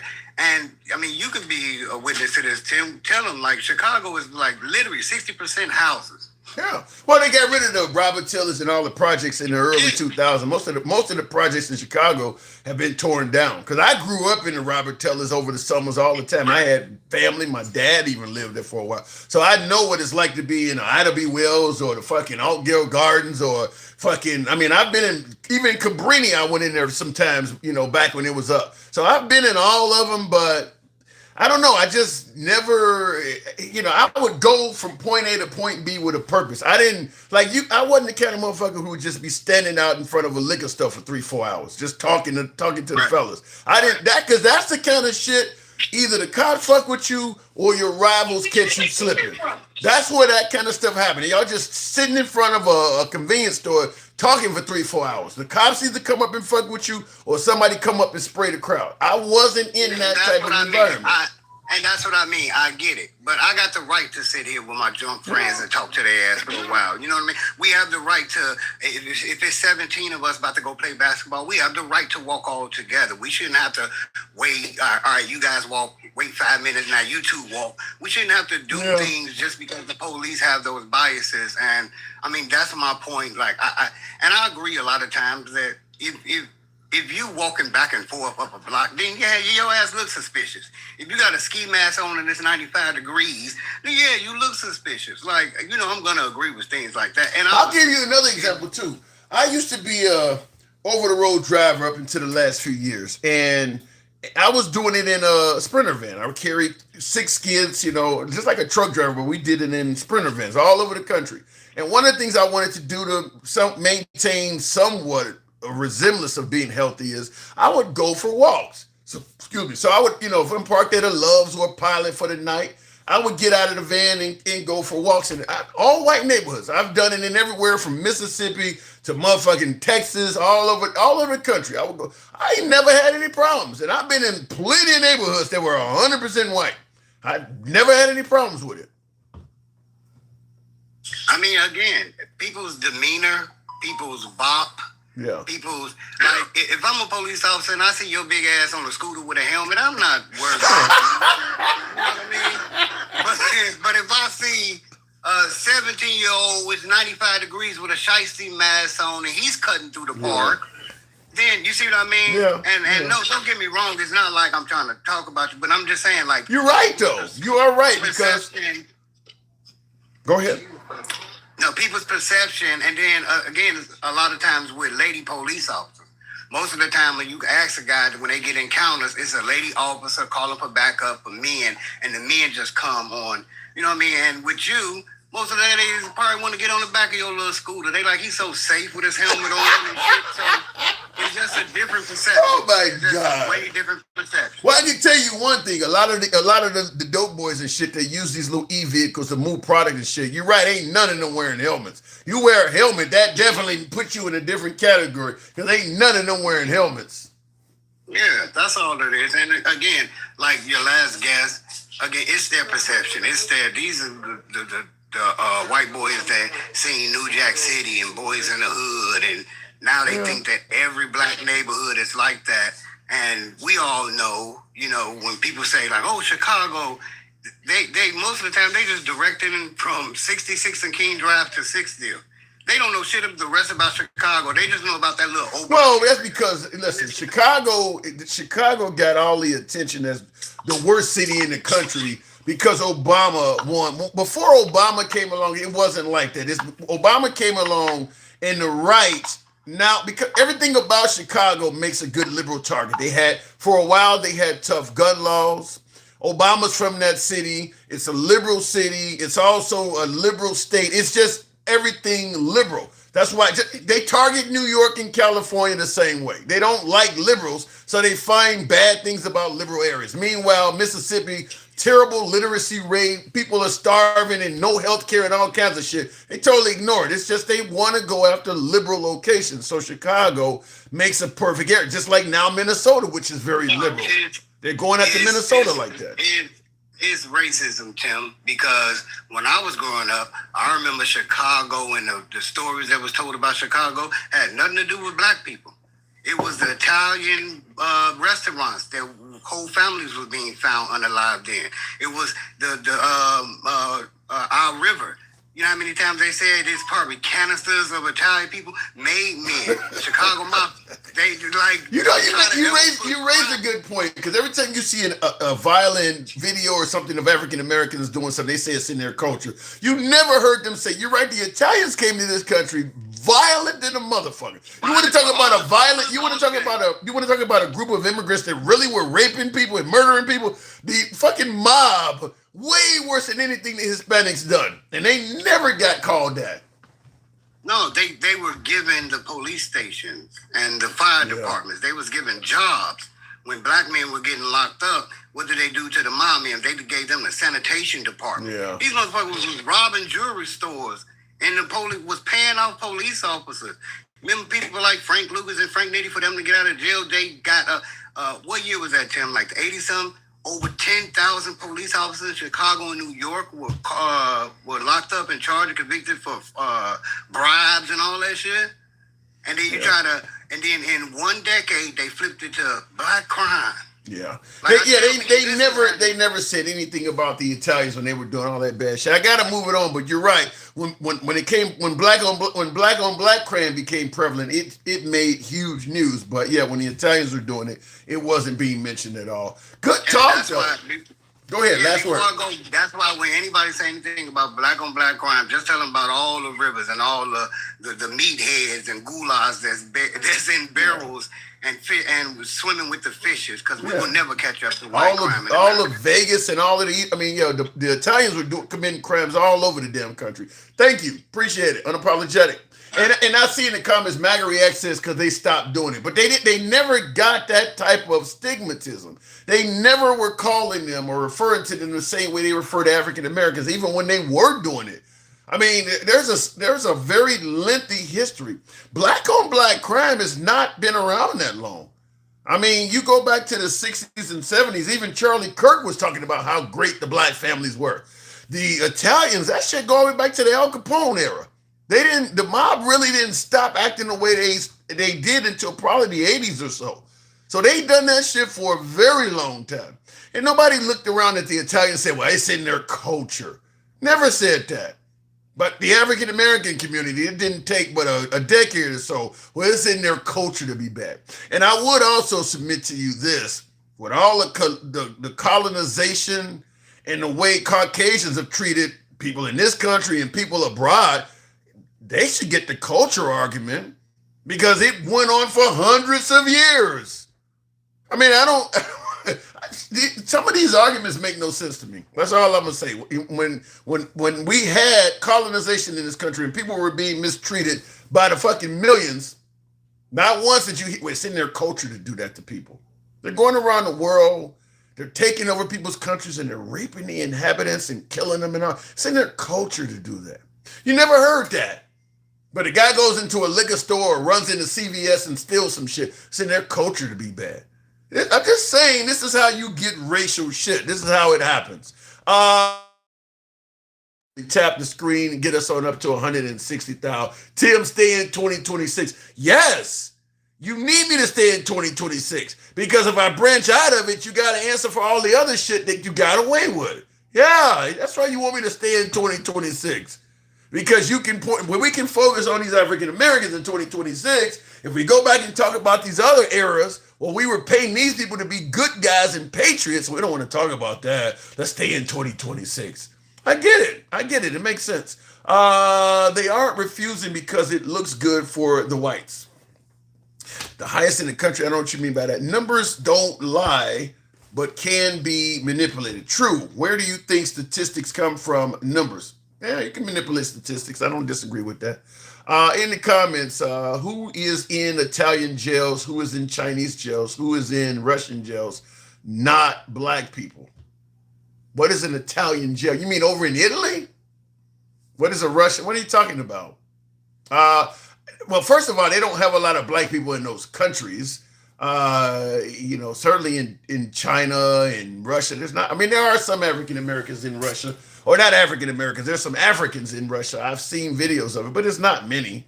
That's one area where the United States should get some credit, is because we have at least tried diversity more than most other countries on the planet. It's not to suggest we've been succeeding at it greatly, but we have a lot of countries, they don't even try it. That's why America's the most racist country on earth. No, these other countries are like, I used to tell them that when I was in Australia. I had white Australians telling me how racist America is, and I would tell them, no. I said, it's not racist here because you didn't let them in. In America, they let them in, and now the people, they forced them to come, but they let people in and then they disagree with each other, and that's where the racism comes from. I'm like, you guys had keep Australia white until like the late 70s. You didn't even let them in. The racism was at the immigration department. They never got in. So, look, racism's every damn where. But in the comments, but you're worried about black on black crime. Tap the screen, get us up to 160,000. Wait, man, some of you guys don't forgot the program. Maybe it's time for me to wrap it up. I'll go ahead and run. In Australia, don't they have the Aborigine people and their races against them? Yes, they are. And most of the Aborigines are the Aborigines in Australia are very similar to the Native Americans in this country. They're off in their own areas. You don't encounter a lot of them. I mean, they're kind of off in their own areas. Just like in America, you don't encounter a lot of, I want to say pure Native Americans. I got some Cherokee in me type shit you hear all the time, but somebody that's, having powwows and all in really following Native American culture, you don't encounter a lot of that in the United States unless you go in their areas, like in the Dakotas or, Wyoming, somewhere like that, Oklahoma, but you don't really encounter them that much. And that's kind of like the Aborigines are like that. They just said, fuck the white man, and they moved in their own little area. And just like in the United States, they kind of let them have that area and they don't really fuck with them. They kind of let them have that area, gave them some stipends or a few entitlements for taking their country, same thing like they do here, and they don't really bother them. And that's kind of the way it is. Why don't you go ahead and help the numbers if you're so worried about, you guys are talking about something in the comments amongst each other. I was surprised. What did I say, Travelman? I was surprised when we pulled into, you went to Perth. Yep, yeah, you don't see a lot of them. You don't see a lot. They kind of live in their own area, like out in the outback and way up in, Cairns or Darwin area, stuff like that. And you're right, they were forced in those areas. Yeah, same thing with the Native Americans. They were forced. Yeah, that's true. That was genocide in Australia. Yeah, it's kind of the same way it was here. I mean, whether we're talking smallpox or the Trail of Tears, it was genocide in this country as well. So that's kind of the way it's been. I see you folks have gotten a little tired of the show, had mustache TikTok caps and tapping the screen. So I'll go ahead and wrap it up. I do appreciate you folks tuning in as always. You guys always show your boys some love, and I appreciate you watching the shows, usually daily with me. And if you like this type of programming, I'm going to ask you take the time out at this point to give us a sub if you're watching on YouTube and smash that like button. If you are watching on Instagram, Substack, TikTok, or Clapper, follow the program. Follow the program. We are here most weekdays, and we don't block, ban, or censor anyone because of their commentary. It's all about free speech here. We remain MAGA friendly. And let me just give a spiel on this real quick while we still got many viewers here, because a lot of my right-wing viewers, you're always bashing Trump or it's hard to watch you. Look, Trump is president right now. Trump is our commander-in-chief right now. It does not make any sense after 2 years of Trump to be bashing Kamala Harris and Biden. They are gone. They are out of power. In fact, it ain't just Trump that's the power of the country.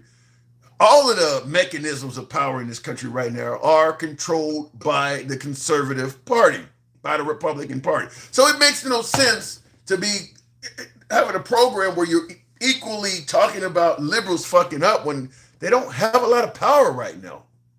If a liberal says something awkward or dumb or stupid, we'll point it out, but we're not going to talk about Biden and Kamala Harris. They are completely out of politics. It makes no sense at all to do that other than to deflect from something Trump is fucking up on, such as the Epstein files or something. Well, Biden didn't release it either.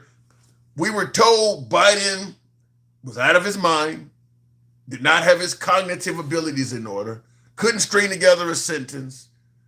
He got voted out, or he got kicked out. And then the person he tried to put in as his successor, Kamala Harris, she didn't win. They are gone. So now that Trump is in power, and we're not getting to the bottom of the Epstein files or the Iran war is fucked up or whatever the case may be going on, you don't go back to talking about Kamala Harris and Biden. That's just not what happens. When Biden was in and he was trying to convince people that the economy was great, look at the stock market, I was one of the first ones saying people don't make decisions based on the stock market. Now that Trump is in power and the economy sucks, well, it wasn't good under Biden. We're not going to spend all day talking about Biden. Jackson! Got me looking like I'm about ready to get stopped by the cops. Shades on and a hoodie on. Appreciate it. Thank you, Jackson. But yeah, we're not going to keep talking about Biden. The guy got stage 4 prostate cancer and probably is living the last few years of his life. Why are we talking about him? He's gone. So I understand that my MAGA Saturday audience would love for me to deflect from the fact that Trump is not delivering on the overwhelming majority of his campaign promises, but that's not what we do. We wouldn't do it on Biden. So we're not going to do it on Trump. And unfortunately for my MAGA viewers, that's going to cause me to lose some of them because they would rather be in an environment that's praising Trump constantly. I just saw a video earlier today. It was an MS Now reporter, so a liberal reporter. MS Now reporter is catching all these members of Congress outside of the Capitol building and asking them, do you disagree with Trump on anything? And they're all in succession saying no. Economy's fucked up. Gas prices are sky high. We're at fucking war. And each one of them said, no, I don't disagree with anything he's doing. We're not in the code, I guess, but goddamn. How can the country be this fucked up and none of y'all disagree with this dude? I gotta move it on. I appreciate you guys tuning in. I will see you folks tomorrow. You have a wonderful Friday evening. Remember what I said, nothing good happens after midnight. Stay your ass off them streets. Otherwise, you'll be on the front of somebody's t-shirt. Keep your ass off them streets. It's your boy Tim, the handsome liberal. Y'all take care. I will see y'all mañana. I'm out. If I can hit these apps right, I gotta get out of here. But I'll talk to y'all tomorrow.